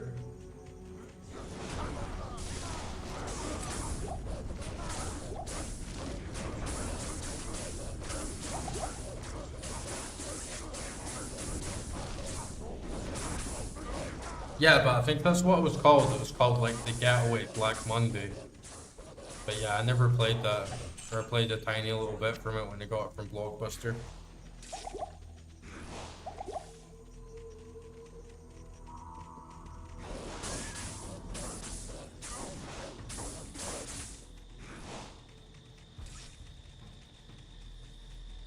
Oh, nice. There's a waypoint. Oh, we must be smashing Act 3. Because I've got like one waypoint like left. And then after that should be like the Act 3 boss, but I don't know if it's going to be like a big skill check again, like Uriel. Because you weren't here for the last stream, bro, but Uriel kicked my ass. And it was like a big shock. But we'll see if the Act 3 boss is going to be the same thing, or if we're going to blitz for it.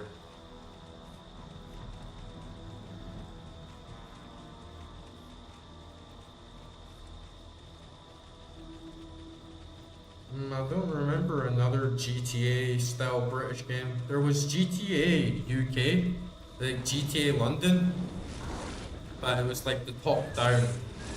It was like a top down like PS1 game.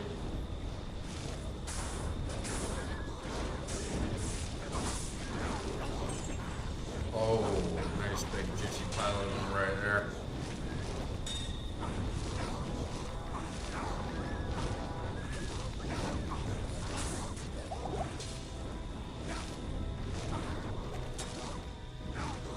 Yeah, anyone else watching know what the Act 3 boss is like? Should I be afraid like Duriel, or are we gonna curb stomp this bitch? At last, there is hope once again. Gothic shield. Callum's flail, nice, we got it. Kalim. I am overburdened. Oh, that's a big ass flail as well. Man, I want to see what the shield is, but now I'm like chock-a-block filled with potions.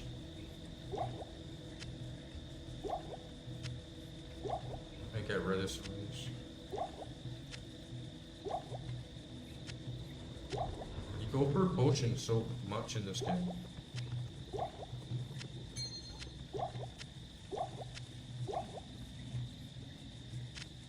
Oh, look at that, it's like a big kite shield. I definitely want to see what that is.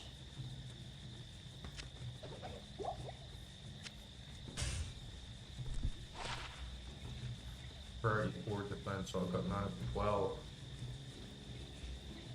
30% faster block rate, 20% increased chance of locking, 10 lightning resistance.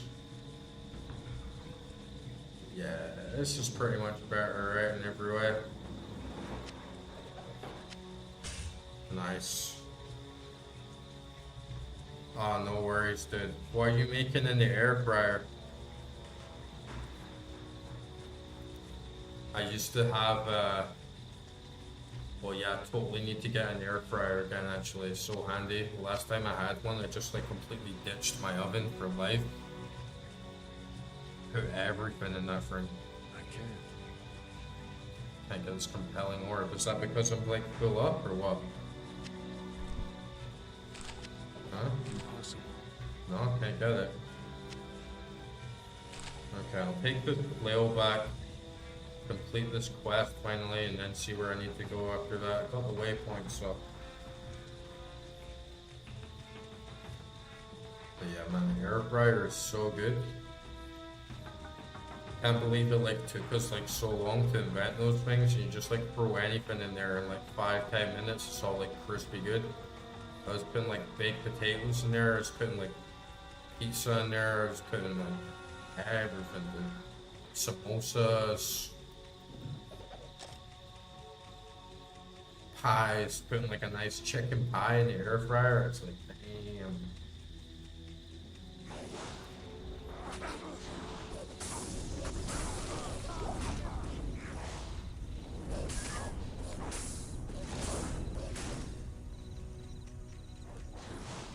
What are you putting in the air fryer, man?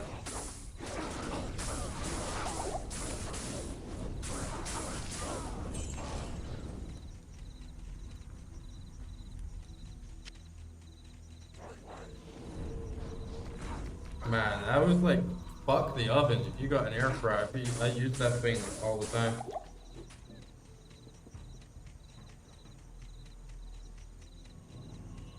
Look at this bitch running away, man. Fight. Oh, nice veggie burger. Oh, nice. I got 10 points. It's funny how leveling up in this game is so underwhelming. Like, you know, when you actually level up, it doesn't give you a big like, oh, a big like level up like font above your head. It's just level up, you don't even notice.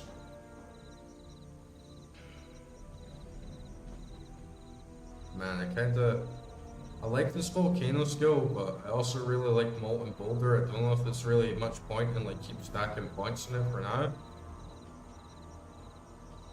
Because I don't know if it like peaked how much points you can put in it.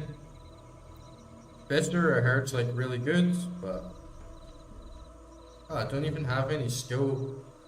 I don't have any skill points, but somehow I have 10 stat points. I wonder how that happened. Alright, anyway, I'll go back to town and I need to take all my stuff off to actually like get this like points benefit. It's annoying as hell. I just throw my gear down on the ground. Greetings. This is ridiculous. I have to throw all my gear down like just to be able to level up properly. I'm just gonna throw it all in a bit, man. Yeah, fuck it, just throw it all in vitality.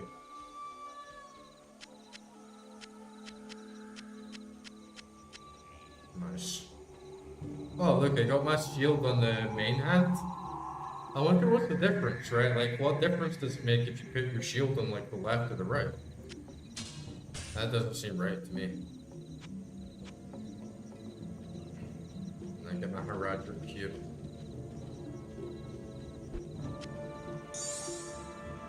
Okay, the flail, the brain, the eye, and the heart. Kalim's will. Very fast attack, 60% attack speed, 40 to attack rate, and 1 to 40 lightning, 6% mana stolen, 6% life stolen, 60% damage undead. It's pretty good.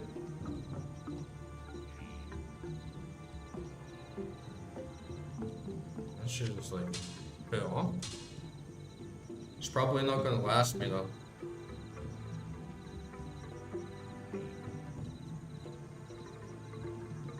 Yeah, you ever wonder what happens if you take the red pill and the blue pill at the same time? Hello. Like, that's what I would do if he was like, do you want the red pill or the blue pill? I'd just like take both of them, fucking double drop, dude. Just like, fuck the system, you know? You have crafted Khalim's will. Employ it to destroy the compelling orb and open the way to Mephisto. May the true light guide your way, ridding Kurast of the Council of Zagor. This guy's got such a good voice. Still, there is more you must do. The compelling orb, too, must be destroyed. Oh, nice. I was like right next to the compelling orb anyway, so we know exactly where we're going.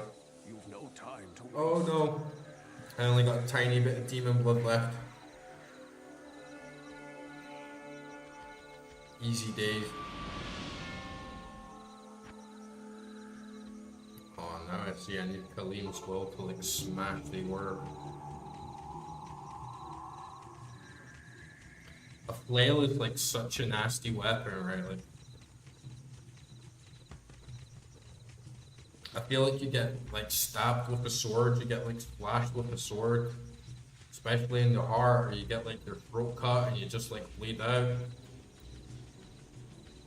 It's not too bad compared to like getting flailed in the face, you know, taking this swinging flail like right to the fucking head.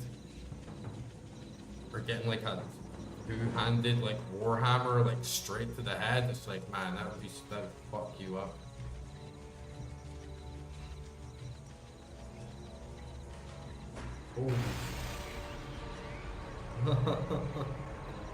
Oh, looks like I've unleashed some infernal essence. Okay, to the durance of hate. Oh, did I lose my weapon as well? Yeah, I lost that flail anyway, so it doesn't really look like you get to make good use out of it. Finally get something to use these keys on. Morning Star, that's the quest item as well. What's like that color, right? That's like a quest item, right? Bloodrush Morning Star, 16 to 36. 10% plus attack speed when it already has fast. 120% damage. 60% bonus attack rate and 6 life stolen. 26% chance to cause open wounds. You get like a little bit like plus paladin, but I think that's pretty good, right? Like 16 to 36 damage. Let's try this. It must be a quest item though, so I must need it anyway. I get that experience ring as well, nice.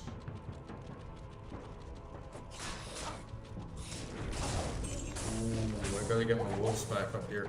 I gotta get my vine as well.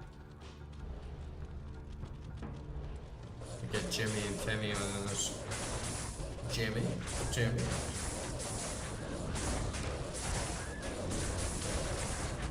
Fight, bitches, fight.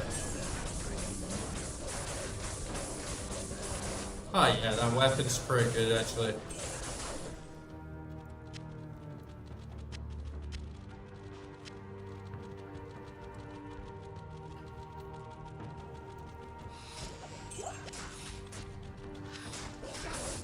I wonder what this Act 3 boss is. At least like last time with Duriel, I had a little bit of heads up from the chat from some people that know better, but this time I'm just going completely blind in here. If it's anything like Duriel, then I'm gonna get crushed.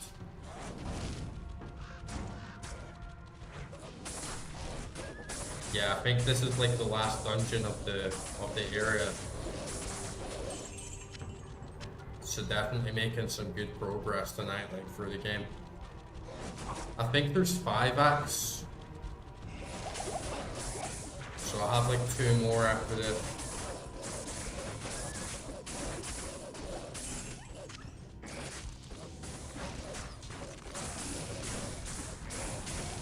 That volcano is good, but it eats up like so much mana. Like almost to the point that I like feel like dumping some more into energy, but as long as I can like keep potions there, right? I shouldn't really need any energy.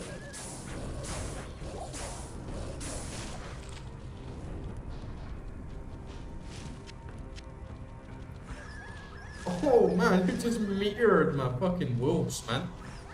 What the fuck? Who's doing that? These guys? Oh, look at this. These little fucking necromancer things right here, man. You just kicked my dog. Oh man, I can hear my dogs like crying.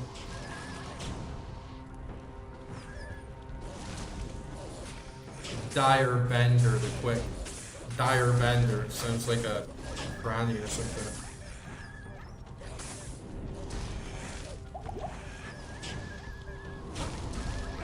Fucking Dire Bender.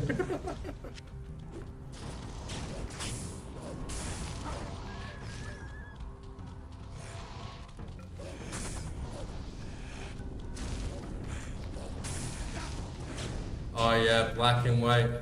That's such a classic. I hardly even, like, I remember loving that game so much and I tried to find it.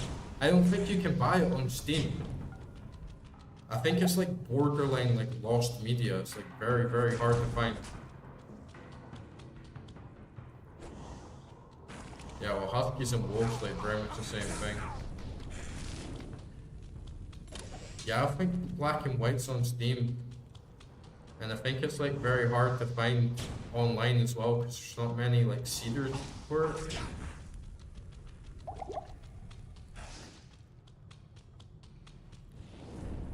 I am overburdened. Dire Bender.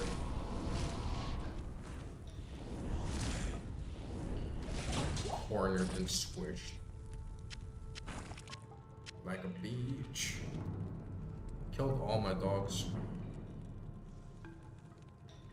Oh, nice. You got it. You got old school. It's still on your hard drive from the CD-ROMs. That's hardcore. Oh, nice, man. You're like the last. You're like the last holder of black and white too.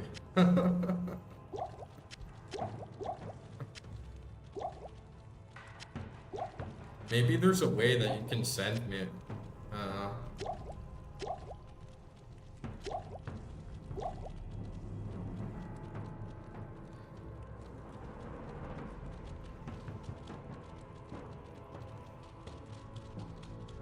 Yeah.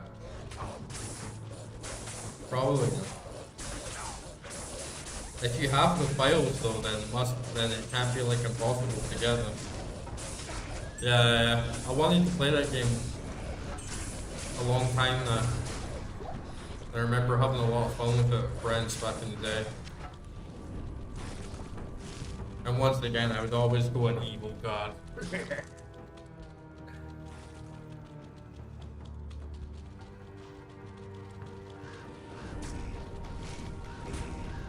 I feel like the god games is a bit of a dying genre as well. Like, you don't really see any god games anymore. If you do, like, the odd one that I see on Steam is always like badly reviewed, so I never like bothered with it. Guess it's a very hard thing to pull off though.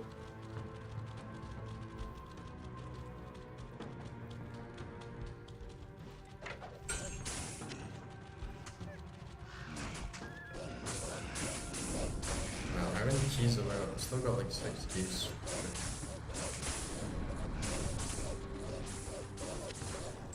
I feel like the moment I stop picking up keys is the moment they stop spawning and I get a bunch of chests that I need to unlock.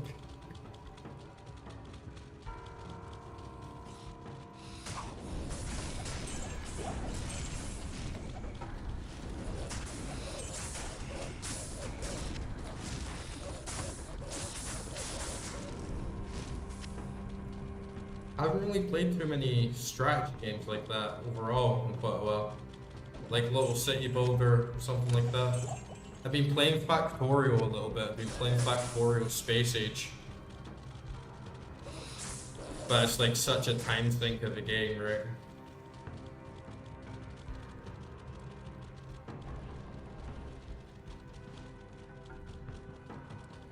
Okay, we're getting to level 2. I think there should be a waypoint down here as well. And yeah, this is the last quest, so you'd get down here and this should be the Act 3 boss, like, coming up.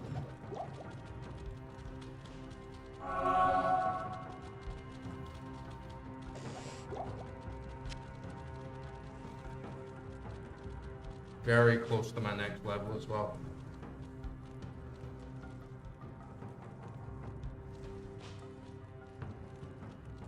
Yeah, the black and white is just not available anywhere. I don't, like, maybe you can buy it on GOG or something. But I remember looking around for it and just, like, not being able to find it.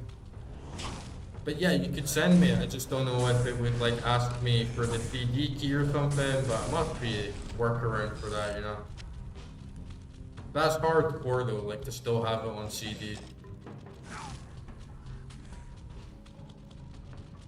Funnily enough, I think Diablo 2 was the last game that I actually had on CD when I like got my new PC like ages ago, and I just was looking for some like cheap PC games that I could buy, and then I had Diablo 2 but I never actually played it.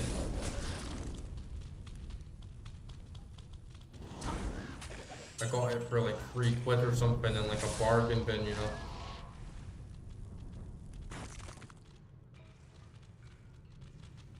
No, it was in like 2012 or something.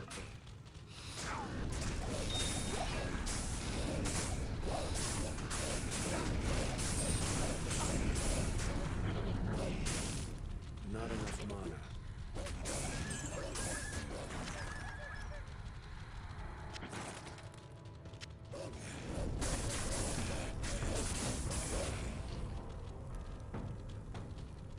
No, it was like a new PC I got, and it was like one of my first PCs.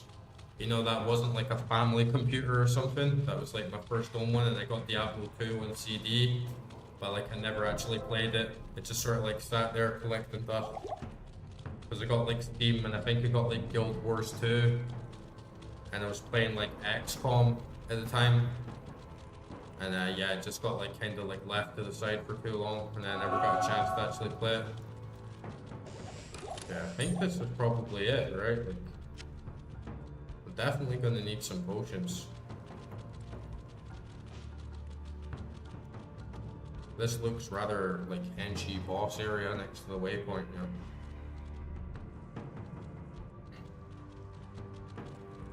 Not Guild Wars 1, Guild Wars 2. Yeah, I had Dawn of War, and I played Baldur's Gate. Like, not back when it came out, not on like a CD, but like I bought the enhanced edition on Steam when that came out, and I played the hell out of that, dude. I got like 400 hours in Baldur's Gate or something. I played the shit out of that game.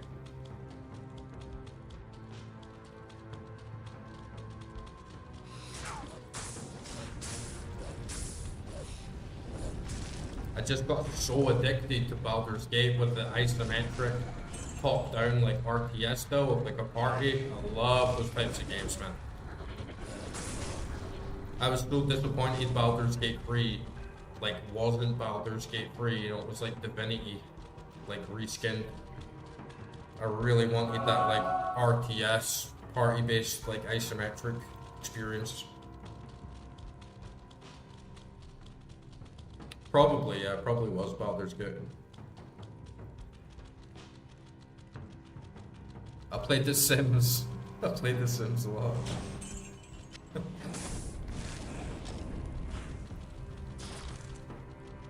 You know, when you like just do stupid shit in The Sims and like lock them in behind the fence and just like watch them piss themselves and cry like some demented little child like burning ants with like a magnifying glass or something. You just like sit and torture your Sims all day.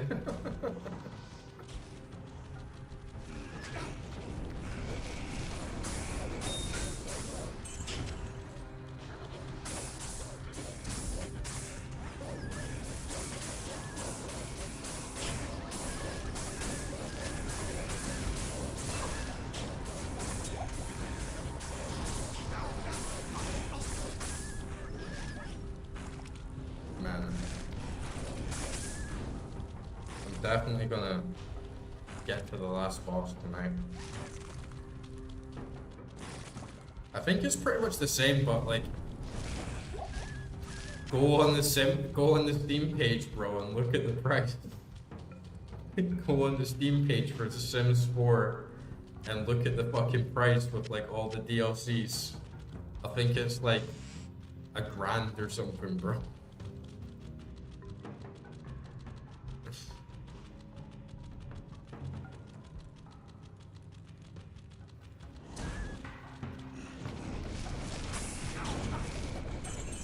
It's an absolutely insane price. Come on, Mephisto, where is your ass? Coming to get ya. Oh, he must be down here, right? Now I've still got some levels to go.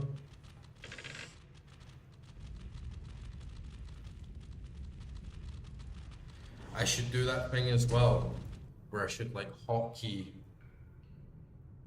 I should like hotkey like a portal so I can like get out places. I wonder, do I need to? Can I do it in here, or can I like hotkey this?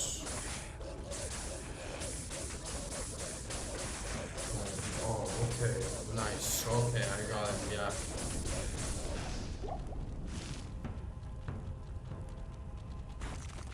Yeah, but if you buy like every DLC,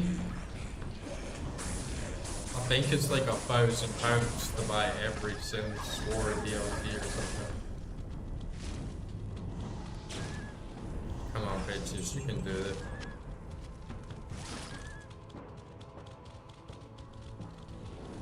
Ooh, look at this guy.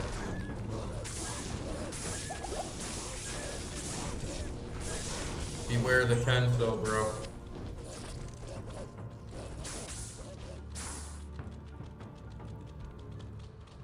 This is like such a British power fantasy of just like walking in and like slaying the council.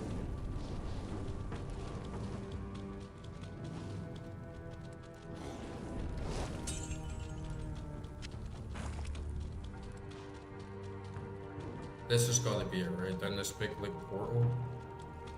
Why can't I get downstairs? Just like too much blood.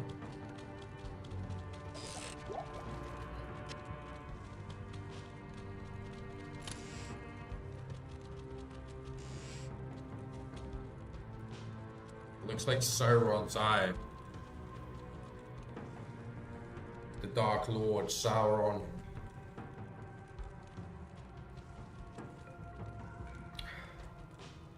You should just emulate it, bro.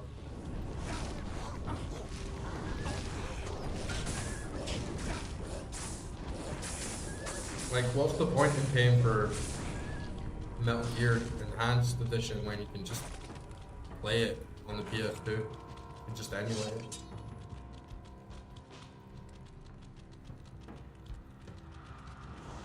Oh, this is him. Oh my god, he's pretty strong. Oh, he just like one-shot all my wolves, dude.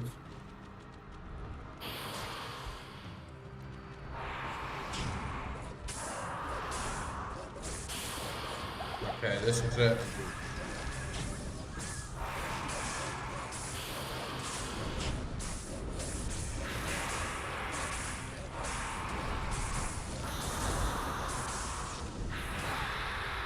Alright, goes through my wolves pretty fast.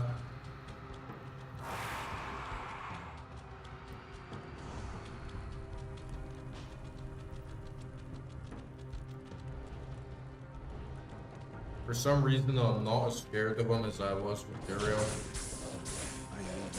I think we got this. I just need more mana. Definitely don't have enough mana potions dropping here.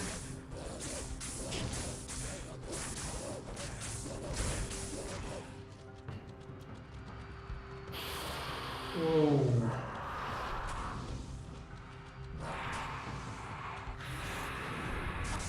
Oh my god, he just about got me there. He's really strong. If he hits you, he gets you. Right, you know what? Fuck it. I'm gonna go back to town quickly. Stock up on a bunch of mana potions. And then I'm gonna like just keep spamming wolves to like tank them. And then I'm just gonna like sit around the corner from them, like after I've got on the wolves, like attacking them. and just keep like spamming fireball and volcano on him. I think that's probably for the best. I think it's Alcor that will give me potions. Hello. Hello! Nah, he's just got trash.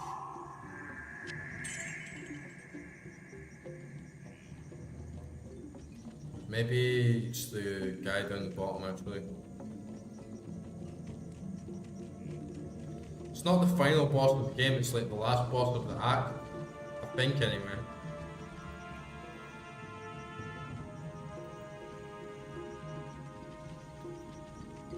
But yeah, I found out that you can just like use a portal.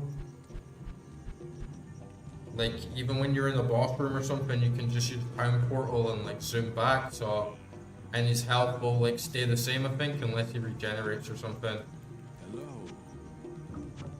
So I'm just gonna run back, buy like a bunch of mana potions, stock up on all my magic, and then just like spam wolves on him. Because he does like 1 or 2 hits and he just like completely fucks me up, so I definitely need a bit of help from my bitches. Oh, and I have a level up as well, so I'll just like quickly level up. But now I have to take all this fucking gear up every time, man, so I don't get fucked out from my stat. I'll just put it all in it, fuck it.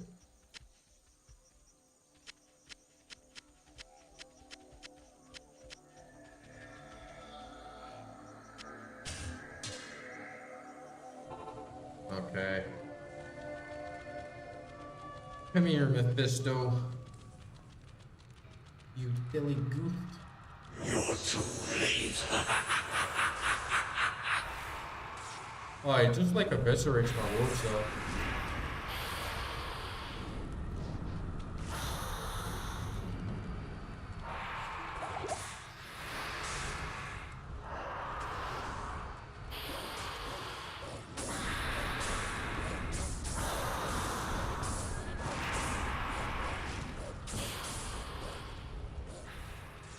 Okay, this is going okay. Oh shit.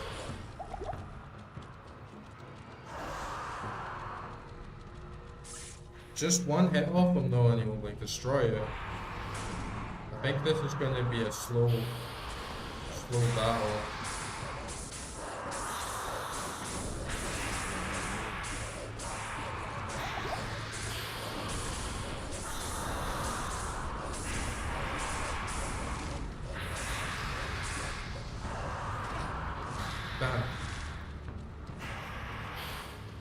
I was trying to use my volcano there, but it just uses like far too much mana.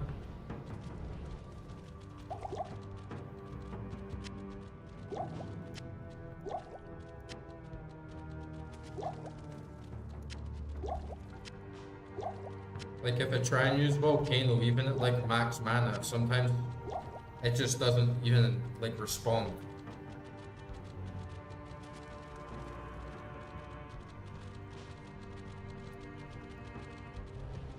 Get my wolves in there as well. Get my little vine. I think the vine's like pretty much impervious, and it'll like steal a little bit of health from him. Okay, where are you, bitch? Oh, there he is. Get him, bitches. Go, bitches, go. You're too late.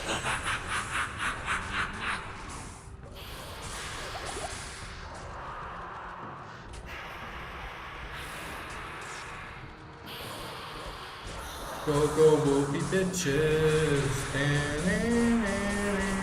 Go, go, wolfy bitches.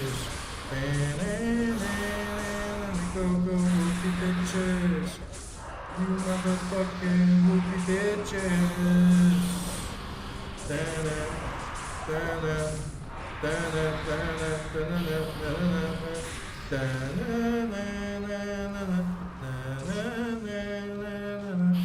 Come on.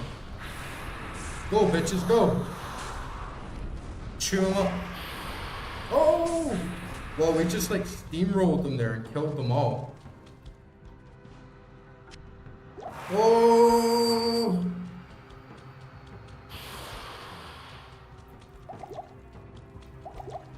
Okay, I better get out quickly. That was close. I just need a little bit more ammo. I need a little bit more mana. And then we got him. He's very, very low.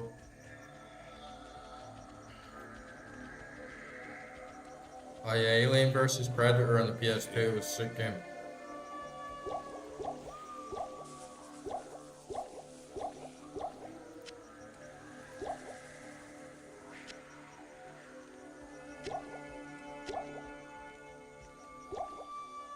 Or was that not on the PS3?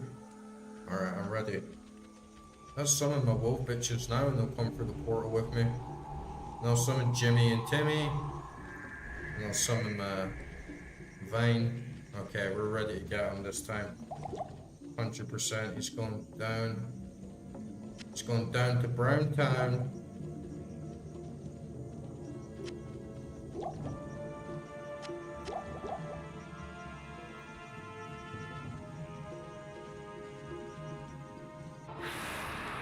Oh my god, bro, like what the fuck? I just like ran towards him for some reason as soon as I got out.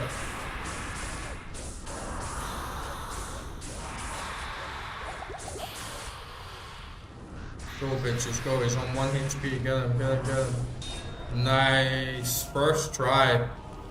Yeah, he was nothing compared to Duriel for sure. Especially with that little bit extra knowledge. And I got that green as well. I got It was a poisonous void. chain boots. I am overburdened. Yeah, I got too much potions. Let's see what these chain boots are like.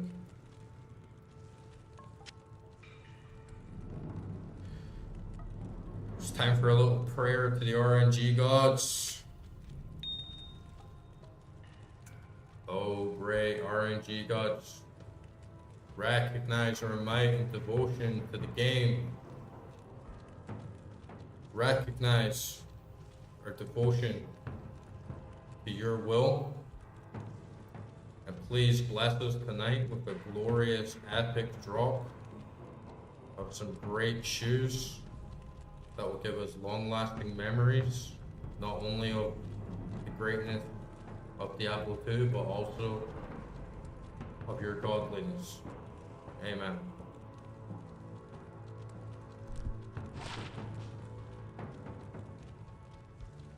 Man, those are shit. Oh well. Can't win them all. 20% faster run walk, 26% fire resist. I guess my prayer wasn't too good. Definitely felt like a little bit cocky in my prayer, not gonna lie. Wasn't as humble as my last prayer, but at the same time I got like pretty good drops every other prayer I gave, so maybe just pushing me back just a little bit. But yeah, 40% faster run walk, 100 attack, +6, +10 dex on my last pair of green shoes. Those are fucking trash in comparison. And all these uniques, maybe get something good out of there. Get rid of this little word first. Got him!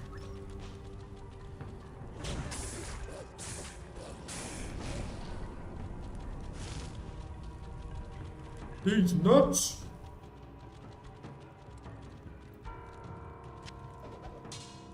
See this great axe is like, man. At least I got a chance to use some of these tomes. 4-8 fire damage, 1 to 14 lightning, 12 to 43. That's pretty good. Claymore.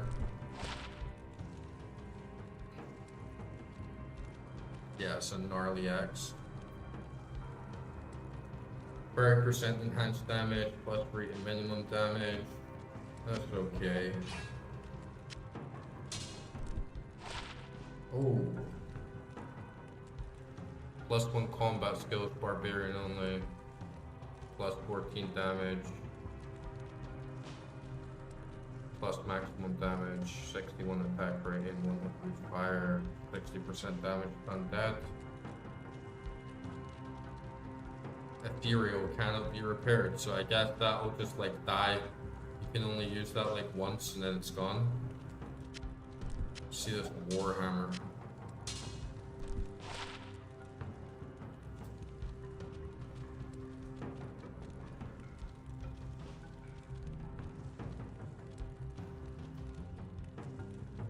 %20 enhanced melee, 1 degree cold. Causes monsters to flee. Oh, maybe that's why the monsters flee for me, because it's just like so strong. You can just like overpower them. I feel like this Morning Star is really good, but I have a feeling it's like a quest item and I'm gonna lose it anyway.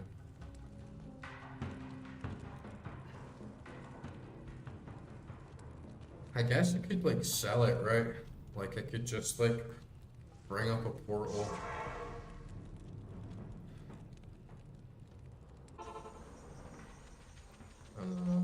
Go over here. You have defeated the I should be prime pretty happy with me now. Ormus is impressed beyond words. But staying here will not end this conflict.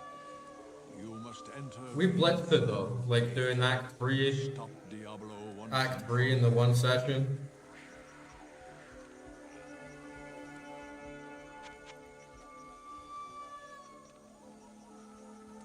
Get 7,000 gold for that.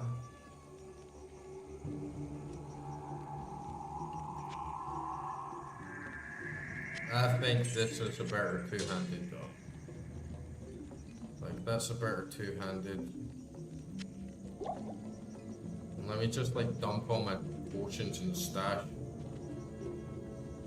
I wish you could just like hold like alt click or something and it would like put them in. Oh, you can't. You hold control and just like dash them in. Perfect. Alright, let me just put everything in here for now. And then I'll like run back and pick all this up.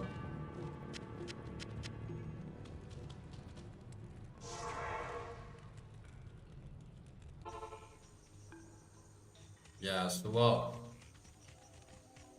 good day. Didn't get the best drops.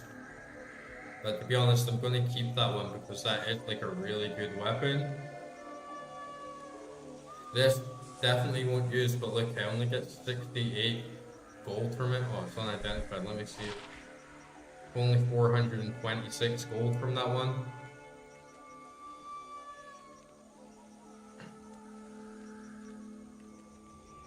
Yeah, I'll sell this.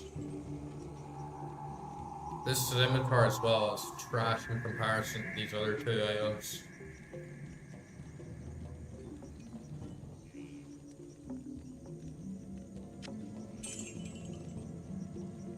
Yeah, I'll sell this as well.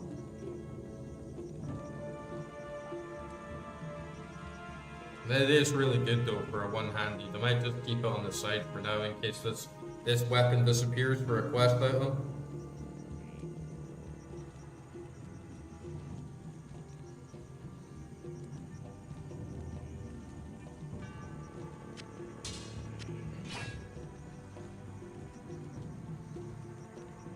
Yeah, that could be a good idea for your channel. It's like making little ball clips like that.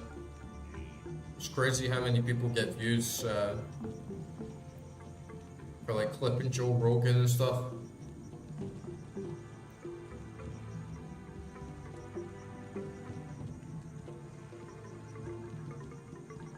Yeah, I'm gonna sell this. I'm gonna sell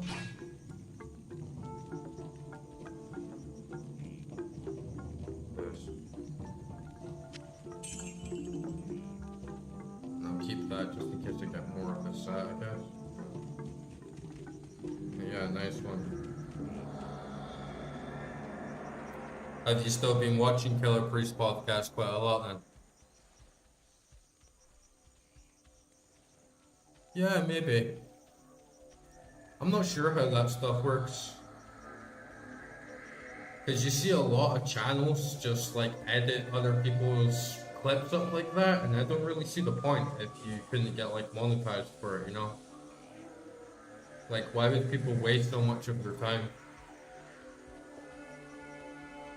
I guess it depends if you get copyright strikes, but the things with Joe Rogan's one as well was so many times it'll be like Joe Rogan reacting to this, and then it'll just be the standard clip where it'll be like, oh Jimmy, like pull that up. And then it just goes to something like completely unrelated that like Joe Rogan didn't even watch. Good evening.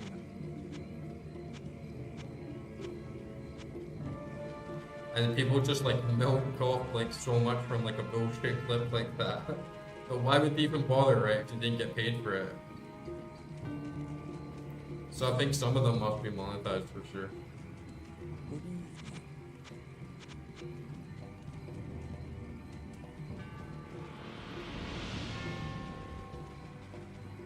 Okay, is that like full quest complete?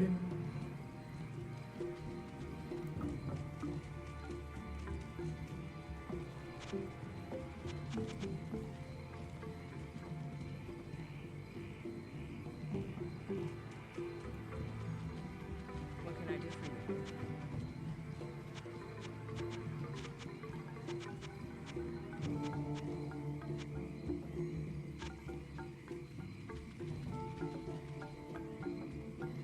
I don't know who that is.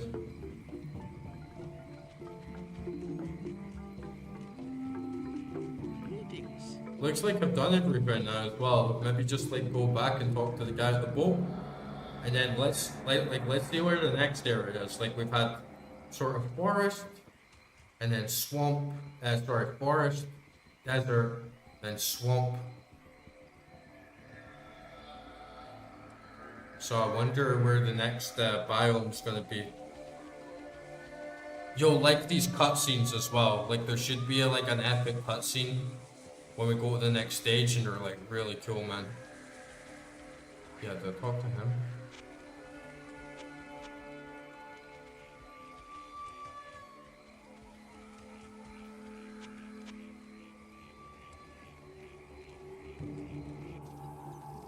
Oh no, this is the. Welcome back, my friend. This is back to Luca Lane.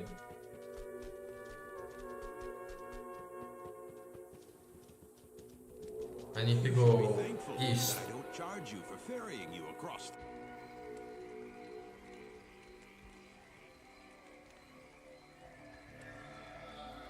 Yeah, for sure. You get online on this game as well, but I haven't tried any of it. I've just been going for that like pure solo. But there should be a dude that I talk to, like take me east.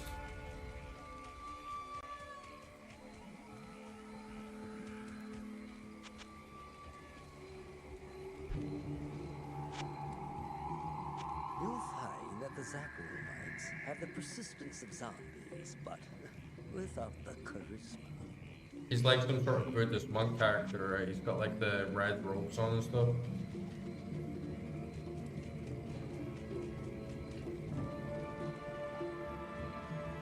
Things are like ending where they began like wandering around, wondering where the fuck they go. All the quests complete though. Yeah, totally. Looks like a Shaolin monk, right?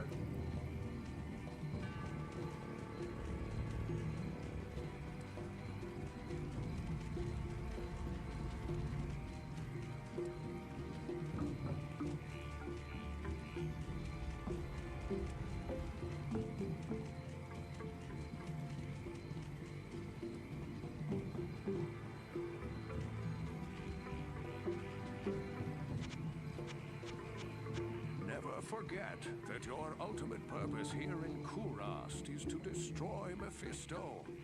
The ancient Horadrim imprisoned the Lord of Hatred inside the Guardian Tower that is located within the temple city of Travancore. Know this, friend. The only way to gain entry to Mephisto's prison is to destroy the artifact known as the Compelling Orb. Mephisto used this device to control the Zakarum priests and their followers. I think maybe there's a portal like down here actually. Oh yeah, I have to go through this portal now. I have to like jump into the eye.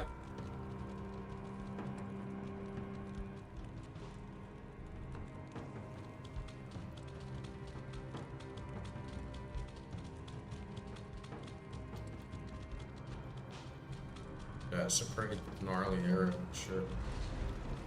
Alright, how do I get in there then? Maybe I have to like walk up here. There's like a switch.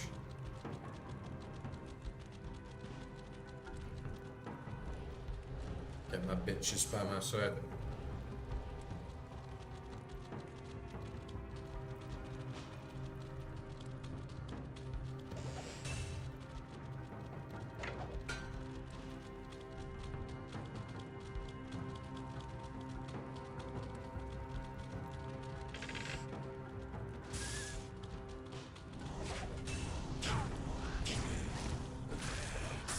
Couple more flat and throw up.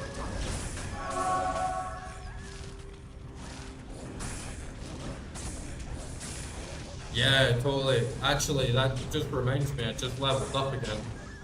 Oh no, I should have, yeah, I've got 1 point left to put in my skills that I forgot to add.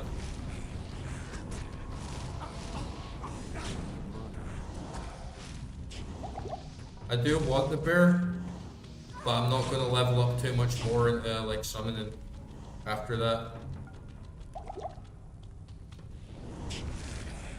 And yeah, like this volcano is good, but it's up like 50% of my mana.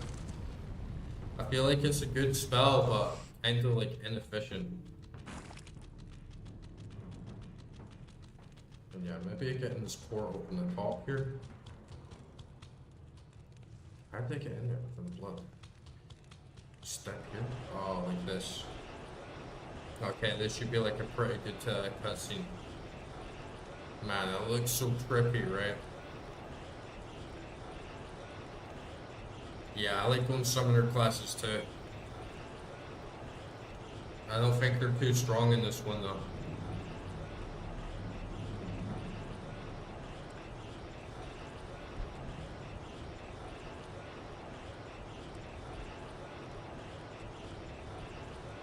Get this solar crystal. I think I have to buy this before I can unlock direwolves. And then once I get direwolves, I'll be able to unlock the grizzlies. Yeah, it looks mad.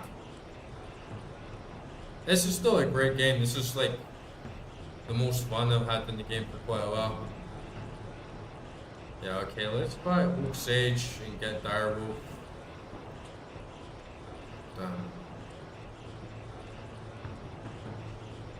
I must need more. Okay, let's jump in.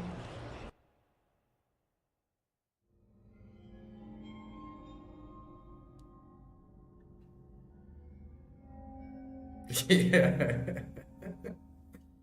This would be a crazy game to play Turpin. I did as you told me, Tyrael. I found the temple of the Zakarum. In the deepest recesses of the temple, I found a dark gathering. My companion, the Wanderer, Talrasha, and a great evil who could only be the Lord of Hatred himself, Mephisto. I heard a voice that, like 1,000 needles in my heart. My brothers, at long last we stand reunited. The infernal gate has been prepared, and the time of our final victory is at hand. Let the way to hell be opened. And the evil that was once vanquished shall rise anew. Yeah, the cutscenes are dope. And terror shall soon they that dwell upon the earth.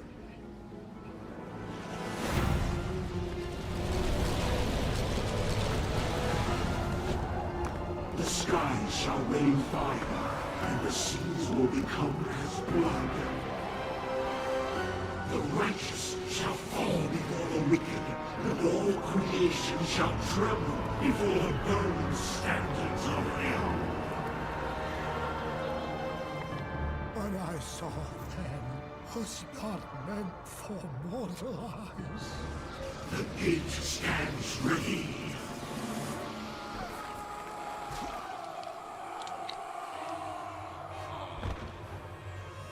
Now, my young brother, the time has come to assume your true form.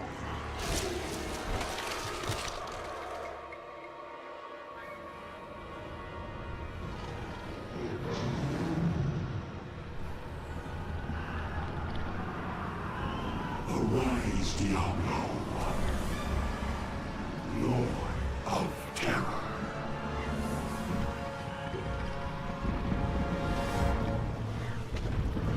Fuck that.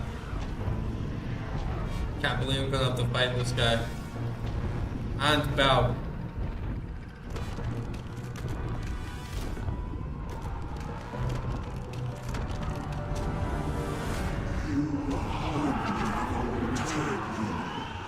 Send forth your terror into hell.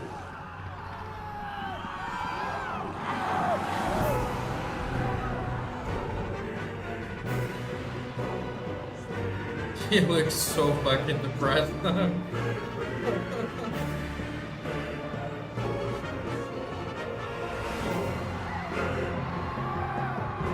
At the start of the game, he's like in a mental asylum. And then these are like flashbacks.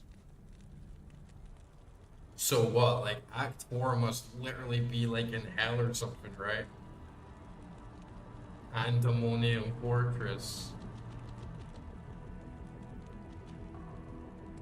Oh look, there's only like 3 waypoints. Oh, there's some NPCs and stuff there. Oh, there's Tyrell there as well. Okay, this must be like end of the game. I think there's 5 acts, but one of them's like expansion pack. So this one must like be originally like the last act, and then there's one at the end. Yeah, the cinematics are really good, right? Especially for an old game, like they hold up. Like, so now I'm like in the netherworld or something. I'm like in a totally different dimension. Small hub. There's only like 3 zones to like really explore here. I must be getting close to the end. I don't know if Act 5 will be like a bonus and it'll be this small as well, or if it'll like open up to like a bigger stage, but this must basically be the end of the story. Man, let me just have a little peek outside. Just a little peek outside into the infernal regions of hell. Oh, I like how the soundtrack's turning into this kind of like techno sort of stuff. Yeah, it's a little bit like Mortal Kombat vibes. It's from that era, you know, like edgy 90s, like Doom style stuff. These are just like full on demons.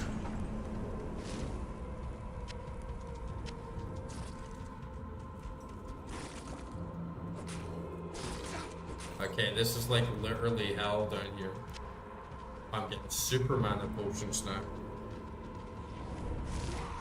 Oh, look at these guys. They're like big demon fucking gargoyle things.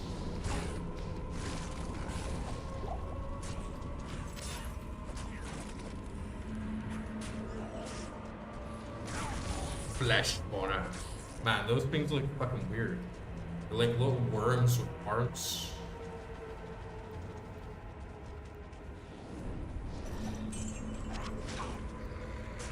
But yeah, this would be like really fun.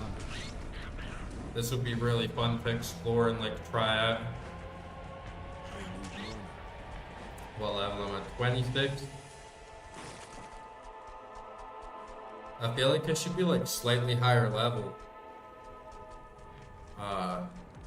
Didn't get like too many levels in the swamp overall. I think I leveled up like 3 times or something. But yeah, we're definitely getting further in. So I'm gonna call it a night there, man. That was like a really good session. My armor looks really sick as well, right? I got like gold trim.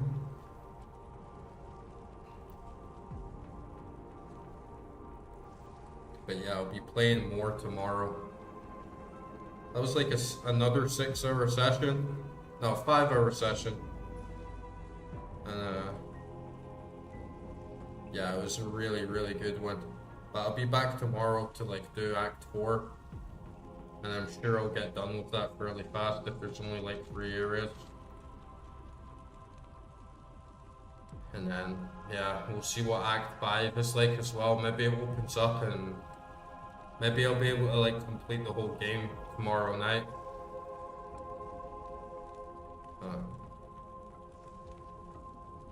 Yeah, you too, man. Hopefully see you tomorrow. I'll be on at like the same time.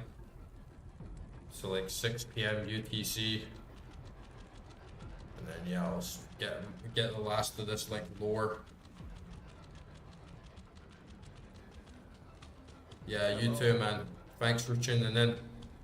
I'll speak to you soon. Don't forget to watch that stuff. Send me that stuff you were talking about as well.